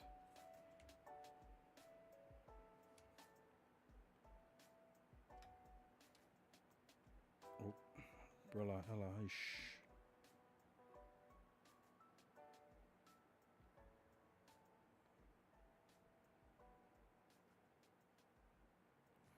That's one hinge. Copy paste. Let's bring it out. And we'll go here. And we'll also now rotate this. And this will be here. And then, so the red one will have to be a bit lower in order for the hinge for the top panel to actually be able to flap out. Flap out? Flap open?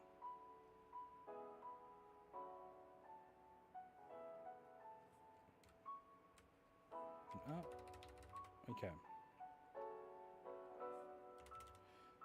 This may need to be down lower. Okay. So the red one has no power, unfortunately, because this hinge has now just removed its ability to actually provide any support on the top. Unless I hinge it over here.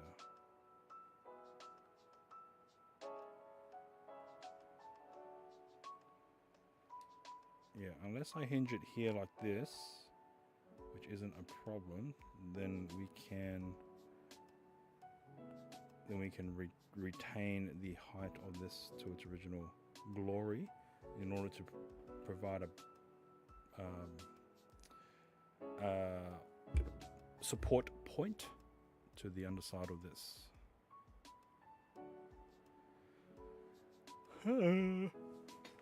Right. This actually fits well. If the table is high enough for this swing out door to be positioned underneath the table, then we should be in business.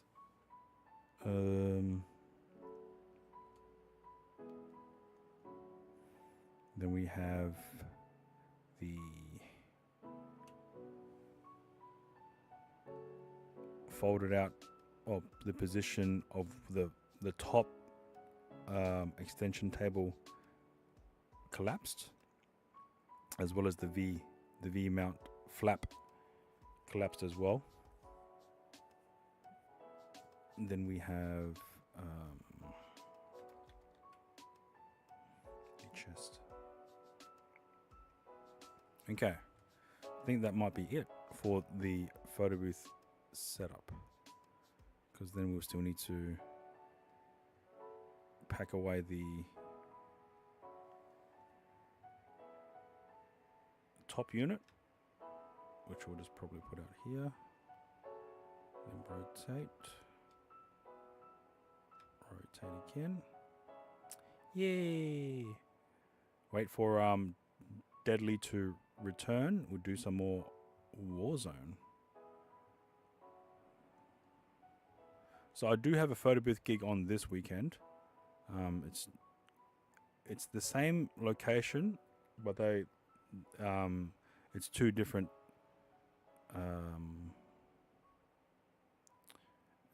it's a sporting club.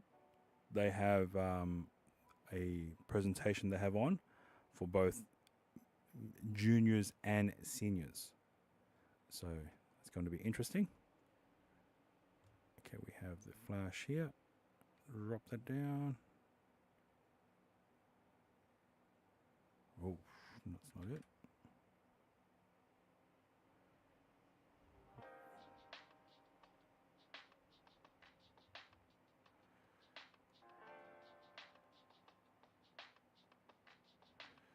So the flash will fit there. Then the umbrella will be represented by the... Okay, there was a purple thing.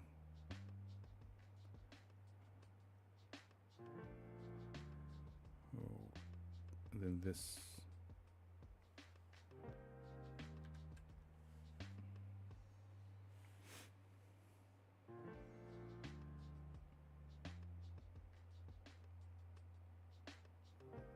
Then we will need this one.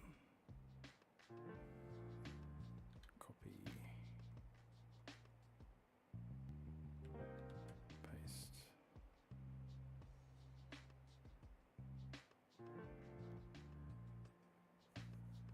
That way. So we have this one here already. We don't need that. We'll just group this as a single door. And have it positioned this way.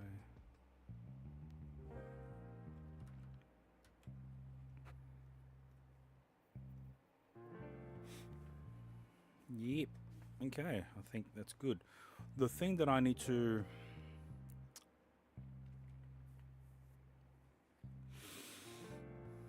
in order for me to extend this mast, I need access to the knob.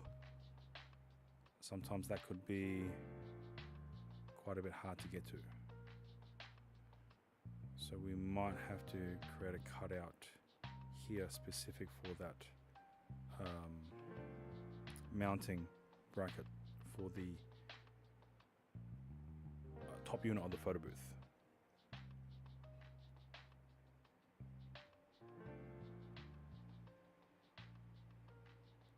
So here, and then this is fully expanded and decked out.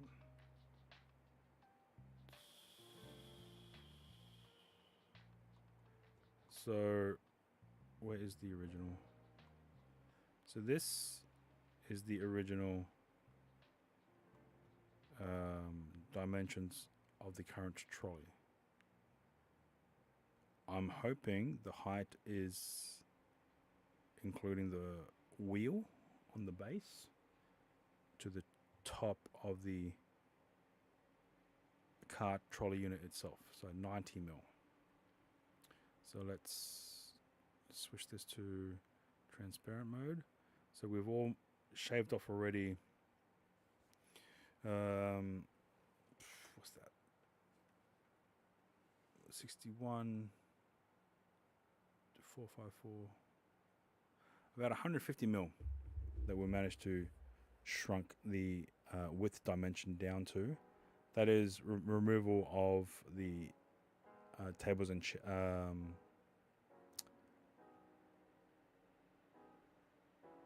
the tables. So mainly it's the tables that was taking up the full 445. No, that is the full 595 width. So changing from 595 down to 445 has enabled us to make packing and all this more efficient.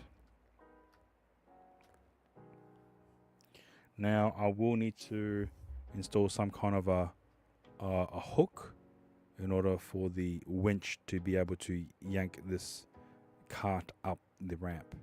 Now because most of the weight, actually all the weight, will be on this side here, should I put the winch hook here so that it drags all the weight front wheel first, or put the winch over here and then have all the weight on the back? Or should I do both? Now the winch system, it's going to be a bit difficult because this is literally just a 16 mil panel, so I can't attach to that directly.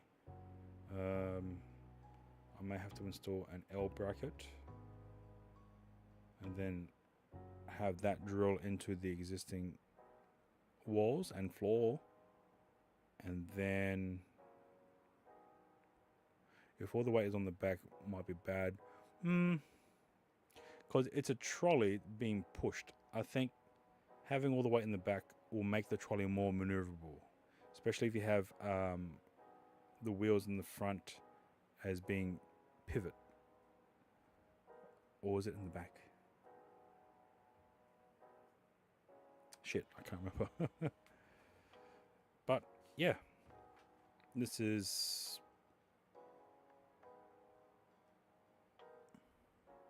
if all the weight is in the back, since it's substantial amount of weight every time while being pulled up the ramp. So we could install the hook over here. However, it's already tight enough. Oh wait, we can maybe not, because we need access for the umbrella as well. Shit. Okay.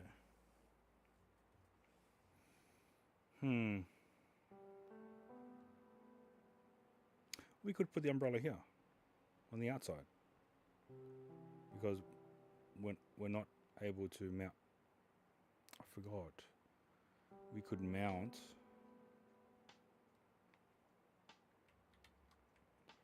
We could literally mount a table.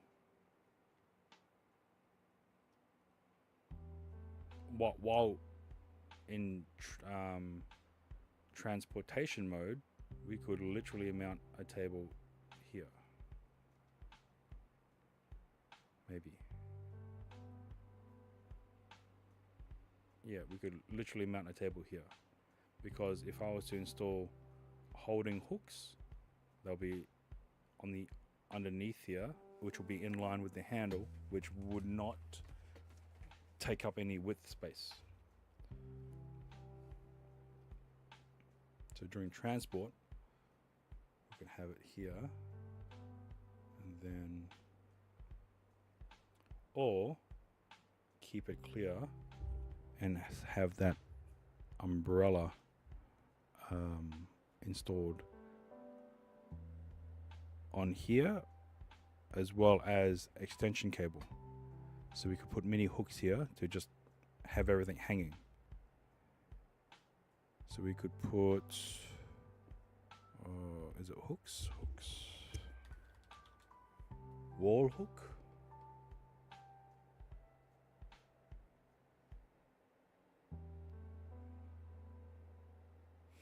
Anchor.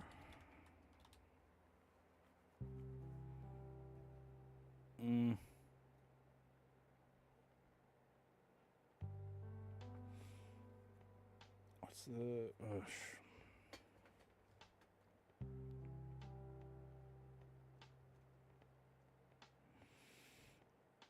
Alright, so not much has changed. So we could have this entire section here just to hold all the loose items. Umbrella, extension cord, and a few other things as well.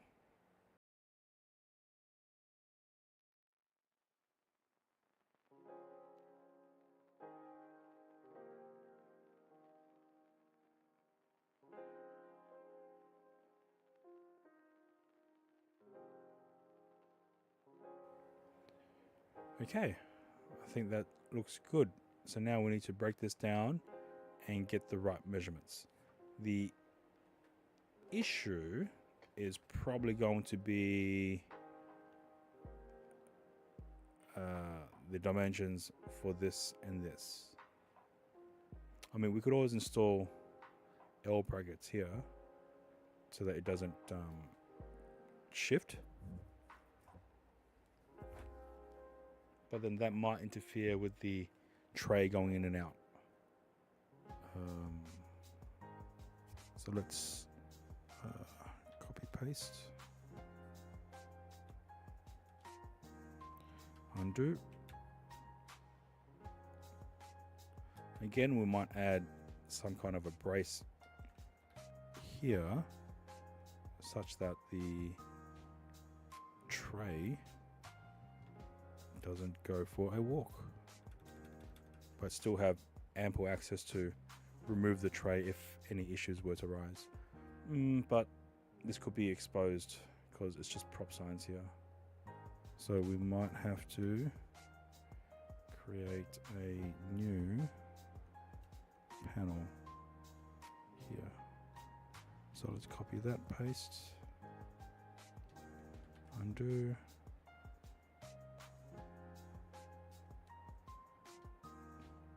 Paste. So this might be fully enclosed.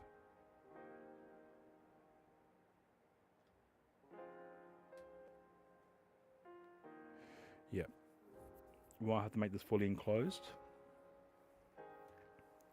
That way then this box is kind of somewhat sealed. So I need to find a way now to make sure this doesn't keep sliding out. Sorry. It's been a long day. I did nothing. Yeah. Cool, I'm happy about that.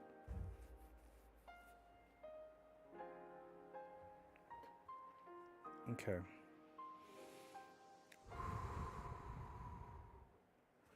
I'll go and check what's for dinner. Is Deadly streaming or no? Let me check. Close. Might be good for him to test out his backpack. His old backpack.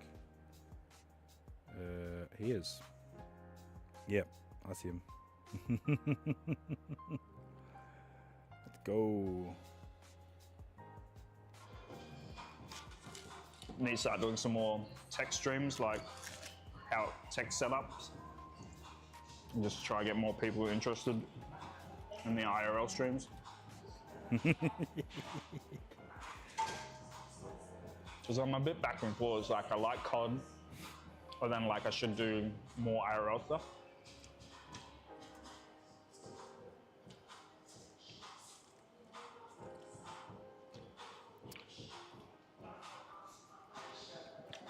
I don't know. You got more tech than me. I reckon you should be tech Matt.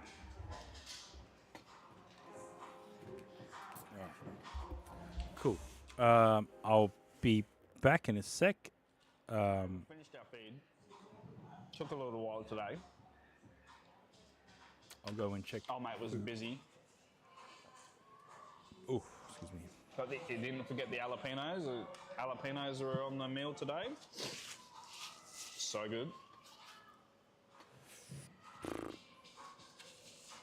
Ah, shit. Now, Okay, that's I okay. probably shouldn't have the Coke because I probably won't get any sleep. Usual. And now it's getting cold. All right, I'll be back. Myself. Look at this collab, Darth Vader.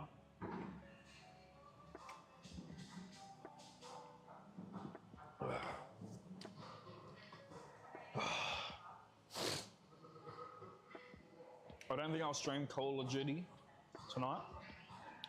I've got some stuff to work on.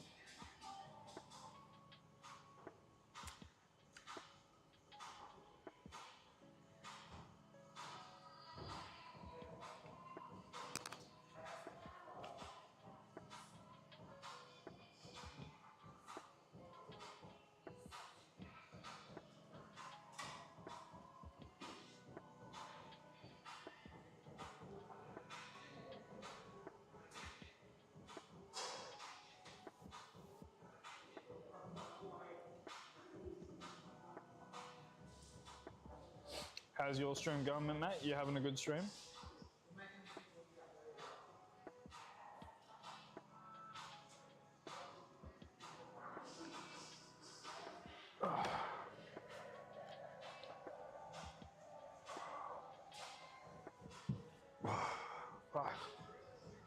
So full.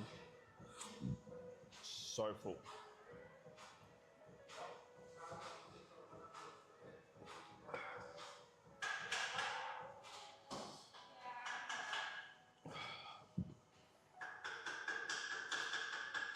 Let's see if the Lumia guys have worked out something for me.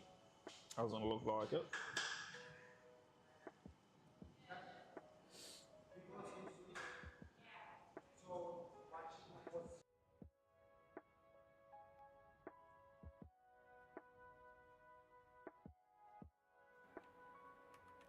One, two, 1, 2. Okay. So let's do this. Let me just clear up something here.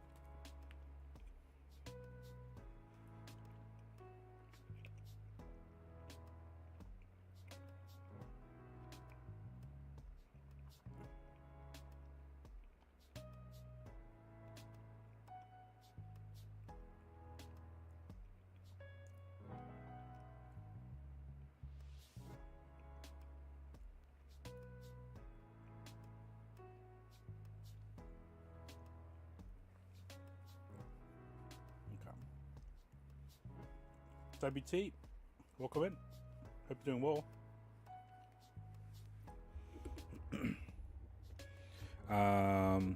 Okay, let's see.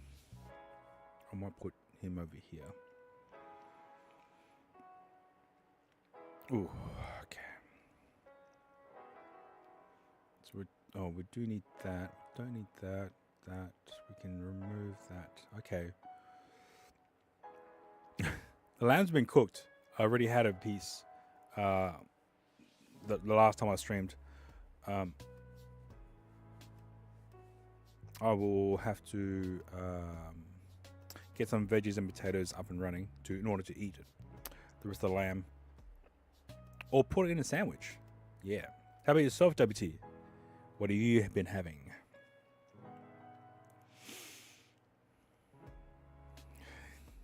Metabolized. Ooh. Silence of the Lamb. KFC. Oh, nice. Nice. Good work, man. Good work.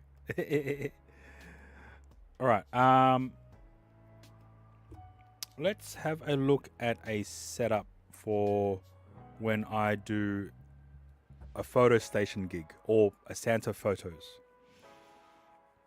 So we could use the exact same trolley and just keep everything the same, but there is more things that I needed for. Oh, there won't be any props for the photo station, but it seems like there might be more things needed just to carry, especially with stands. So let me. Ooh, okay. I think it's a bit overwhelming with all these models, so let me just delete that, move this to here, bring it to here. Okay, let's bring this to here.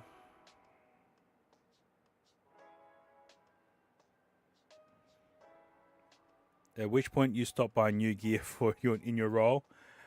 I have no idea, man. I need to start selling stuff off. Everything that I've purchased during IRL for the IRL setups, I still have, and I've given away a few things too. Cliff Creates, I gave a Jetson Nano, but apparently that doesn't work anymore, and a Orange Pi 5 Plus. So, right. But the photo booth is a different setup because it's actually geared to generating money for income. So, yeah. Okay, should we just make a new? Yeah, you know what? Let's do that. I'll make an entirely new project. So,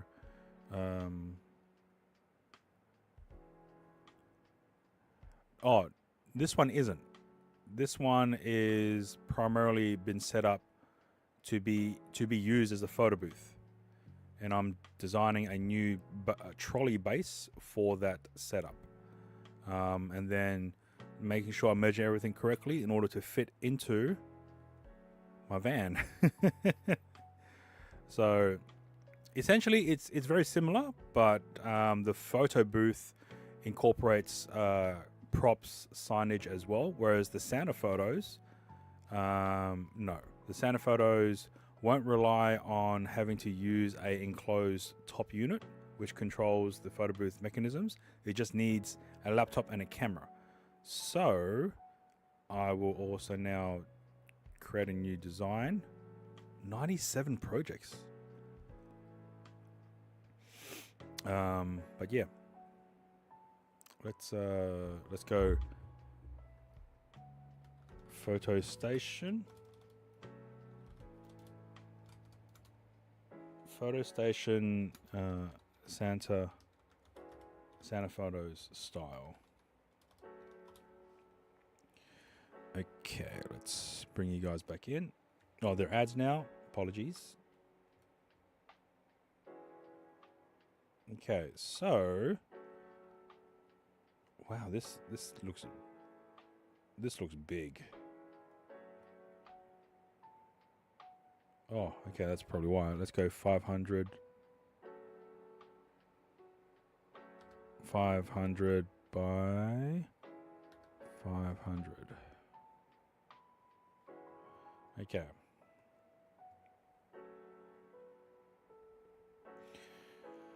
Okay, so we don't need the tables. Actually, no, we do. We don't need these crates, though, because we're not really carrying anything. Okay, so this crate, then this crate here. We don't need the photo booth units. We may need the flash, depending on the style of shooting that is needed. Let's see if I can find a laptop as a 3D model. Then I need a camera.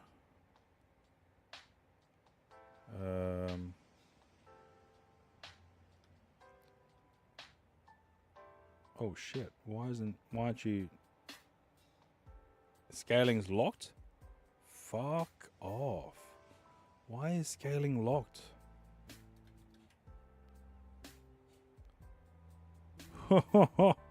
Why is scaling locked? That's insane. That's crazy. Let's go DSLR.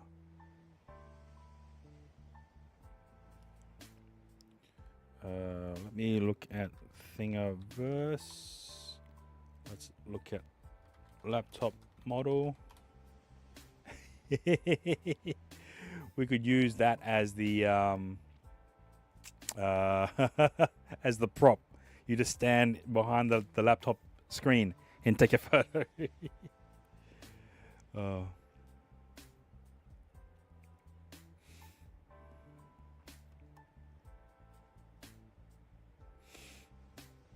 Yeah.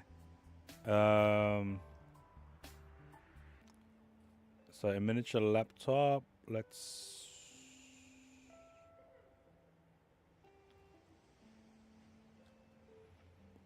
Oh yeah, get to move around the move around the icons. Oh yeah, okay. Yeah. Let's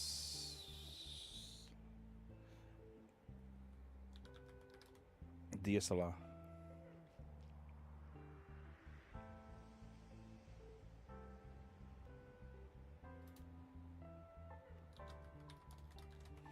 DSLR model.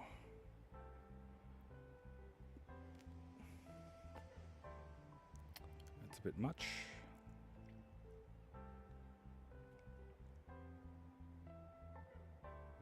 Okay, hang on. Let me go back to just DSLR or keychain.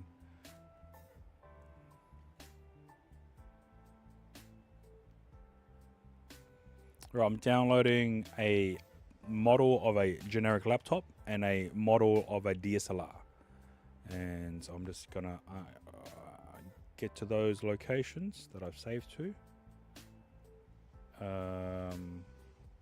Cut, make a space, paste.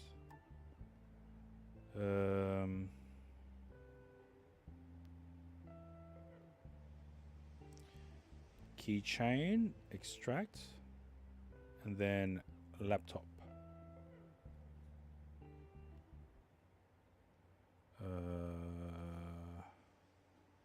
Import, choose desktop, new folder, make a space,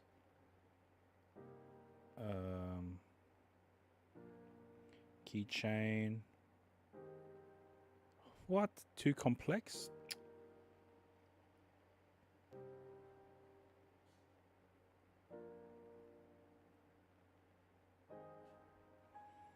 Import. Okay. Apparently the DSLR keychain, too many, it was too many meshes, so it wasn't able to import at all. Okay, this looks like a very simple one. Download.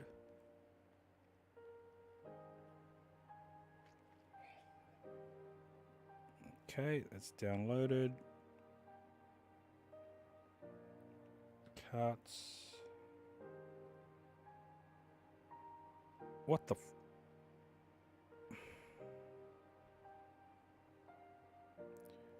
code 2? It was downloaded. The fuck?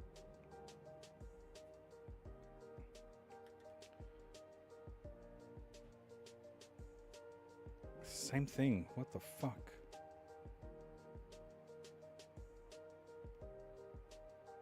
Extract.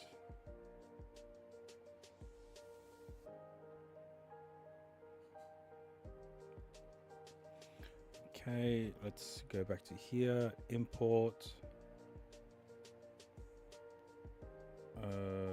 Make a space. DSLR keychain, please allow it to. Okay, good. Nice. Okay, let's go back here. So here we have a laptop that we can scale. Okay. And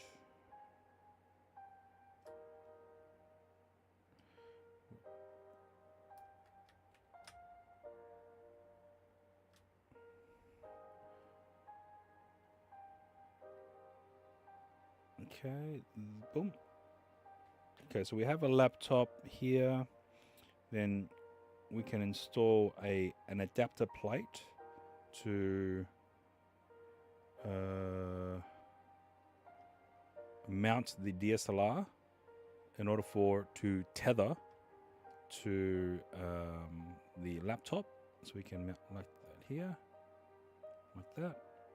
Although this does also limit the range of what you can do in terms of being creative.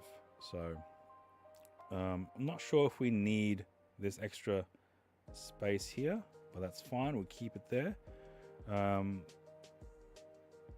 So now I will need to retrieve the sizing.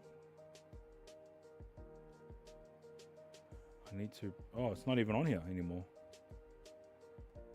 Okay, so I need to build another model, unless I can find one on Thingiverse. Copy. I doubt it. AC180. What the fuck?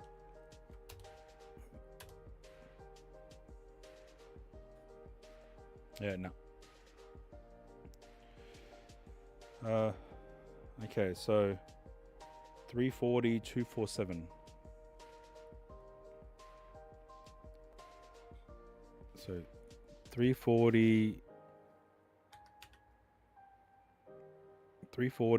to 24.7, 247, 317.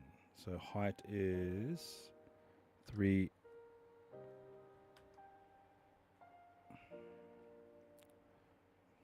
Undo. 1.7. Oh my god, why is everything slow? 1.7. It must be because this one here is open still. Okay, that's fine. I'll bring it out. And we'll just add a bit of a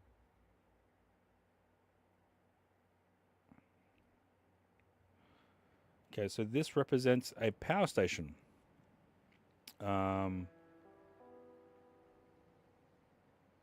So I could keep the design of the current setup here, or rejig it to be even more skinnier just for the photo station, because we don't need everything here. So let's keep this here. I'll actually put it over here. Copy paste. Bring it down to here. Okay. Let's now, this is the Blue Yeti, so we call it blue. Okay, 1, 2, 3. 1, 2, 3. Okay.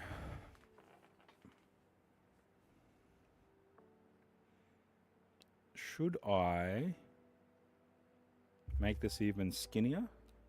Or should I just keep the same? So just, we remove this, we remove this, remove this. We will need something like this in order to have these type of 40? 40? Nope. Okay, let's go 20, 20, 30.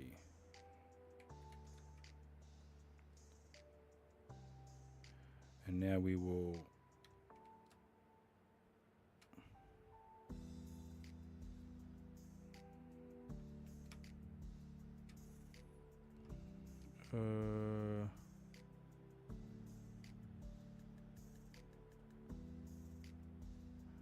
group, and that looks like a very weird cylinder. Undo 2020 16. Yeah, 16. Didn't get it correctly positioned.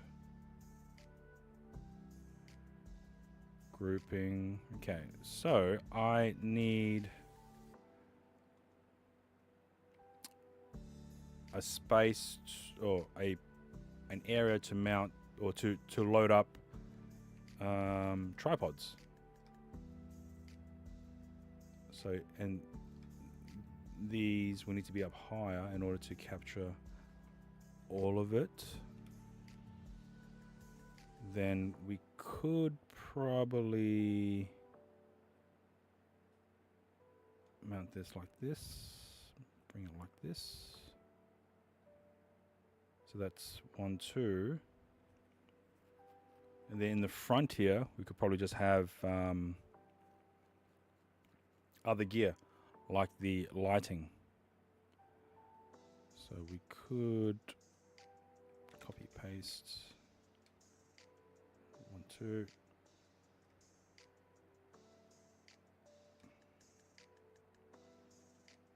So we will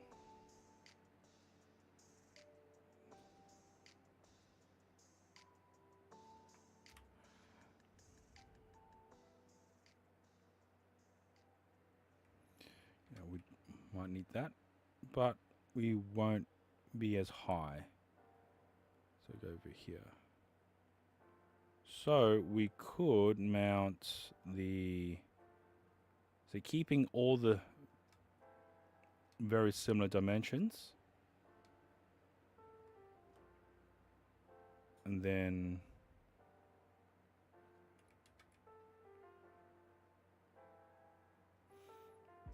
okay, so that's good.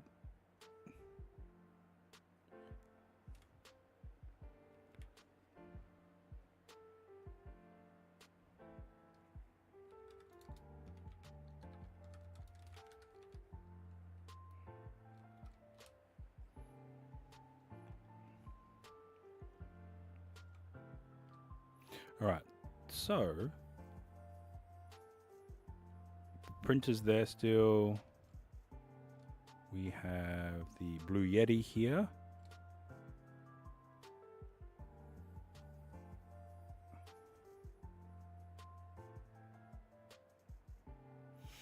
All right, so we could probably still have the tray here, so we keep that there. I mean, we could probably transform. Let's go light stands. whether or not they have this as a model.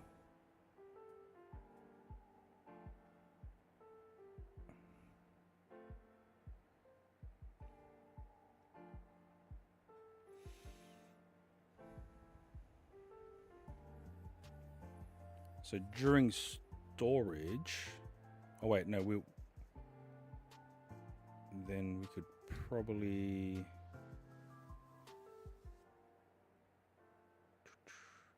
put the light there.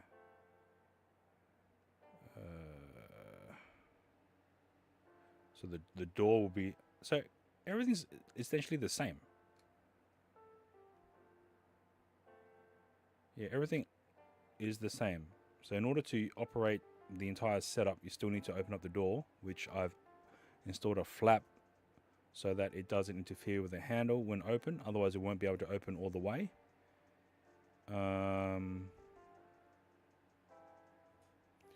Okay.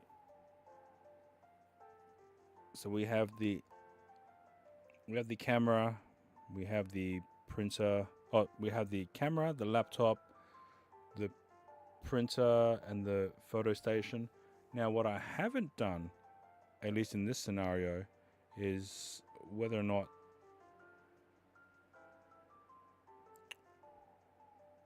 should I install the arm on a different arm? No. Should I keep the camera? I'll keep the camera stationary. And then if we were to... Oh, where's the flash? Oh, there it is. Let's go tripod. Is there tripod in the database? No. Okay, let's light stand as a model in Thingiverse.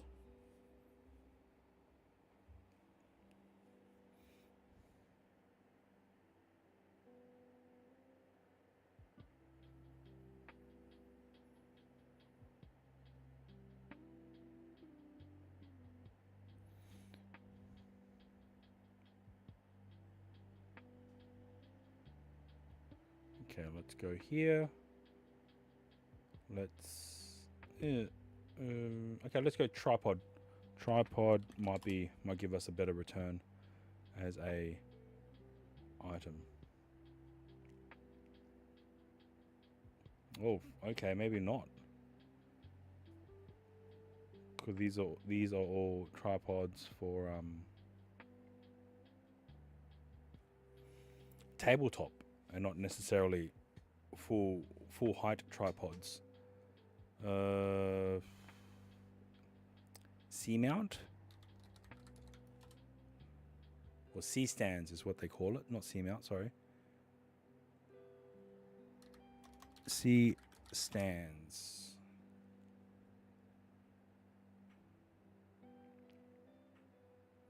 All right, doesn't look like there's a available model, so let's look at 3D models. C stands. C stands.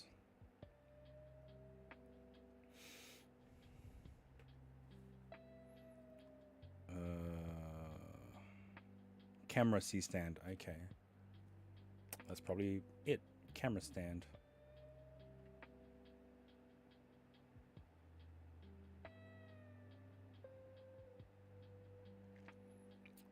C stand. They're charging for it. How dare. How dare you. C stand. 3D model. Oof. Okay.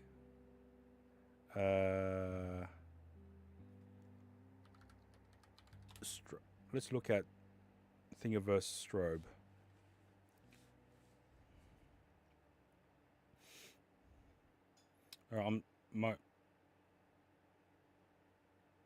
Everything's slowing down. Let's have a look why. I'll just close down Brave. 3D 3D models.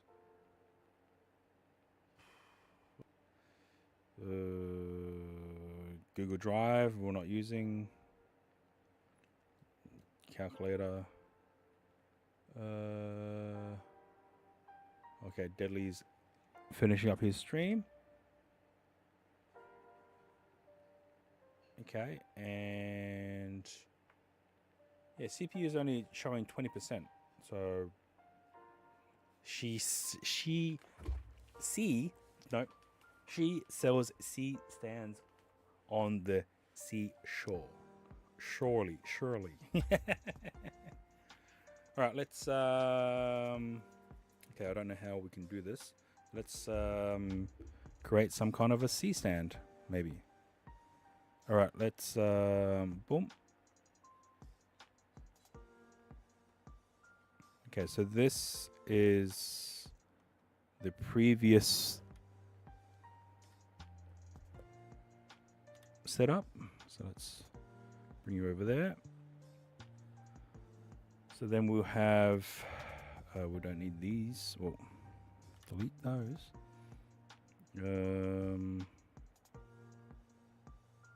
That's a bit weird. Why didn't it show that before? Let's go 3, 3, 3.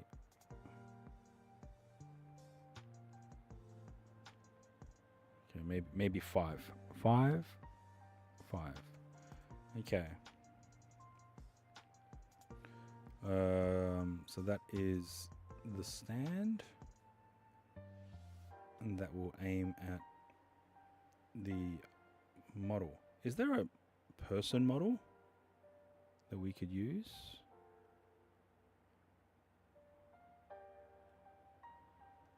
Oh. Maybe we could put person.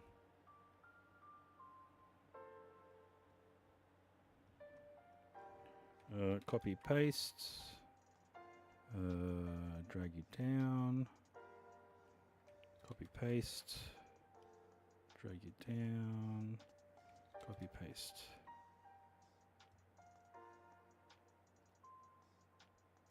Drag you down. Okay, so we will copy paste. This will be straight. Copy paste. And copy paste. Okay. So I'm just quickly developing my own model to resemble a C stand. One.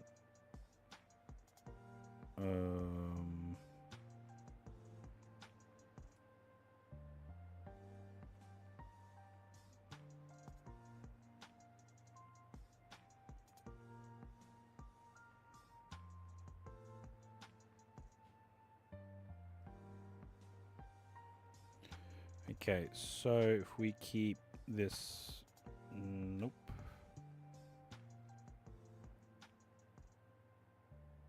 Then we do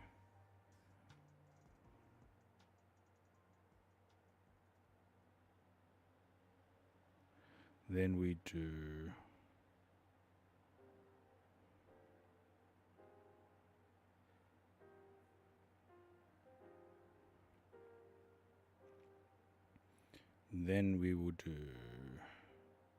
nope.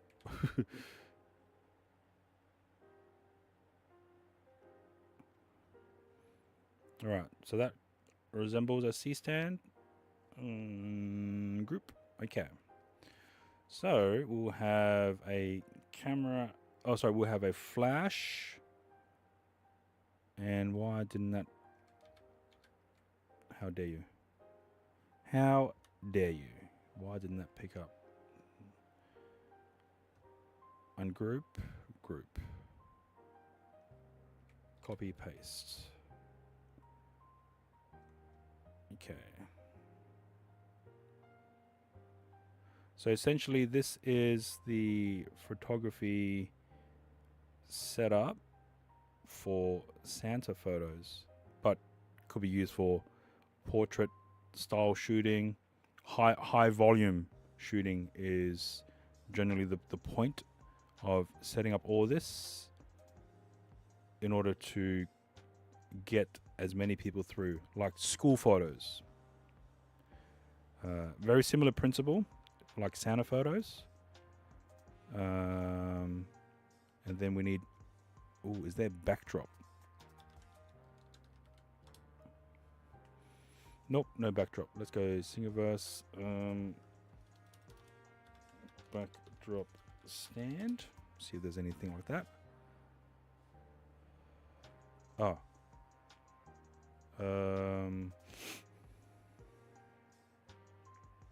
Maybe we could, but then there's backdrop.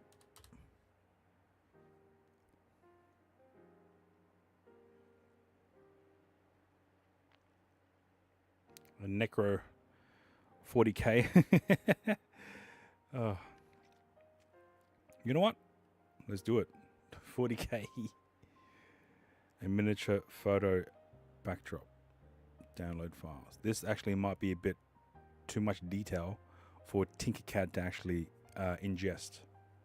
And now we need to look for 27 megabytes. Jesus. Okay. Now we need to look for if there's a person. Background. Let's try background before attempting to try and import the 40K one. A tree. Okay. Chair.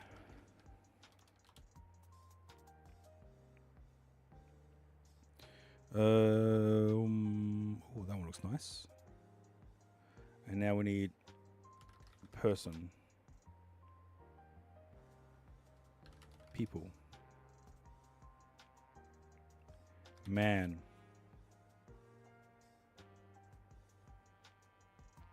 Woman. Figure. Okay.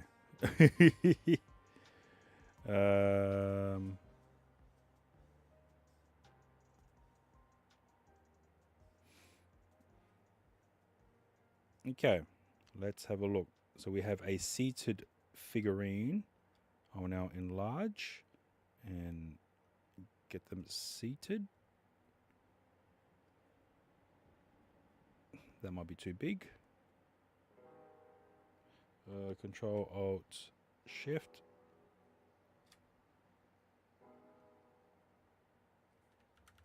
Oh, okay. Back.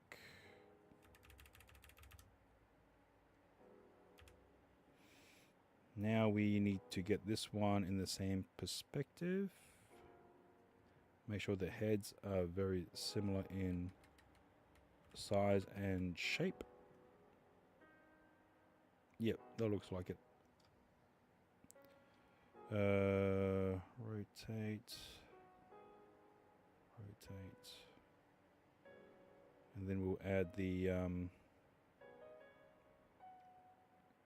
actually these are quite short. We want them to be high.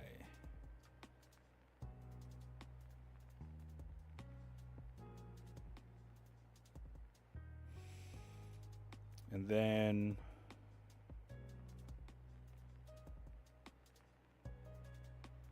okay, so this is the exact same yeah, just to give the illusion of what we need here. So we have a laptop, we have a camera first of all, that's then tethered to the laptop, and then the laptop is tethered to the printer, and then all of this will be powered off a Blue Yeti power station. Now don't know how long this will last. The flash units themselves, I think the best way will be to have their own battery system or power system, so we're not relying too much on the Blue Yeti.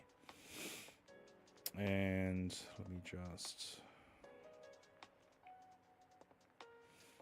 yeah, people. So we will take photos from here. It will then go to the computer, do whatever it needs to do, then print out, Now I do need a table, so we do need to bring that over here. So very similar situation. So I have the camera here. I might. So there is an arm that's currently available on Amazon, and it can hold a DSLR. It's like one of these microphone arms, but it can hold a weight. Apparently, it can hold a weight of 2 kilos.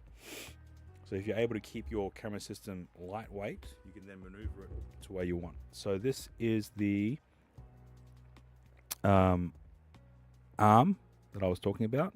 So it looks very much like a boom arm for microphones, but you have the ability to mount a DSLR. So let's play the video.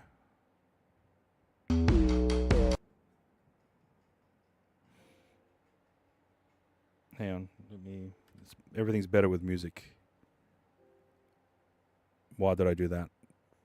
No, okay.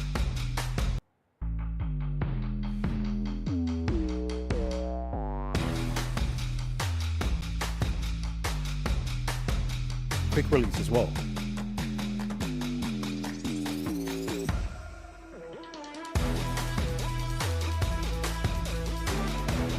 Top down, ball head, multiple levels, quick mounting, quick collapsing. Yeah, so, oh, hang on, that's another video. Let me swap back. So it looks like it needs a table in order to clamp to. Okay, so that means I have to maybe create some kind of a ledge on that table.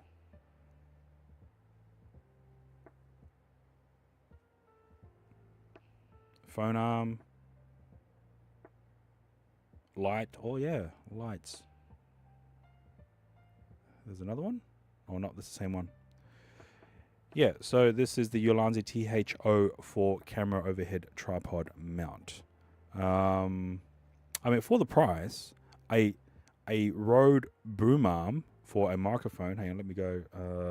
Rode boom arm, the PS1. PS1A. Okay. Damn, that took forever. Okay, so this is a boom arm from Rode to hold the microphones. So it's, in terms of functionality, very similar. It holds a certain amount of weighted device at a high point. So the thing that this has is the head unit itself. It is a ball head. So you're able to manipulate it to pretty much every angle you can think of. And then this black quick release plate. So you're able to disconnect or remove your camera or device that you have attached from this arm. So if I wanted to use this arm and then go freestyle creative mode, then I could do that. Let's see if there's a boom arm here. There's boom and there's arm. Oh, there's a jib. There's an actual jib. Never mind. Let me look at here.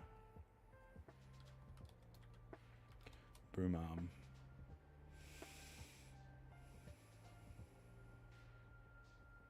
Oh, okay. These are all.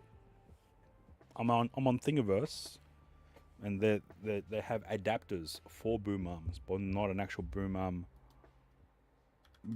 arm model.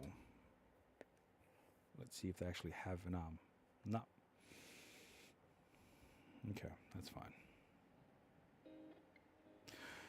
Yep. So utilizing the Ulanzi TH04, I will need to create some kind of a ledge in order for this clamp to be used. Now this metal rod here, that's 1 meter long, so you can go high. You can extend this metal rod vertically. Yeah. Okay, 1 meter high, that might not be correct, but the vertical axis can be shifted higher or lower if you wish. Imagine this setup for cosplay photography. Yeah. The only problem is that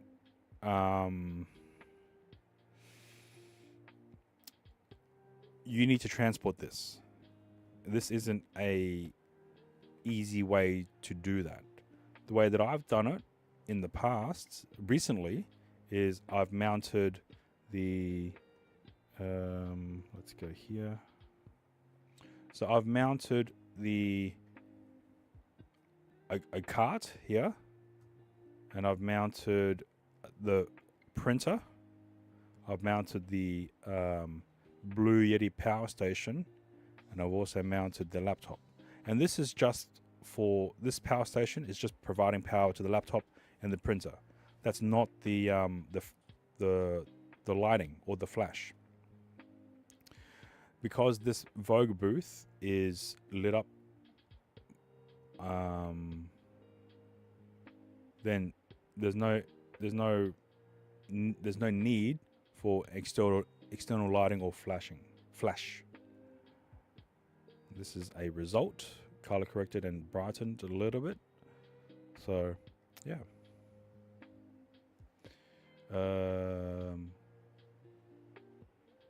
But trying to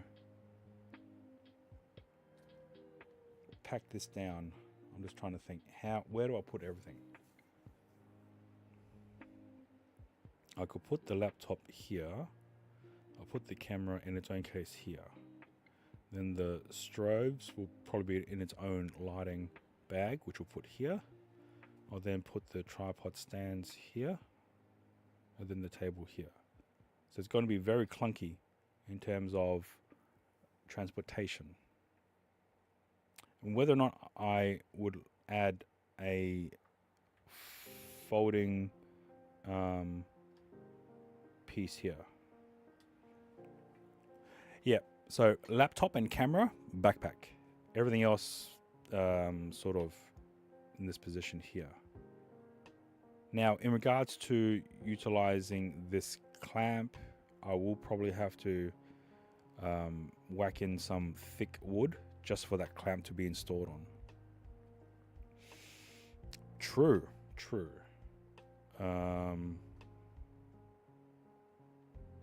That's not even fully mounted. No.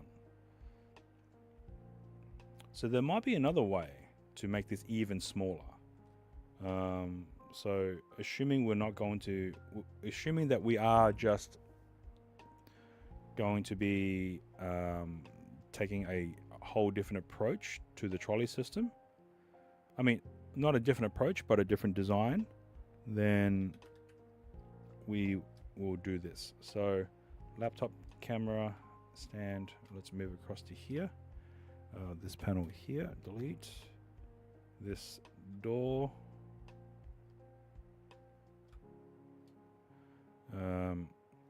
Okay. So I could change the position of the printer here, like this, so that it spits out photos in this direction here. That doesn't leave much room for anything else, but we could potentially make this even more thinner. So this is 410 millimeters wide. So if you go to 295, whoa, undo. Okay, something's wrong. Let me just check. 295. 29.5. So that doesn't even fit the printer. printer's 32. So we can't use 295 because that's a standard sizing, which would be good for 445. 44.5.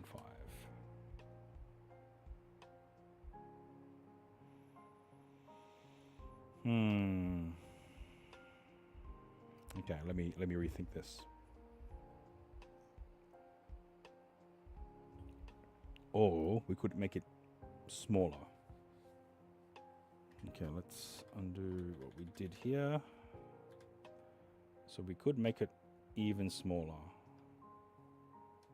Because if we put the backdrop, sorry, not the backdrop, if we put the camera and laptop in a backpack, then we could collapse all this to make it even more smaller.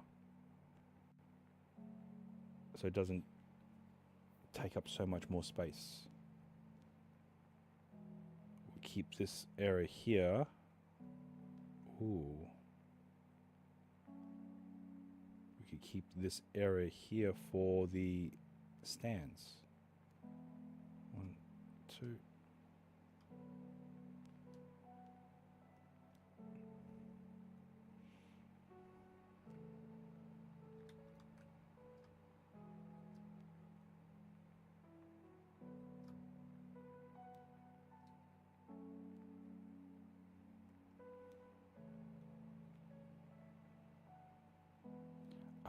Okay. So one thing I need to make sure I do is to make sure that the backing is the width that I want, 445. So, because that's a standard sizing from the hardware store, so it'll be easier just to cut that in one direction. So we have to align everything to that. Oh, that's still stuck on one.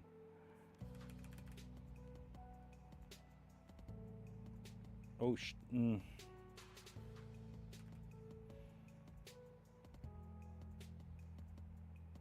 Okay, so now there's some, I guess, breathing room, if you want to call it that, for these items down here. Okay. Or maybe just go back to the drawing board and bring everything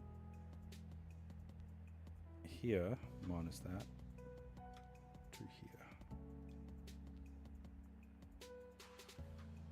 Delete. Then have these mounted to the front.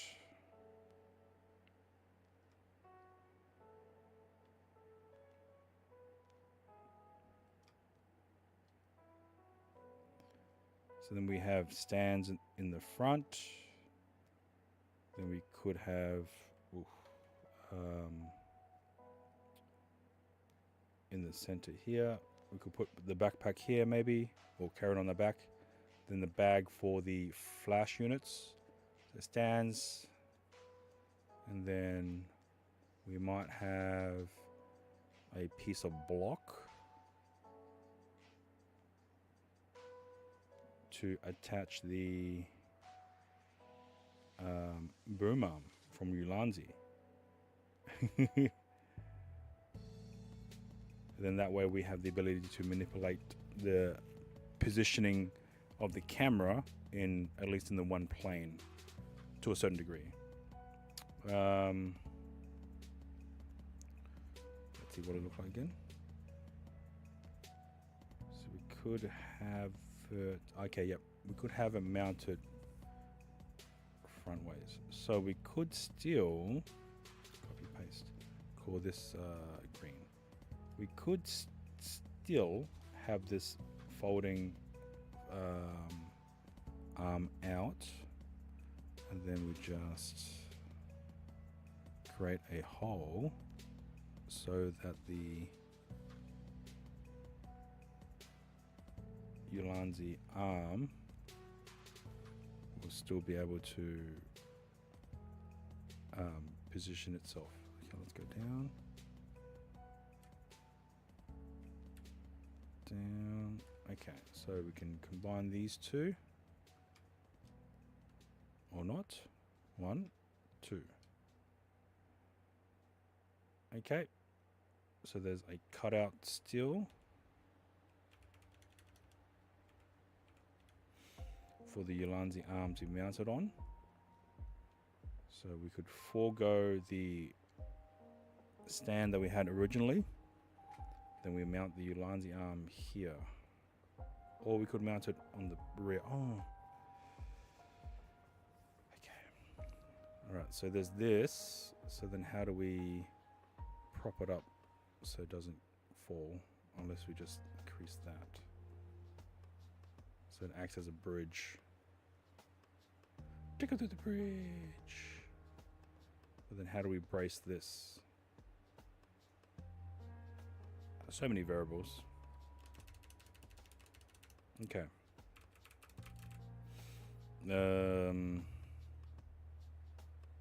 How did that wheel move?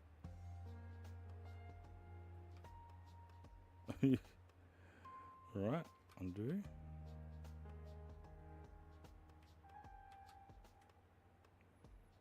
Alright, whatever. Okay.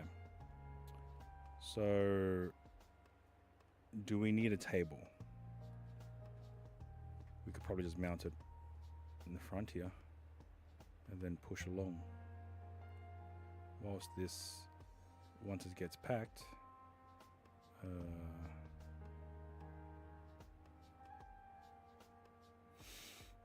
bring down. So this will exist in this plane. Bring it down. Okay. Again, how do we keep this from failing? If we need to keep the rest of this clear. So if the stands go there, then the feet from the stands will need to go here as well. We do have this box here, so you can probably put the flash heads maybe in there with enough foam to protect it from vibrations.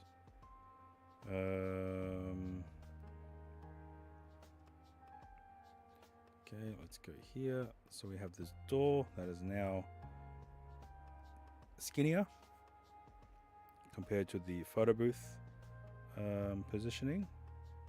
So let's do that.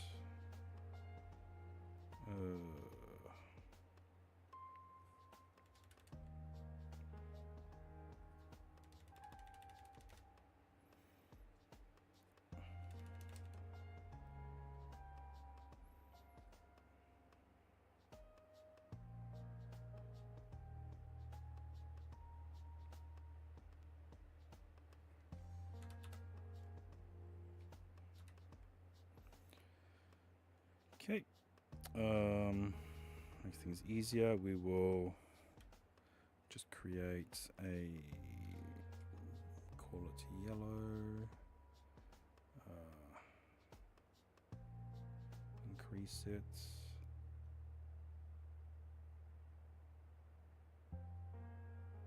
increase it to here.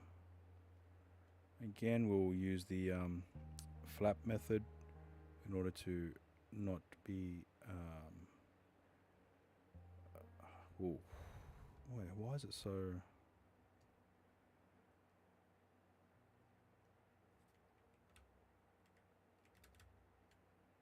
okay? So we need these two. We need to 1, 2, 1. What the fuck? 1, 2. I think my keyboard's playing up.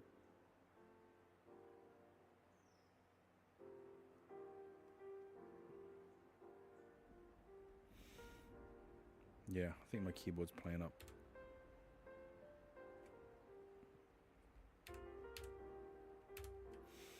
Alright. Then we have secured locking here. This will be locked somehow. We'll figure it out. Okay, so this is the setup for the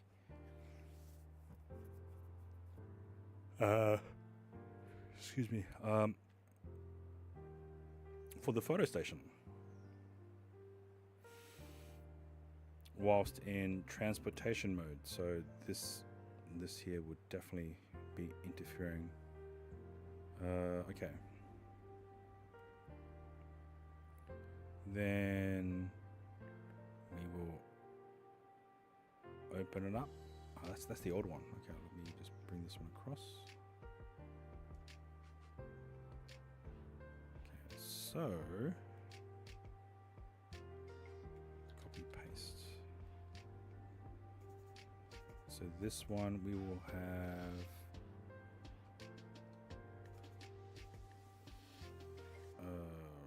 right angle, and this one will fold down.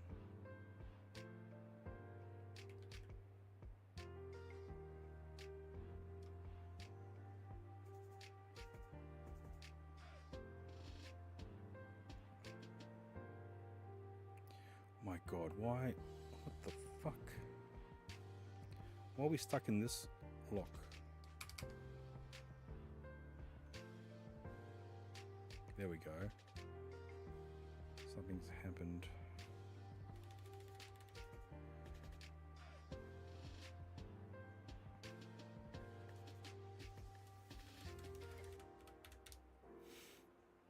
Okay.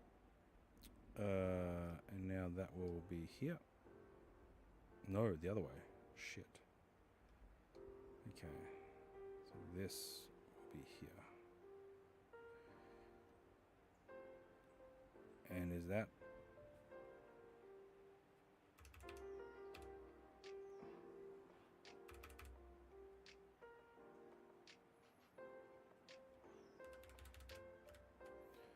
Yep. Okay, so these two would be hinged, so that will be over here. Okay. This one will be opened. Sesame bar, another hinge as well.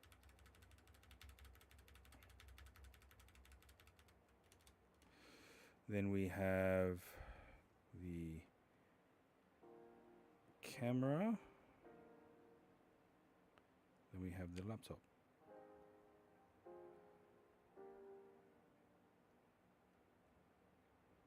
Okay, it's not the right one.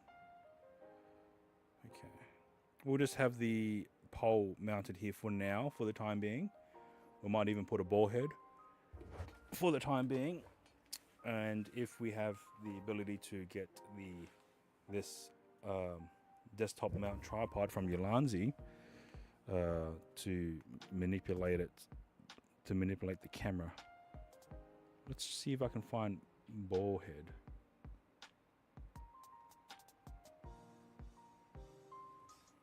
Tripod ball head.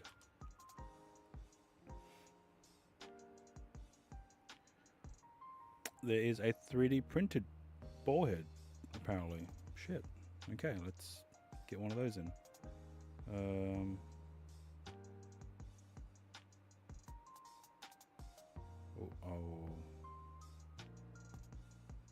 C-stand, C-stand. She-stand by the she-shore. There is one C-stand. Someone's already made a 3D model of it, but it does require sign in to Sketchfab. This would have made things so much easier. Okay. Oh well. Is there one that's fully assembled? No, the tripod.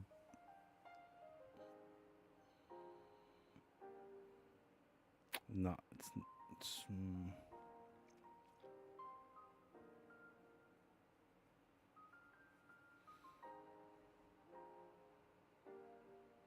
It's alright. It's alright. The idea is hopefully able to be conveyed. Yep. So we have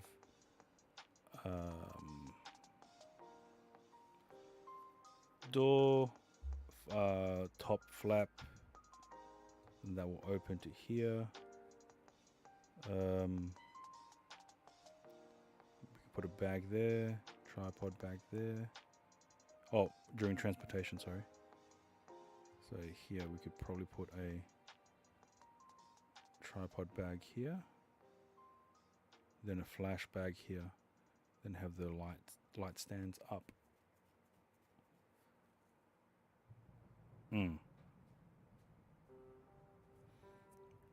Because we still need to also bring along a table, a folded table.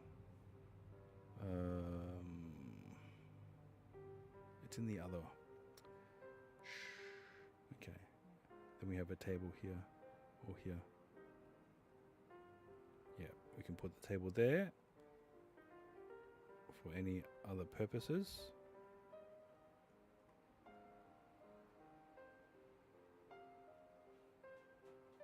And then we bring this down. Okay. So, without changing the width of the trolley, we have made adjustments to the rest of the trolley to minimize any wasted spaces that we have here and to maximize its carriage potential. So generally, I would have 2 lights, therefore 2 stands, a table, and then a tripod for the camera. But because assuming that this is all that's needed and we're on level ground, then we can use this. And also if I need to bring a second printer, I can move out the power station and literally put it on the floor and then copy and paste. Then we can bring in a second printer that's been loaded with larger size photo paper. So the RX1 is able to print 6x2 inch photo strips, as well as the standard 6x4 inch photo prints. The DS80 that I also own can print 8x12 inch large photos, and the second RX1 can print 6x8 inch sized photos as well. So you could do standard 6x4, and then if the customer for on selling you want to sell larger prints, then you can print it to a 6x8, and then if they wanted larger prints, then you can print it to a 8x10 or 8x12. So yeah, I have designed one of these before, but the way I designed it, unfortunately, I also had the need to put the photo booth in, which in this case I could keep it separate. Hat to scale. What hat? Welcome in, Deadly. How do you feel about after your burger?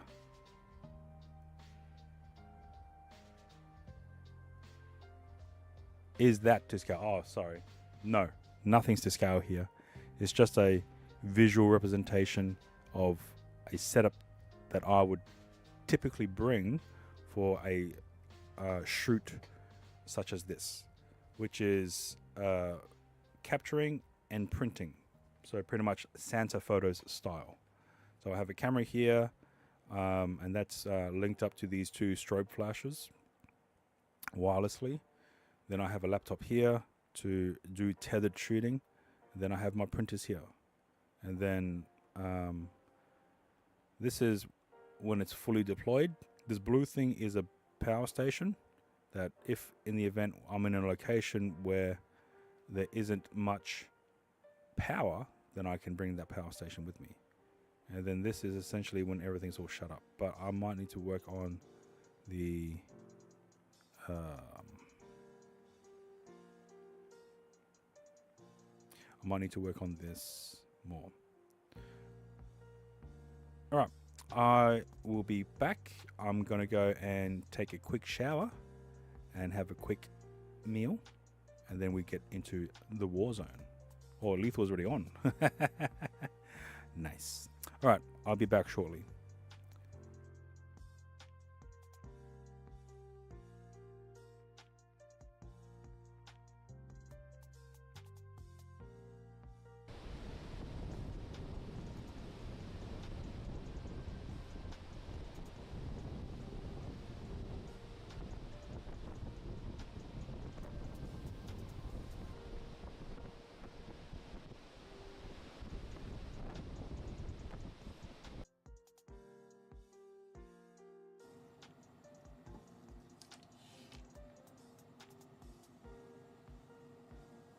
Winery is done.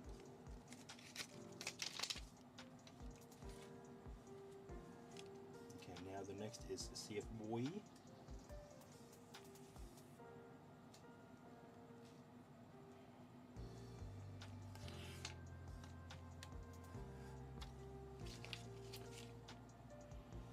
Now the next is Doronia.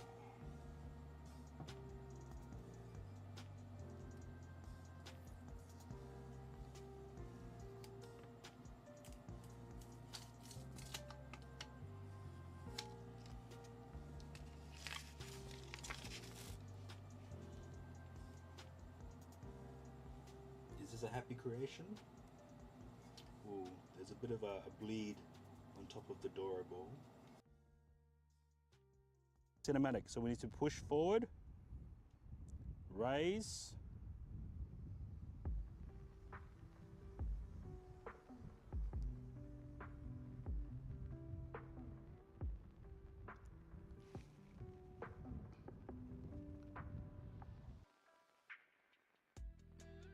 now that we're here, let's have that's oh.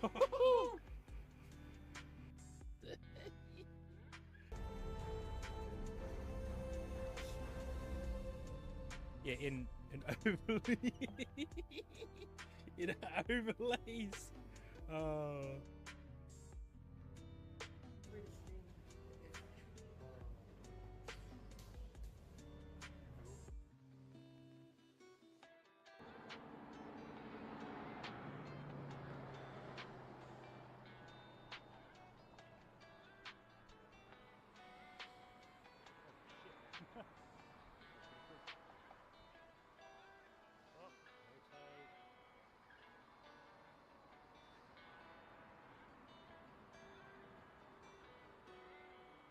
Line of sight here, so there is a delay. There is a delay between the RTMP feed from the drone and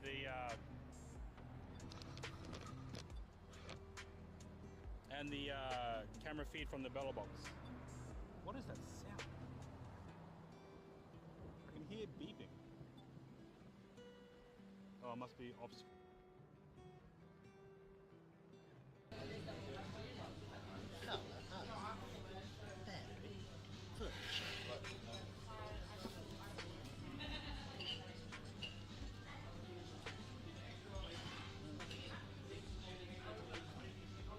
I think my health test was when I changed her diet to really, really low.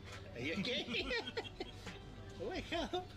No, I'm You were aware. kidding about that still be here.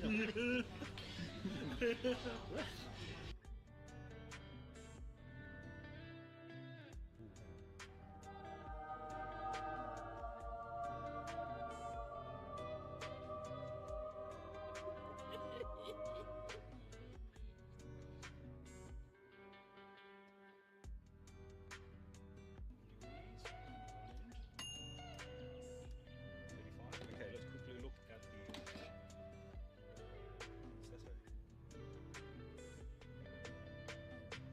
focus.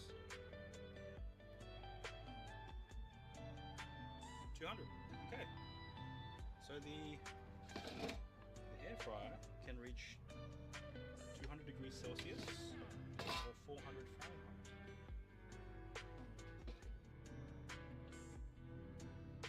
It's going to do a slow twist.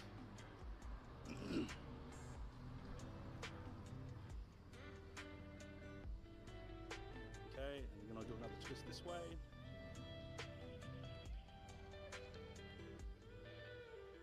Down.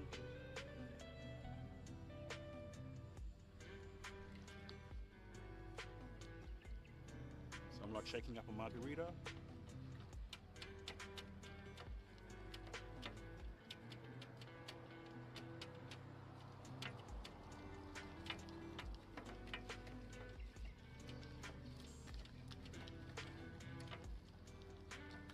No. So hopefully nothing's dropped. Nothing's.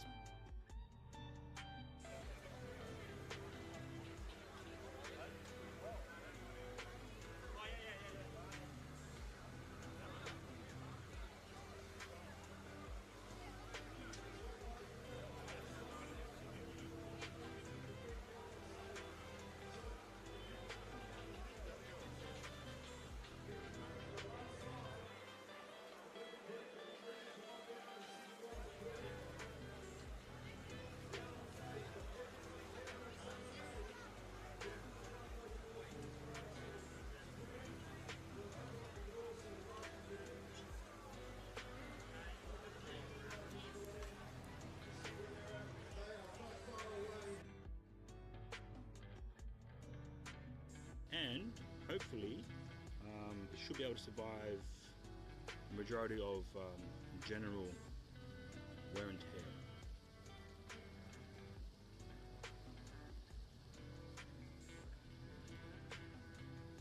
So just seeing if that actually triggers something.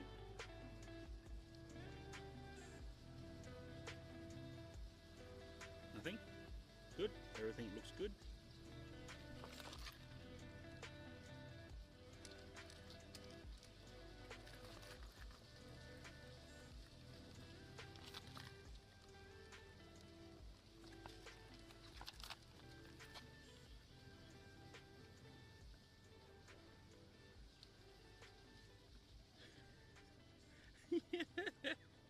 Can't help it, man.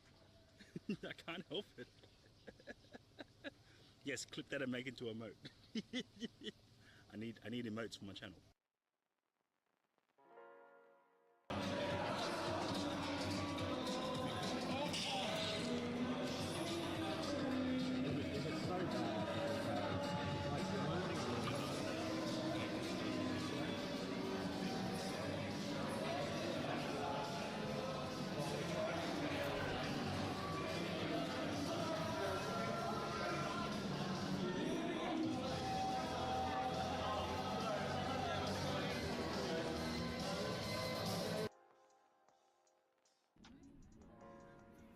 But let me spin you around because it's enough sunset.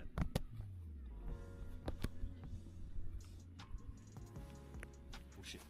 Bullshit. I can hear it. I can hear it. Better go. Better go, go, go, go, go, go. Can you hear the rain? Can you hear the fucking rain?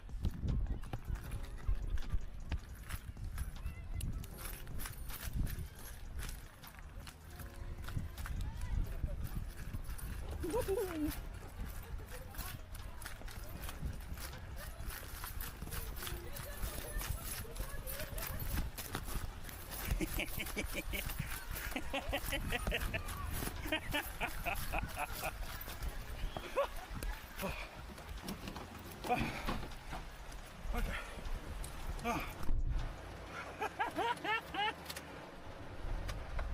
Oh yeah.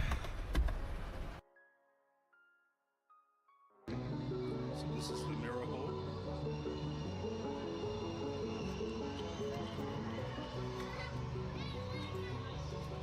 Oh wow, it dips. Dips. Hey, that's all right.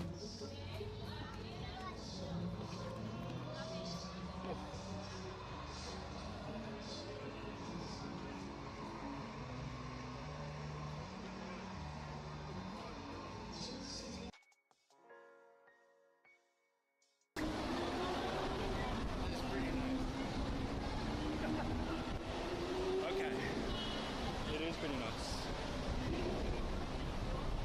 Yeah. Woo, it's windy. It's like long hair club. Long hair club, yes. score. Oh, no, never mind. Too short. All right. Fabio, oh, here we go. Here we go, man. Fabio. Thank you, though. Bless. I wish you.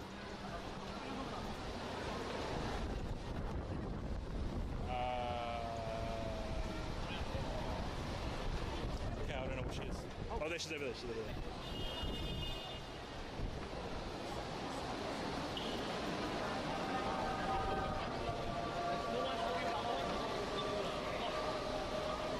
Do we need to go into Sun City?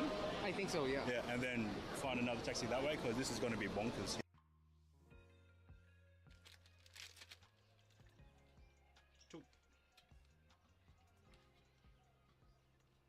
Okay, so we have two cheese hot dog sticks in this air fryer. We set it at 180 degrees. Now we set it for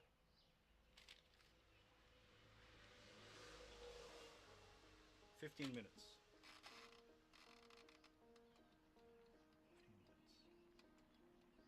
Okay, here it's consuming about 400 watts from the battery itself,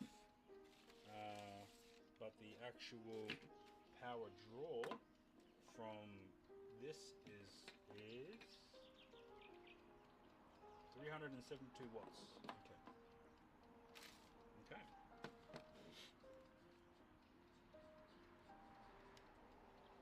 Let's go.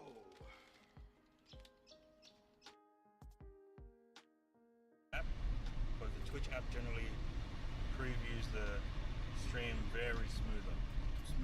Sorry.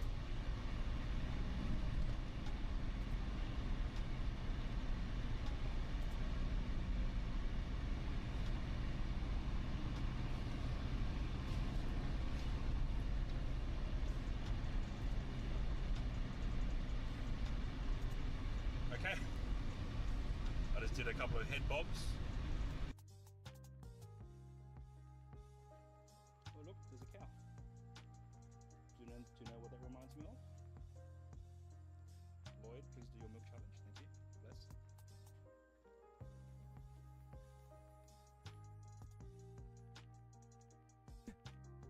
Lloyd.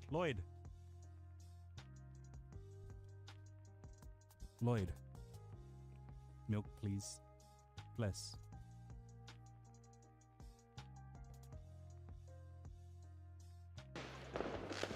So the fires and it will just burn itself out as long as it's not.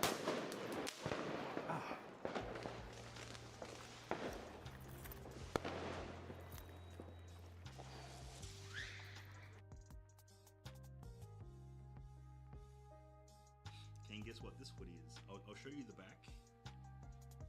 Okay. Okay.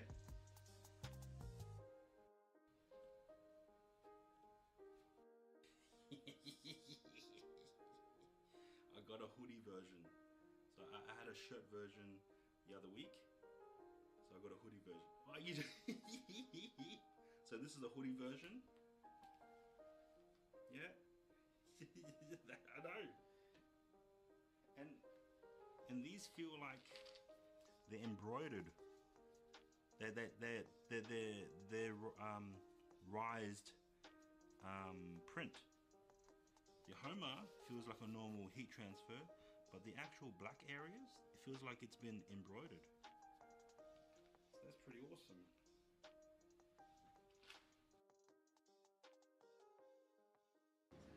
And we can now do TED Talks. So the benefits of shitting and coming at the same time.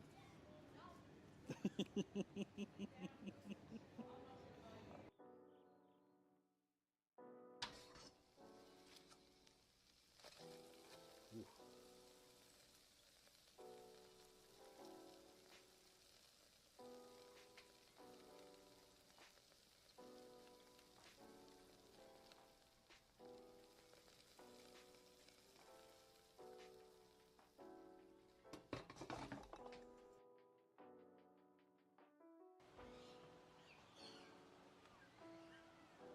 CFB, why are you staring?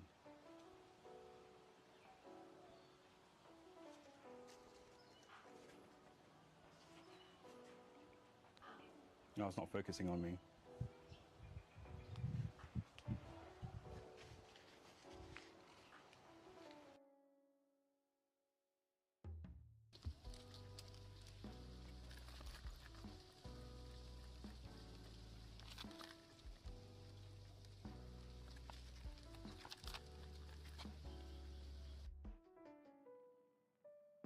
Welcome in. Ooh, Diggy.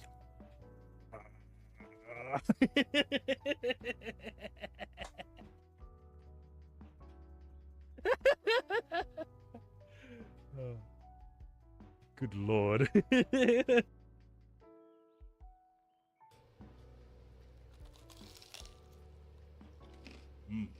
Oh.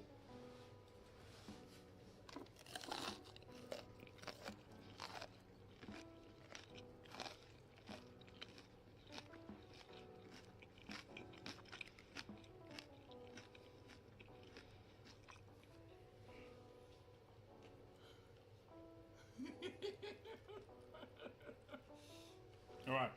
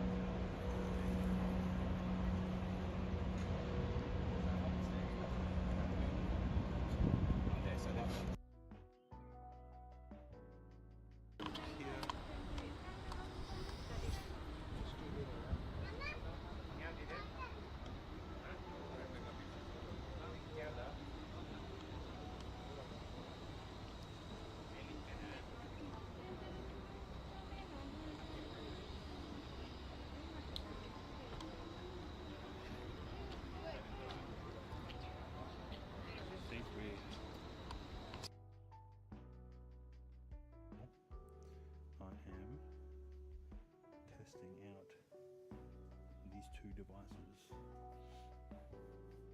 On the left we have the Pocket 3 along with its RTMP stream. On the right we have the Action 4 connected to a DJI Mobile 7P gimbal with the tracking module enabled as well. So let me just cover the Action 4 so you can see it black out on screen, and then I'll cover the Pocket 3.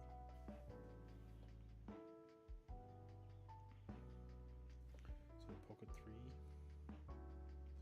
and a poor man's Pocket 3 with tracking.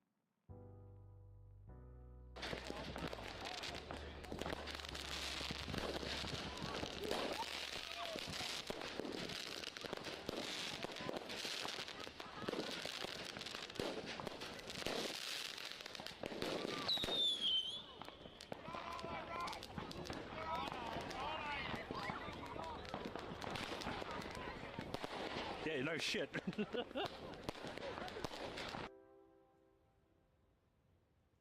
집에 가면서 먹으려고 꿀맛.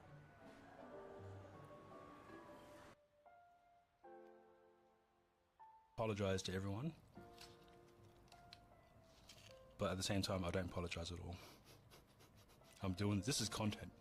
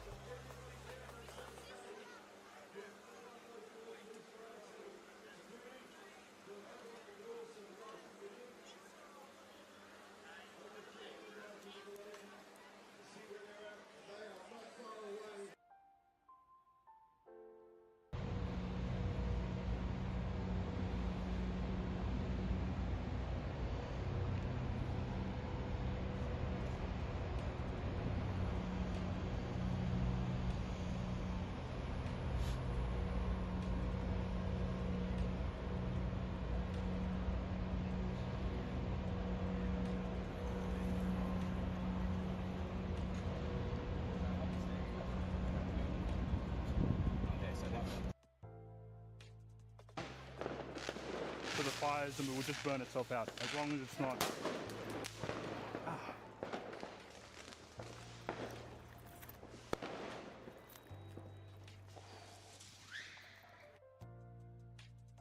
Apologize to everyone, but at the same time I don't apologize at all. I'm doing this is content.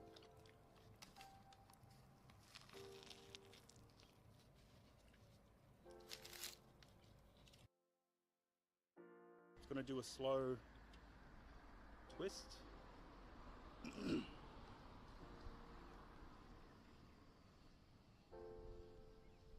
Okay, and we're gonna do another twist this way.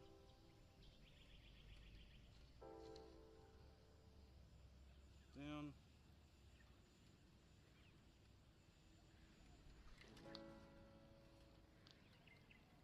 So I'm like shaking up a margarita.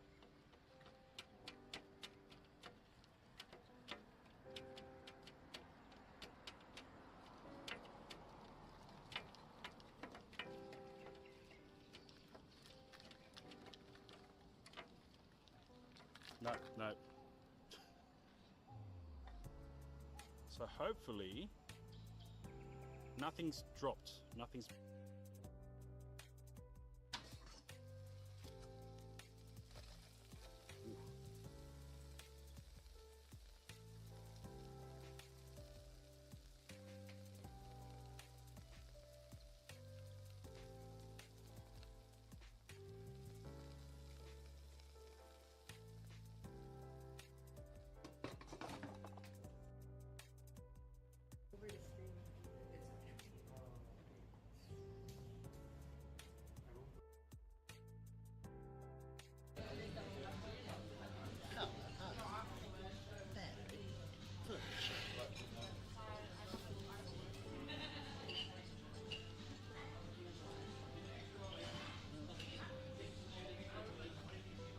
I think my healthiest was when I changed her diet to really, really. Are you okay? Wake up! No, I'm You were aware. kidding about that still be here. No?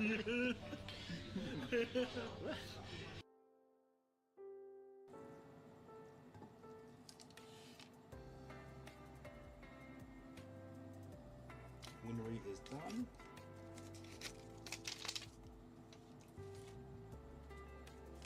Okay, now the next is CF Boy.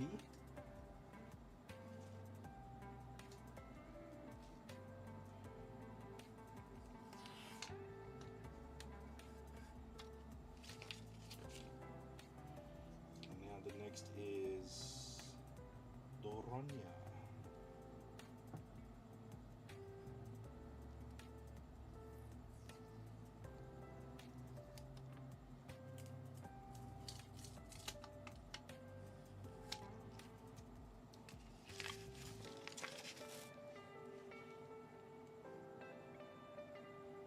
Is this a happy creation? Ooh, there's a bit of a bleed on top of the Doro ball. Now that we're here, let's have... That's... Oh.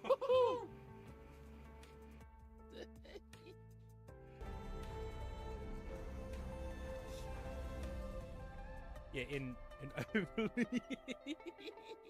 In overlays. Lloyd.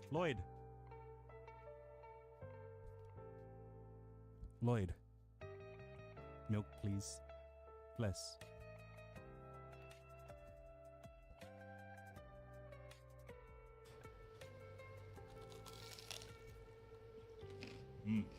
Oh.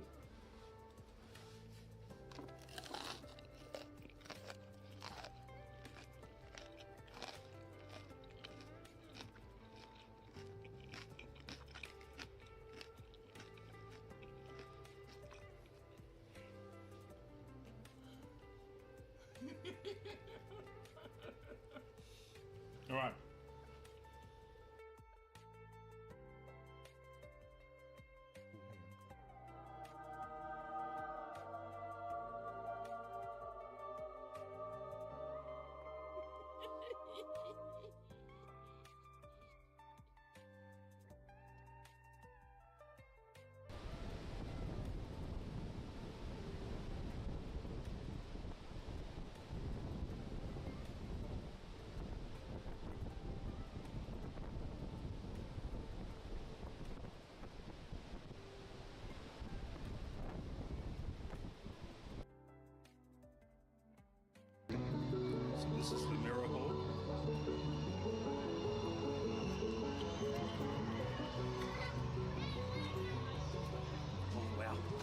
Tips.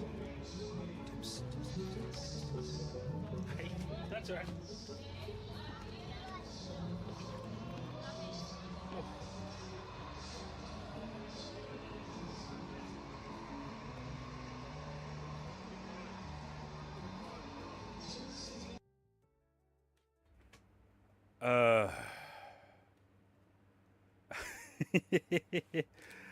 Oh my goodness. Apologies. Yes, I have been to Sydney, as you have seen maybe from the clips. Yeah. Yes. Welcome back. Apologies for my lateness. Yeah, not really sure what else to say. Just, I apologize. I have some food with me. Hopefully the top-down camera is active. It is. This is fried rice with beef. So this is, it's a Vietnamese, so the beef with capsicums and onion and whatnot. This is called shaking beef. And then it's just fried rice. So, yeah. So whilst I'm eating, whilst I'll be eating, let's see where we at with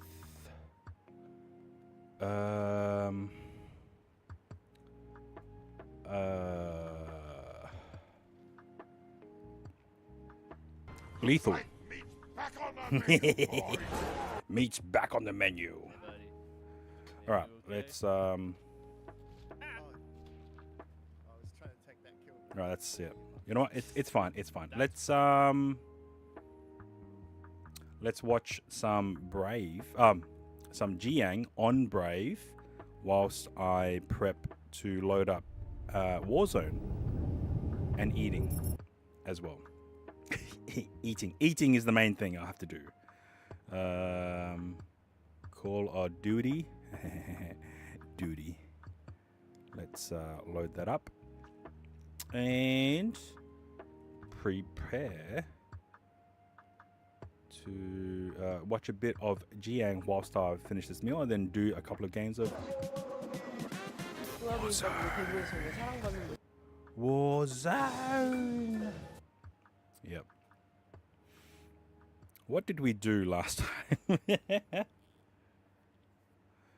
time? Also, Wigman, is there any I guess, why am I hearing that? That shouldn't be. Wait a minute.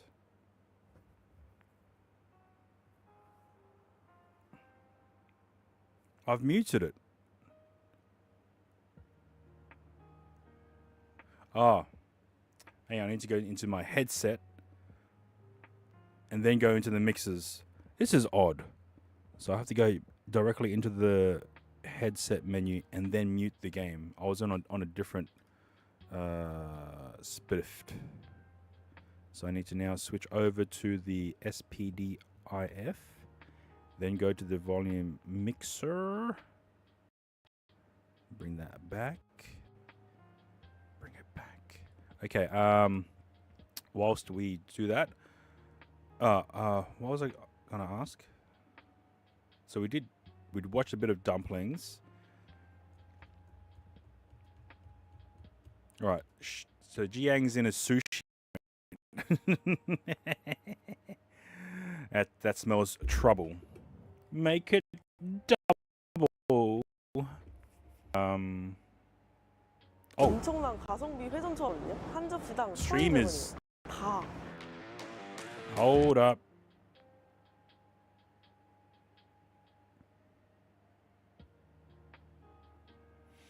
Yeah, that glitch thing happened. So I don't know. All right, we're good. Okay, good. We back? Yeah. Something glitched. I think I was loading up too many things, but there's not many things that I have on. Oh, Weakman. Are there any how should I? Any cooking classes that we can take while in the Philippines? Just, you know, for fun, for funsies. Learn a new skill.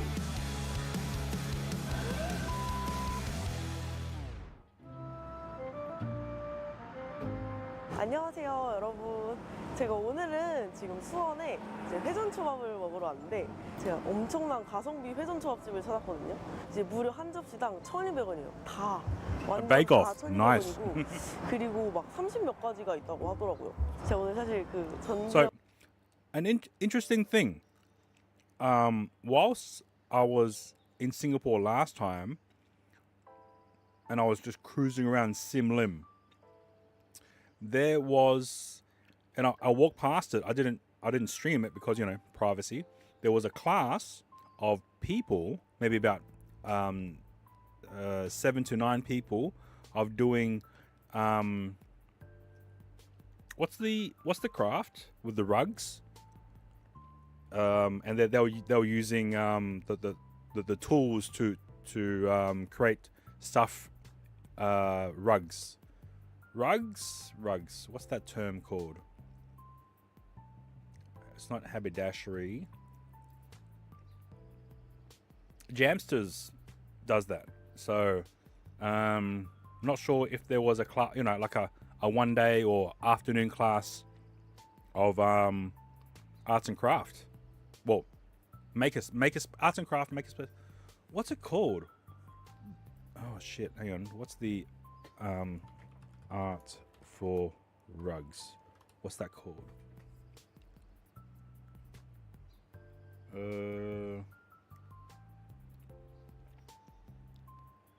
Because I saw it, but I didn't want to stream it while I was there. So I can't remember the name. Tufting. Tuft. Yep, that's the technique. Tufting. So 영상 게시점 이제 촬영을 하면서 여기 찾아서 왔는데 제가 So many cameras, 회전초밥을 wow. 뭔가 약간 먹고 싶어가지고 여기가 근데 뭐라고 해야 되지? 아무튼 뭐 들어가서 말씀드리겠습니다. 스시정이라는 곳이에요. 스시정. 제가 오늘 이제 촬영한다고 하니까 좀 이제 브레이크 타임 전에 살짝 일찍 와도 된다고 감사하게 해주셔가지고 좀 미리 왔는데. And if someone breaks a piece of wool, they just had a tough time.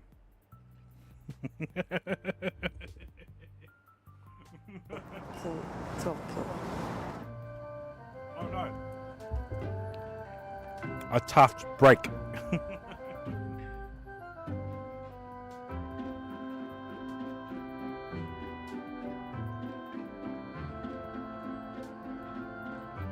fucked that one up.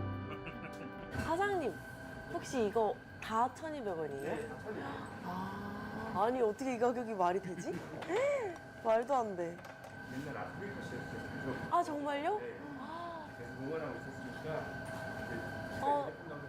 진짜 너무 감사해요. 잘 먹겠습니다. 잠깐만. 아니 여기가 연어가 하나씩 있는 대신에 회가 엄청 실하고 그리고 회전초밥 두 개씩 올라가잖아요. 그러면은 사실 종류를 많이 먹을 수 없는데 오히려 종류를 많이 먹을 수 있어서 좋다고 하더라고요.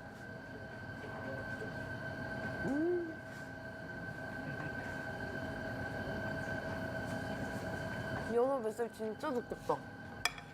근데 되게 신선하네. 맛이 딱 뭐 한 입 먹어봤는데 맛있다. 맛있는 초밥이다 이거. 그리고 사장님이 아까 따뜻할 때 먹어야 된다고 하셨거든요. 밥을 맛있게 하신다는 얘기인 게 샤리 맛있게 하는 곳은 갓 나오자마자 먹어야 진짜 맛있거든요. 식었는데도 이 정도 맛있는 건 진짜 맛있다. You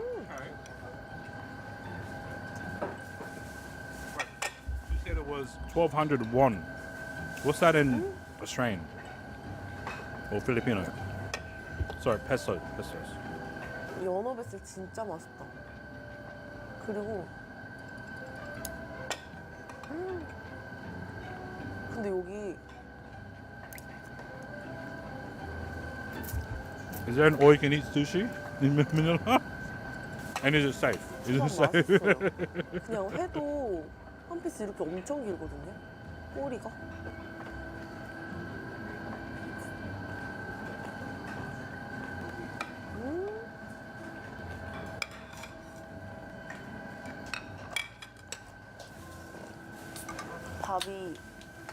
밥이 진짜 맛있게 잘 질렸어. 살아있는. Okay. 1200원 퀄리티의 Oh yeah. 초밥은 아닌 것 같아요. 진짜.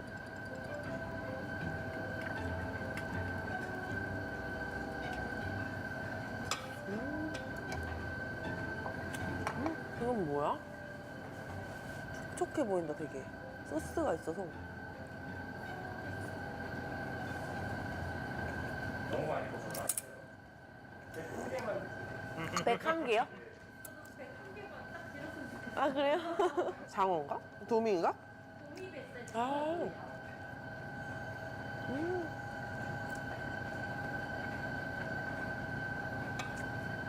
제가 방금 먹은 메뉴가 가장 기대되는 메뉴였거든요? 도미뱃살이 그렇게 맛있다고 다 극찬을 하는 거예요. 그래가지고 웬만하면 냄새 나서 잘 안 먹는데 냄새 진짜 하나도 안 나고 무슨 장어보다 부드럽고 엄청 촉촉해. 입에서 사라졌어. 차가운데 이렇게 맛있다고?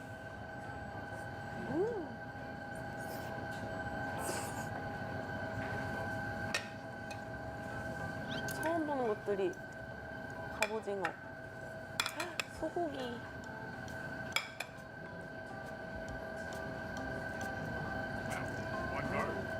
너무 맛있어. 아침에 먹은 육회가 실패했었거든요. The staff in the corner don't have anything to do because 육회지. they usually clear up 방금 plates, but 땡겨. Jiang wants the plates there, so they got nothing to do. 새우랑도 진짜 잘 어울린다.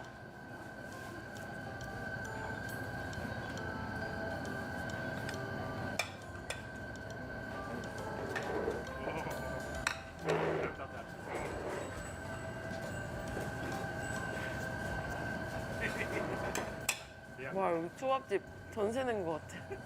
원래 초밥집 가면은 약간 견제를 하거든요. 특히 옆에 있는 사람이 갓 나온 것만 가져가면은 집기도 전에 뺏기니까 황새치다.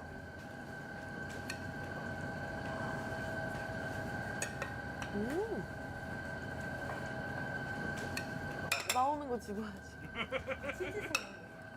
치즈새우.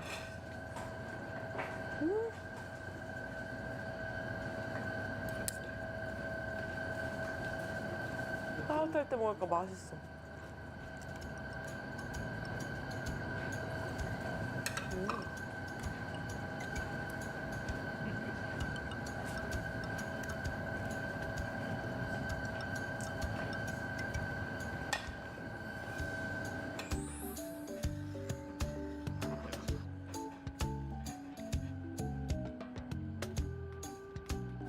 사장님 밥 직접 주시죠? 네. 아니 저는 1,200원 막 1,000원 이런 데 하는 데는 다 기계 쓰지 않아요? 맞아요. 당연히 가격 때문에 기계밥일 거라고 생각했는데 완전 진짜 맛있는 촉촉한 밥이에요.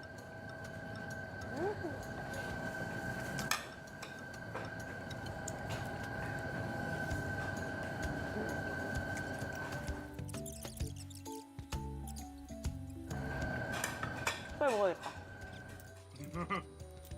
드디어 찾았다. 제가 제일 좋아하는 강어 지느러미.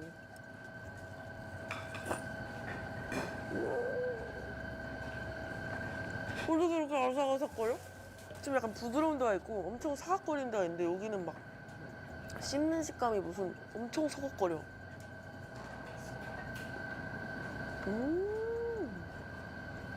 사장님, 그런데 광어 지느러미 5개만 부탁드려요. 감사합니다. 와, 감사합니다. 여기 진짜 맛있어요, 이거. 진짜 깜짝 놀랐어요.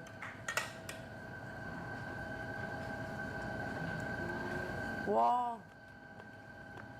제가 먹어본 광어 지느러미 중 가장 팍팍 터져요.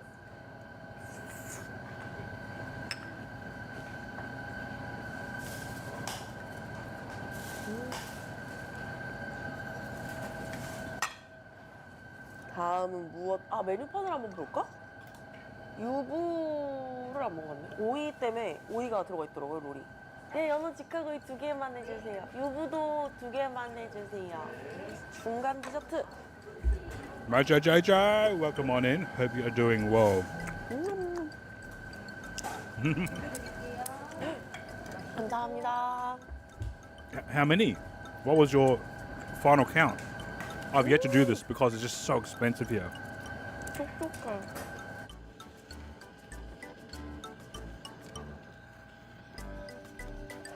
아, 감사합니다. 여기 연어가 너무 맛있어서 진짜 입에서 녹아요.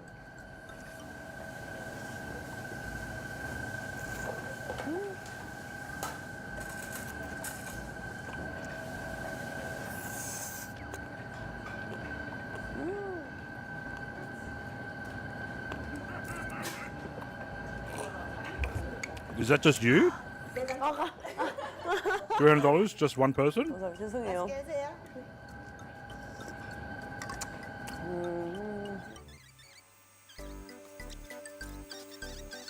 41. Oh, wow.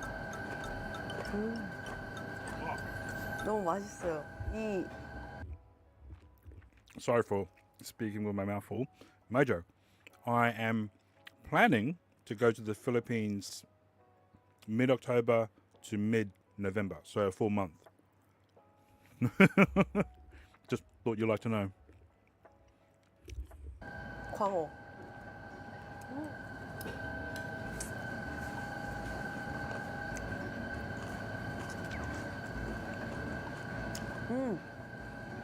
묵은지가 막 시지가 않아. 하여 여기 주말엔 거의 맨날 웨이팅 있어요? 네, 거의 항상 있는 편입니다. 아, 블로그 찾아봤을 때 웨이팅이 되게 좀 많다고 얘기가 많이 나왔었거든요. 확실히 가성비가 너무 좋고 초밥도 맛있어가지고 네, 제 꼬리가 이만한데 그러니까 밥 200일이에요. 밥 200일. 놓칠 수 없는 것. 그것은 광어 지느러미.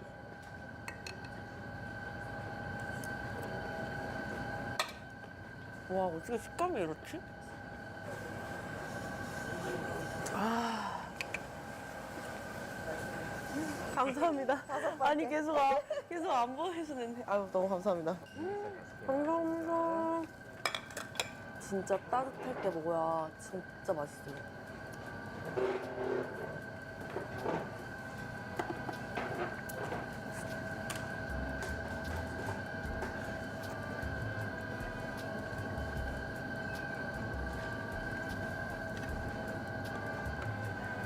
우와. 2, 4, 6, 8, 2, 4, 6, 8, 61.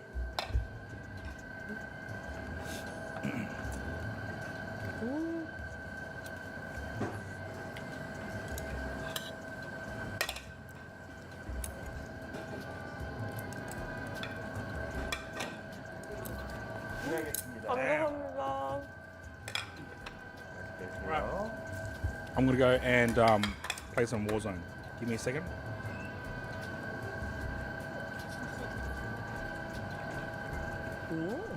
장어는 좀 더 담백한 느낌이고 도미는 확실히 좀 더 기름지고 부들부들한 Yeah, you 느낌이거든요. were. Not in a good way, but you were.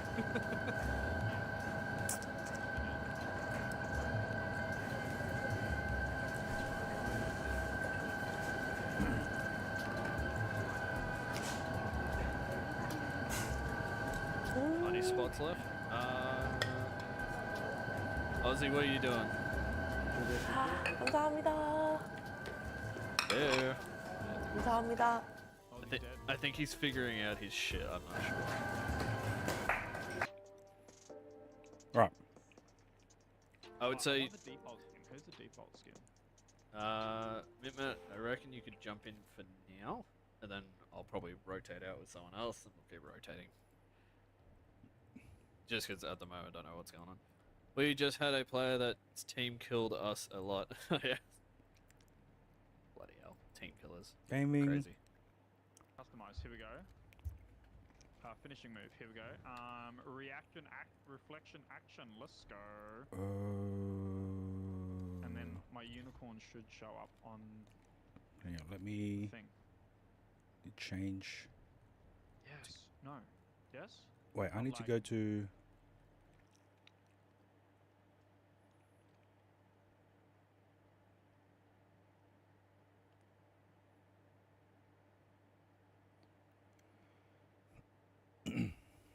One, two, 1, 2.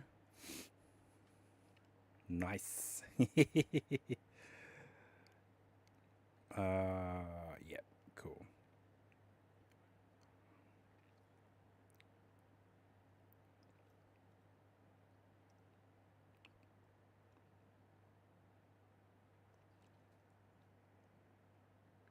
That's crazy. Why is this not working?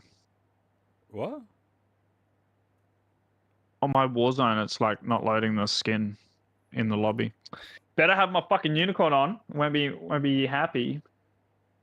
But you're never happy. I'm always happy No, when you're shit not. works properly the first time. Nah, nothing's gonna work the first time. Called Ever. IRL streaming, baby. Foxy Crypto. Hello. Oh yeah. All right, cool. Yeah, it's called you IRL win? streaming. Nothing works the first Nah. time. We got caught in the corners. Did you win? No, we got caught in the corners. Ah, okay. See. We've just rotated Mitmat in because we didn't know what was going on. You weren't saying much, so I was kind of like, we'll have someone else just jump in real Pressure, quick. pressure. Sorry about that. No, you're right, man, Matt. You're right. It Oh, happens. hello. Did you fix your stuff? Yeah. Hey.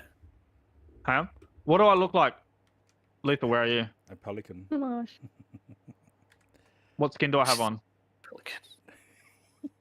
Oh, You're yeah, dead, nah, so I it don't worked. It worked. It changed it. So I should have the unicorn part on. know. I don't know why you just didn't use the unicorn skin and have the finisher. Well, I had the unicorn skin on, but the finisher didn't work. What do you And mean plus, it I want to didn't be work? like You more didn't default. customize Do you the know what I skin. mean?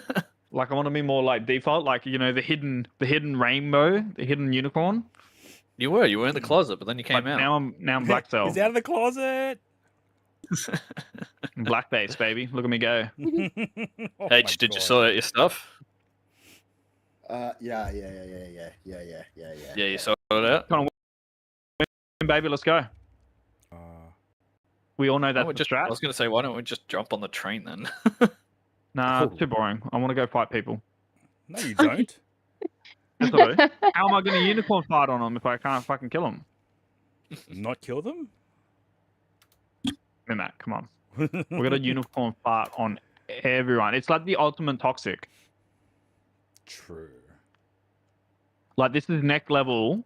Wow, I jumped in. Fucking, it's better than what do you call it? Teabag. To get No, it's fucked not. by you. Oh, someone else is onto the I recon challenge plan. that. What's the matter, H? I challenge that it's better than. The teabagging? Yes. Audio Is interface. this like a care package? Should I call it? I don't know Yeah, what that is. if it is a PA package, it's really good because it can give you like really rare stuff. See Oh, what I'm I can- I'm next Oh. to the buy. That's probably not a good thing. Fuck, I got a team on me. Oh. Oh. They Bunker literally Buster. had the same idea. They had the same Vertically idea. facing. Recon and win. Oh my gosh. There's so much like stuff It was to pick up. literally like a battle for the recon. I don't know what that is. That's a Oh, bunker buster. It can go through buildings. Is that a new item? Yes. I thought so. Hey, look, a recon. I'm getting shot at and I don't know. Is that the Oh. recon I was looking at? I'm heading over to the No. recon now. I'm still floating. I'm gonna head towards Sez just because she heard people's. No. And get that bunker buster. Because why not? Yeah, I don't know how to use it. So Isn't it like a? How do you use it? Is it like Kill one of them things where you aim it and just fucking? Enemies, Yeah. enemies here. Wow. Okay, I got destroyed. He says, just below me, there's guys. There's people over here, says. Right there. Yeah. Oh, they Yep. got me too. Damn. People Wow. are on to the recon and win plan, honestly. I'm about to die. Oh, they're gonna No, have all the. I've just got a pistol. I wanted to try that thing. Now they're gonna have it. Oh, the bunker buster. Oh, there's plenty of them. Yeah, it's only a purple I'm item, such so it a should be pretty. bot. Where are you? I mean, we all died, says, so I don't think it's much different. Where are you? Oh, I'm gonna go for Oh it. wow. Okay. Oh shit! Don't shoot me! Don't shoot me, you bastard! Oh, I pistoled him. What you doing, H? Oh, I'm going to fucking open. I'm looking mics at up. COD points. I'm fucking abusing Get your people. face out of that COD points. You're not allowed to buy any. I'm Get looking. your ass out of there. I was Good man, I'm curious. coming down. I'm coming. Yeah. I had to deal I'm with coming. a bot with just a pistol. Mitman, he's coming. Oh. Mitman, he's coming. He's coming out of the closet. I'm coming. I'm coming on your face. Oh, look, orange thing. What? Get out of the store, H. Get out of there. You don't need anything. Stop it.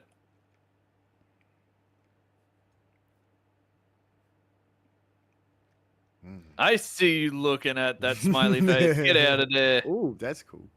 Deadly, where were you, Is anybody with you motherfucker? I'm here. Yeah. Why What are didn't you? talking about? Why didn't Here, you get look, that I got guy? some plates for us. Why didn't you get the I got guy? some plates for us. What do you mean? There was an enemy there. He Okay, didn't. shoot He him. didn't have my back. At all. I got your back. I shot him. I got the elimination. What are you He talking was about? coming on your back. What are you talking about? Oh, everyone loves a good comeback story. Oh, my gosh. Yes. Yeah. Where did we get?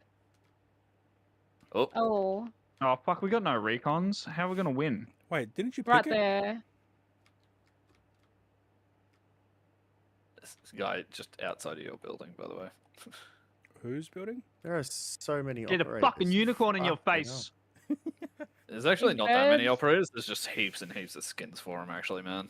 It's Yeah, that's stupid. what I mean. Yeah. Did you unicorn him? Oh my god, you got that glitch again. Am I glitching? Oh, fucking Yeah. unicorn lights. Already. On, let's go. That beam. That's what I'm Yeah, the talking beam. about. I wonder if other people can see it. If you guys can see it on my team, I wonder if the other people. I'm gonna ask these people like when I come up to them, like, hey, can you guys see the unicorn glitch or what? As if that's not gonna give me away. Of course not. You don't need a sniper skin. Stop looking. I'm need allowed to pumpkin. browse. You're not allowed to window shop. Yeah. Yeah. It's nothing good anyway. Oh, you end up Nothing like like that. Resi going. Oh yeah, I brought the Terminator skin in Modern Warfare. I had to Google it and like prove him wrong, and he's like, "Oh yeah, I must have brought it in Black Ops 6." I was like, "Yeah, I told you because you told me that you brought it." Anyway, I'm gonna have to make a song up about Resi and his goldfish memory.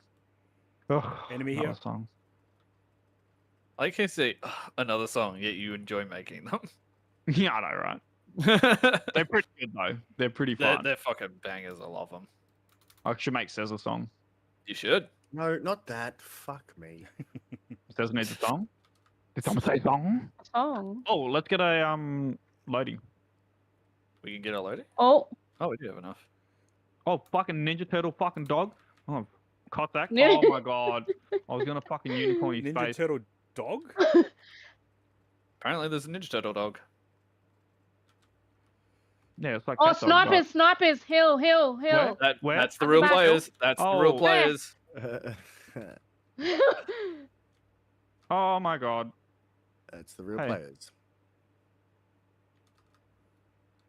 And I just got hit by a fucking bot. Don't res me. Don't res me until we get some cover fire. Wish you could drag. You mean like Oh, I Battlefield? can fucking walk. I forgot all about walking. Wait, I thought what we did were you just? I'm trying to Nah, figure you that didn't out. just say that. JPL. I forgot we're playing Call of Duty, not Battlefield. Right, let's see. Fuck, this Audio. game is They're slow still sometimes. scoping us. They're still looking. Should we move on? Where are they? I can't see them anymore. So, I know, but I want to Okay. get my loady. I Thank spent you for good the money on tag. that. They're moving closer slowly, but this.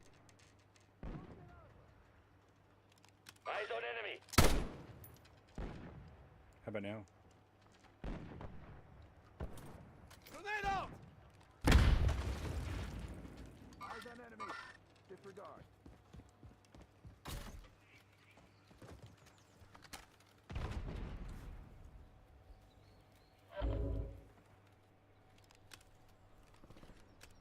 What about Discord though?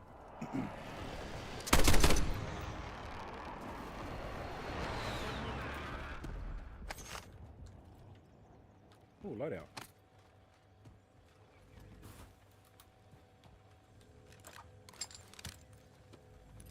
That's our field up. Last man. Oh, Jesus. You've got a loadout drop inbound.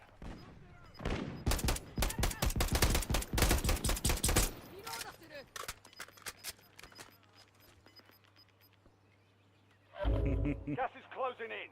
Get to the new safe zone. Thermal scope.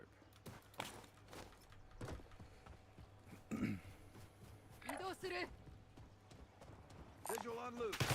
Oh, right here. What the fuck? Reloading. Inserting armor.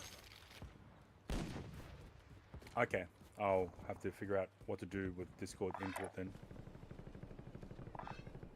Changing max. Contact.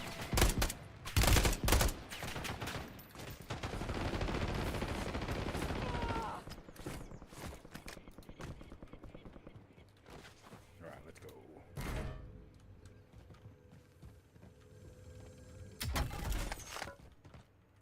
Did I turn off all my cameras? I did. Yep.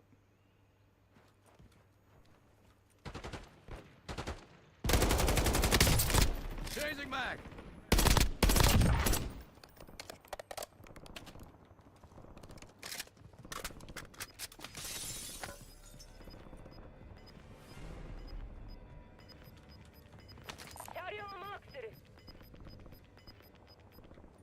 Get to the safe zone.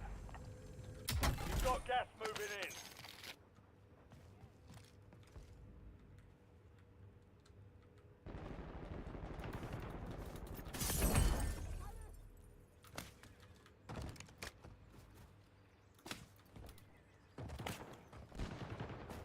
Hostile shooter.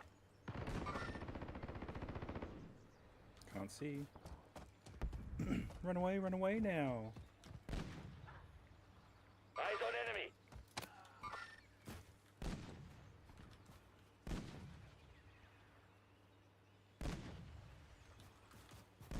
Hostile shooter.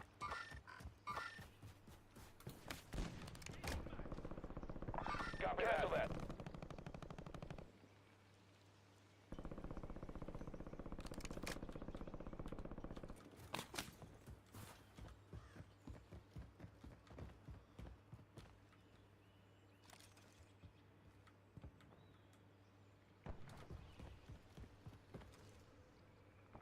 Enemy over Mark the here. target.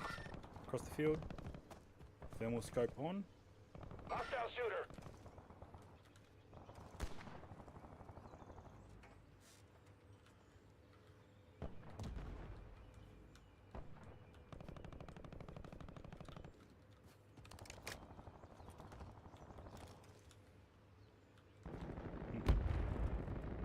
Mark the target.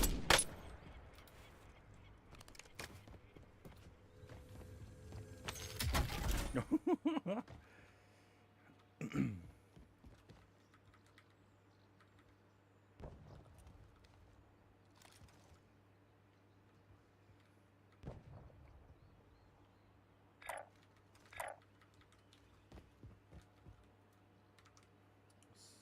if I can. There we go. Discord.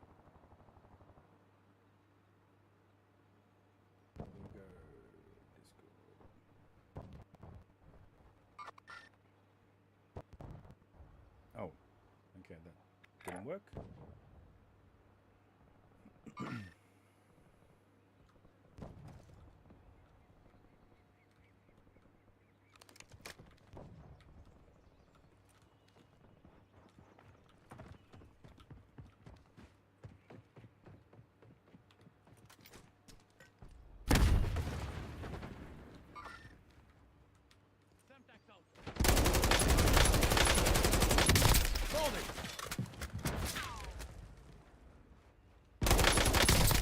Mark the target. Nice, thank you. Eyes on enemy.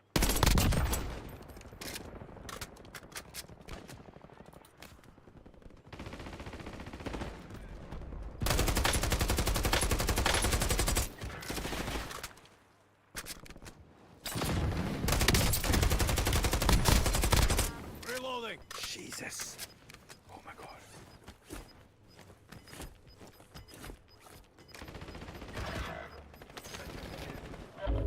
Gas is moving in. New safe zone located.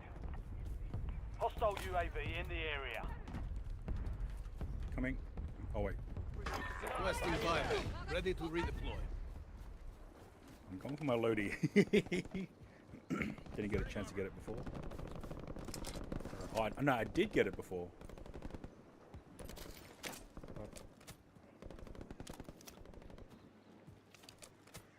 Where's the thermal? Is it thermal? Stressed.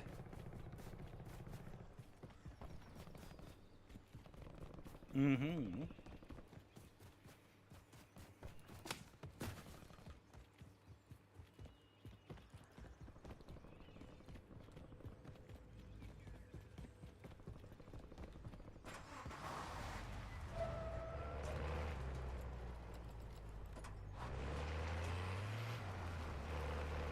Oh yeah, because I haven't died yet.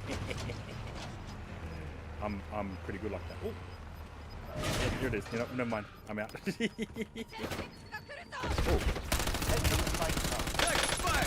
Gas closing in. Nearly killed. All right, I'm going to the buy. Just you? Oh, okay. Never mind. Nice.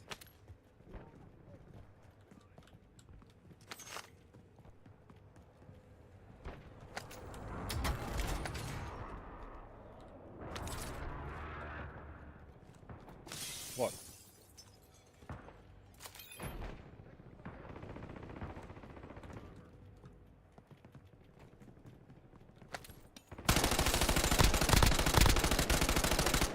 Got him?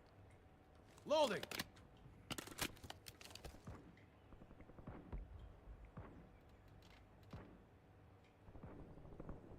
Where's the...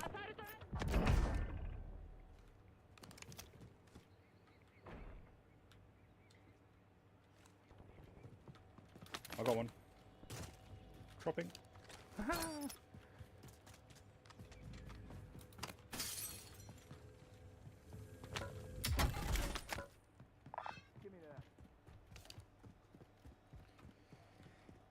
Give it up.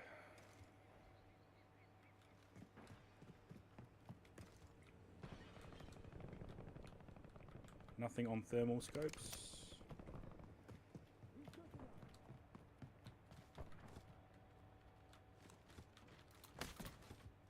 Field update.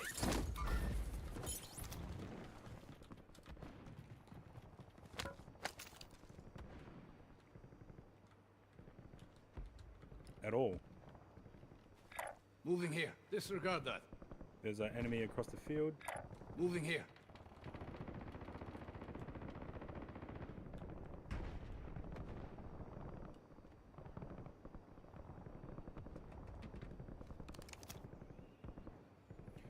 We're quiet. Too quiet.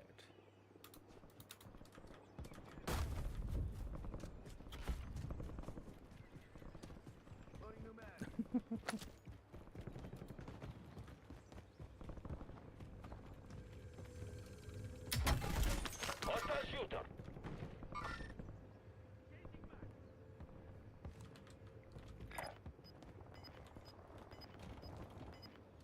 You've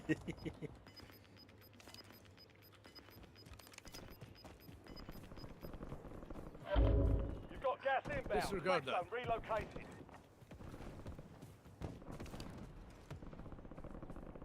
Enemy over in this building Moving here. here.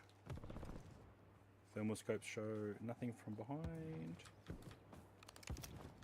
So much, so fast, so furious.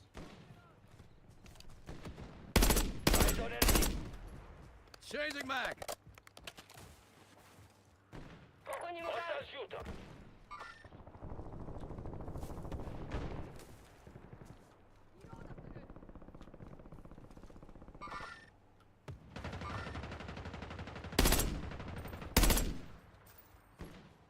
I can't see him through the thermals. What's up with that?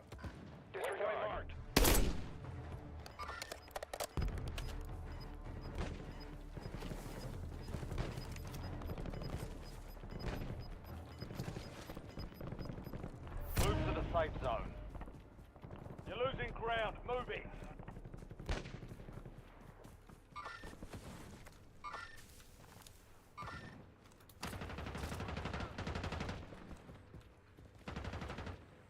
Eyes on enemy.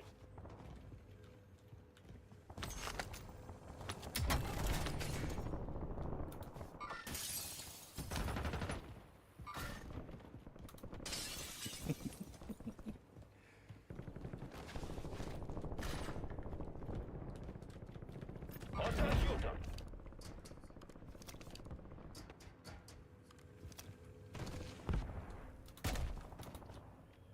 What was that?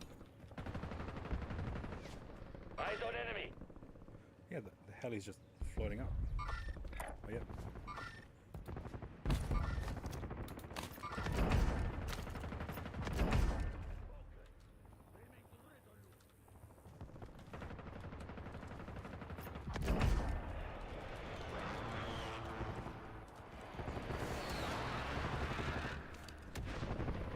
On the hill up top here, Moving they're here. running.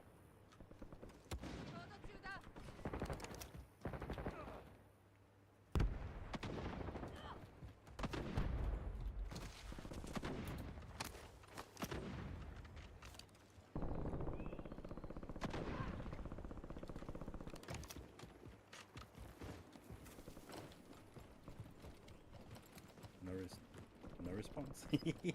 I'm guessing that's a yes.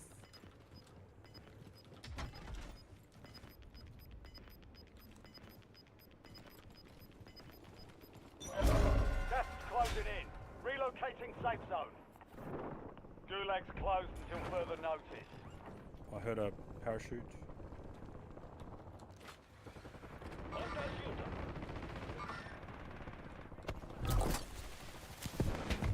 Loadout drop headed your way.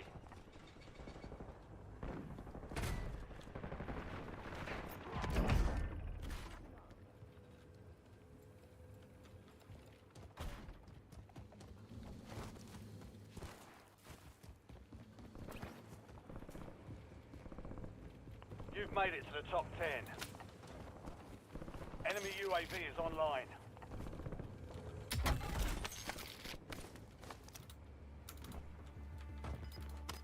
Do it. Do it, lady.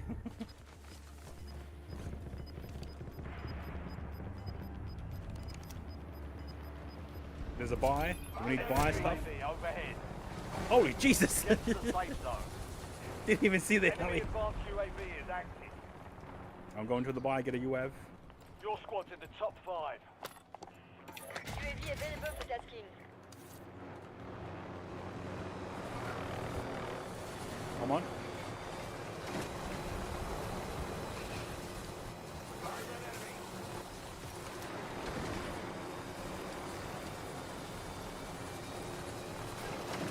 There's enemies over here. Moving here.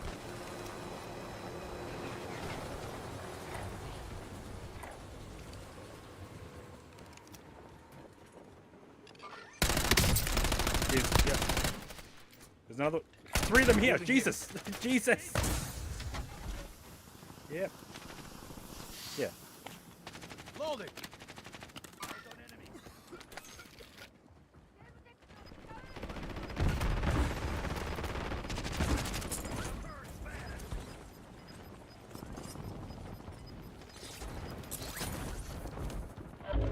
Gas is inbound. Marking new safe zone.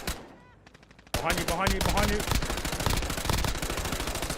You're in the top 3. Don't let up now. Coming, coming, coming. マガジン交換。落ち着け。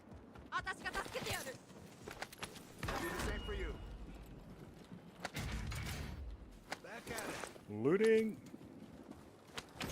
Woohoo, special Ready to redeploy.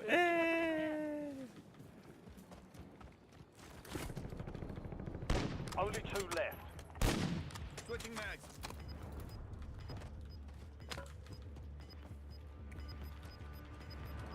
Popping. Requesting recon Jesus, 3 of them.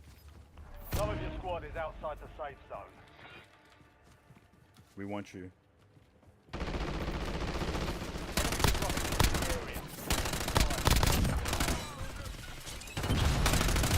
Oh, Jesus, behind us. Oh, damn, I'm down.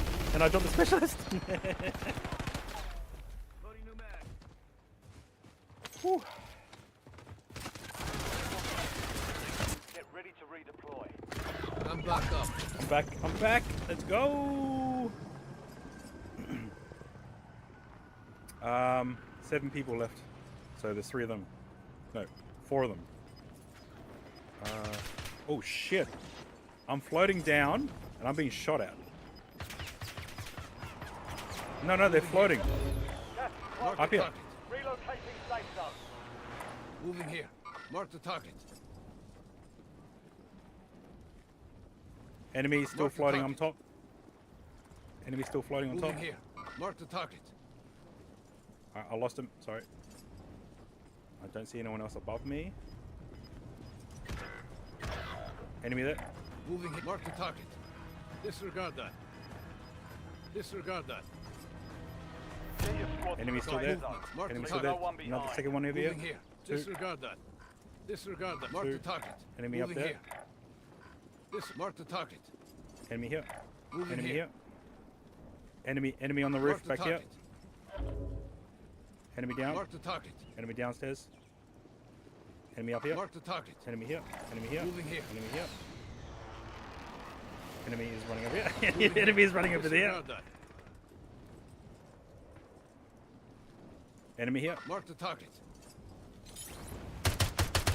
Oh shit. Oh shit. Oh shit. Oh shit. I'm dead.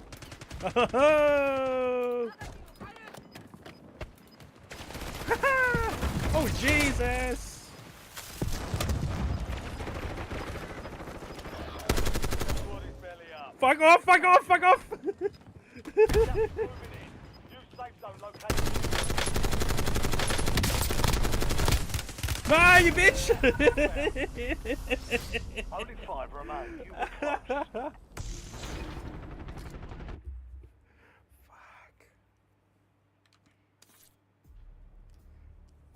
That was sweaty.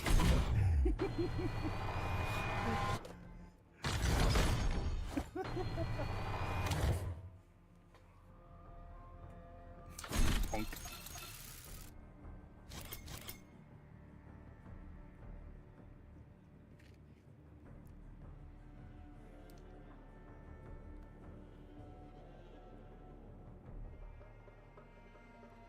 Application beta 2. Oh, that was a crazy ending. Oh, wasn't it? I'm saddened all I had was a shotgun. That was Oh, the worst part. I was just spawned in, I grabbed a insane. shotgun, I'm like, this sucks. And old mate risked it for the buy back into the storm, like Yeah, I know. get his teammates up just to last longer. Like it was fun. Like I was like, Yilla, don't worry about me. I was fucking like shot old mate, and I was like, nah, the fucking buy's right there. That was good stuff. Shit. Sweaty. Yeah, that was sweaty though. Oh, Nuts. should be wearing like a heart monitor or something. That was, oh my god.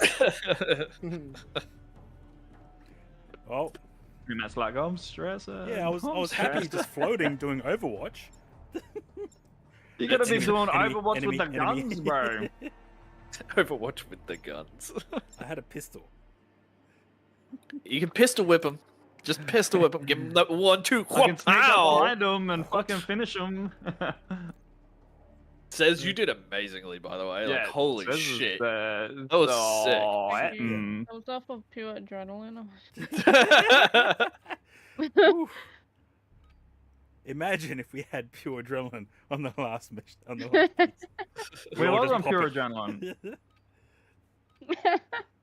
Oh, if you have stem shot, that's sort of the same thing, isn't it? Close to it. It gives you health back, but again, it makes you so your weapon like kind of gets holstered a bit. Jesus Christ! You thought that one was loud, H? This one's loud. No, I've got you muted now. I can't hear it. Enemy dropping into the AO.